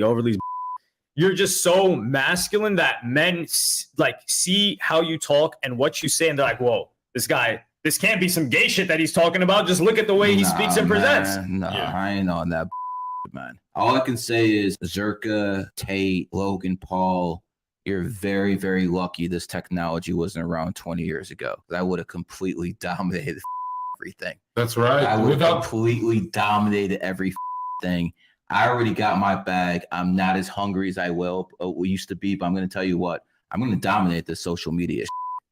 I'm going to completely dominate this because no one else is doing what I'm doing. And at the end of the day, I'm going to make it make sense. Well, isn't it dangerous to teach the stupid this? I gatekeep a lot, though. Oh, really? Yeah, I gatekeep a lot. I feel like the most dangerous thing is imagine stupid people watching this start doing their big events on 11s. It's not. They fucking die. It's It's not that simple. No, the stupid people, they read something, they know it works, and they know it could work for them, and they still just don't do it. What's interesting or they forget it. The numbers part actually gatekeeps and scares the stupid people. They go, math. No, even I did that. But it's such simple math. And it's not that deep thinking to change your life with this stuff. And what else are you going to learn? Hustlers University. Let's learn how to pimp cam girls. That's what we're going to do with our life. We're going to learn how to pimp cam girls. A 3 can make it happen. Yeah, you could definitely pull that one off. There's no doubt about that, bro. But then my legacy is gay. Now, what's interesting to me is like if every number means something, you did 1, go to 2, 3, 4, all the way to 9. Choose the feminine energy. That's why B starts with B is the second letter. That's why it starts with and beta. That's why it has tits. Exactly. 3 is the childlike energy, the comedian. 4 is the policeman. 5 is the model, the people who are entertainers. 6 is home and family. 7 is the genius. Genius starts with G. G is the 7th letter. 8 is the number of money. 9 is the enigma. So the genius makes less money than the 8 billionaire. Of course, that's not his role. Well, the genius is like really like how much do they make really? But that's not what really motivates a genius. Because geniuses get stolen by 8s. It happens. I mean, Bill Gates stole a lot from people. So does Steve Jobs. But the smartest person isn't necessarily always going to be the richest. I mean, we have Elon Musk. That's a rare exception. He's a 7 life path. He's really smart, but he's also born on the 28th. That's why he has that money. Yeah, but most people watching this, they only want to know how to increase their income. Yeah, but I'm not going to tell everyone that. That's insane. All I can tell you guys is if you can price your products in 8s, that's something I released to the public. For instance, if you're selling something for $1,000, sell it for $998. $998 equals 26. 2 and 6 is 8. If you sell something for $3, sell for $305. $305 equals 8. So if you price your products in 8s, they're gonna sell you a lot more. And believe me, I've literally helped so many people. It's not subconscious. No. Are people doing the math subconsciously in their head and being attracted to the? No, he says it's the energy. No, it's the energy. So you're gonna when you have that 8 energy, it's just gonna pull money toward it like a black hole. Oh, so it's not the human doing the math in their head by accident going to the 3 and a 5? No. So is that why you priced the one at $98 a month? 9 plus 8, 17, 1 to 7, 8. If he changes, you go here. I'll go to my whole website. You can do all the math, man. Everything's in the 8s, and I'm not hiding this from people. I'm learn this. Yeah, you're getting it faster than me, and I've been here for weeks. This is like Naruto, bro. But hold on, if you change Zerka's brand, go to anything right there. So all my merch, if my merch had 8s on them, I would be helping my audience. Of course. 53, that's an 8. 125, 5 plus 2 plus 1, that's 8. Yeah. Everything though. Go to student readings, go to my readings, hit my readings. You know what I believe in? Where is that? Let me have it. Hey, I'll show you. Audience, let me talk to you. Is this the camera? Yeah. You know why I believe him? You know how expensive an 8-ball is? Like, holy shit, dude. But even in pool, that's the 16, 17, that's 8. 1 and 7. Every single one. 998, that's 26. 8. Yeah. 800, that's 8. If he cuts 575, that's 17 again, that's 8. If he cuts the YouTube video to 8-minute segments, he'll do better. I mean, 17 seconds, 26. Sometimes 28 works. But that's money. That's selling. Yeah, that's not necessarily. I would prefer to have it 33 seconds. That's more influence. With more influence, you create more money. Are your TikTok clips like that? A lot of them can be. I mean, you have to understand. People care about money, so I talk about 8s and 20s a lot. That's what they care about. I mean, you're not that into making. He's not into making money as much as you are being the master of. Like, you want the identity of master, and because I've been talking to him for weeks, and I'm like, you made enough. You're not as hungry. No, I mean, listen, I don't really care that much about being a billionaire. I have plenty of friends who are billionaires. You know, I would much rather have influence than be a billionaire. That's it. I mean, listen, go on TikTok, put in numerology, just going to see my face over and over and over. Each clip is like 1 million. You do great on TikTok. I do very well. And IG, I'm destroying it too. I did a clip 4 days ago at 7 million. Another one 3 days ago at fucking 4 million. So, we'll I think I have you in one that has at least 1 mil. Oh, let's go. I think you need to put 8 more. Here, I'm gonna promise everyone this. By 2025, I will be bigger than Tate ever was. Okay. And by 2000 what? 2025. 2001 is the year I die. So you've been reincarnated already. I mean, 2001. This is 9/11. This math thing is not working too hard for you. And you know he'll never edit it out. So I'm a comedian guy. What the you got? Nah, you got a while to live. Let me see your hand, man. So what's his what does the hand do? Let me see your hand. What do you do, hand? Yeah, you'll make it to the 50s, bro. Don't worry. Really? Hey. That's more than he thought. I'm not sure about 60s though. You weren't even sure about 40s. Yeah, my doctor said like 42. 42. Nah, I think you'll make it past 42, man. Okay, just might want to turn that 8-ball into a 2-ball. I can't. I'm an entertainer.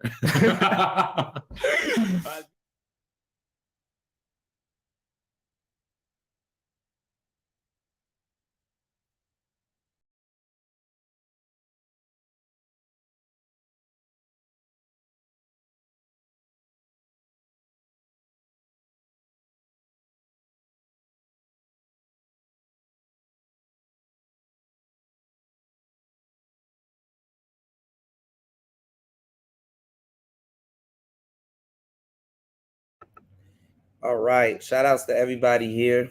14 people in the building. Listen, give me about an hour. We'll be right back on air. I have to attend to something, and I'm a bit under the weather. All right. Give me about an hour. We'll be back on air. Player Talk Radio. Shout outs to everybody here. We are out. Peace.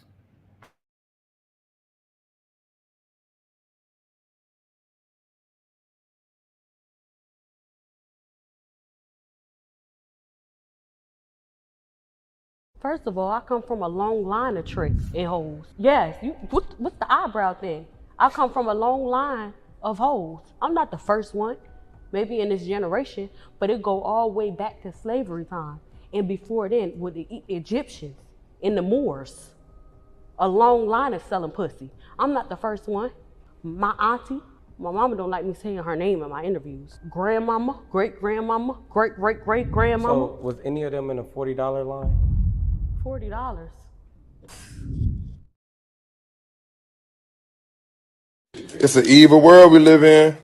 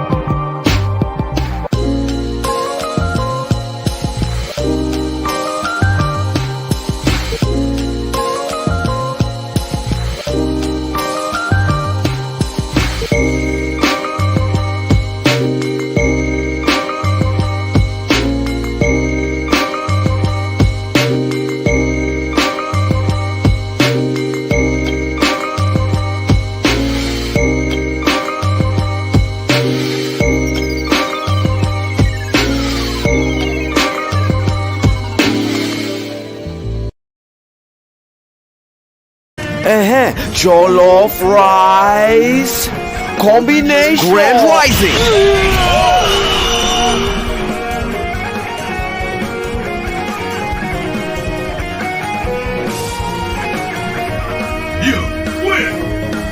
You know, while you've been sipping on that satanic nectar you call bottled water, I've been decalcifying my pineal gland with triple ionic distilled counter reverse osmosis diffused alkaline Kangen water, which can be yours for 2 easy payments of $49.99 per ounce.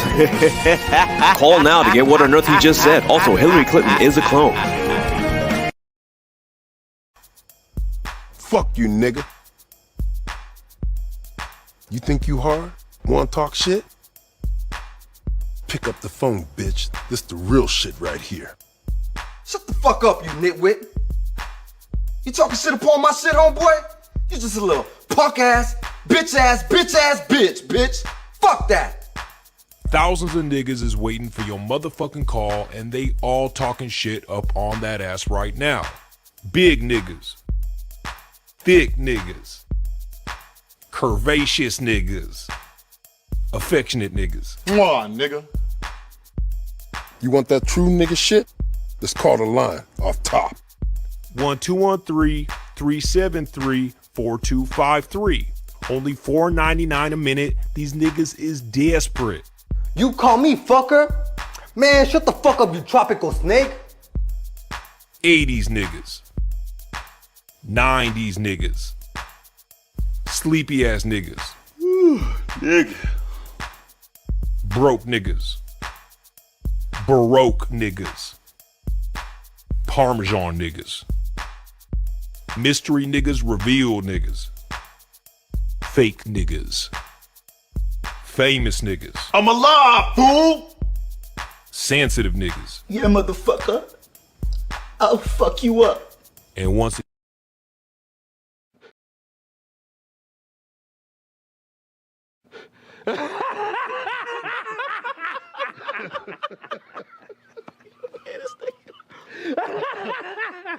That's funny.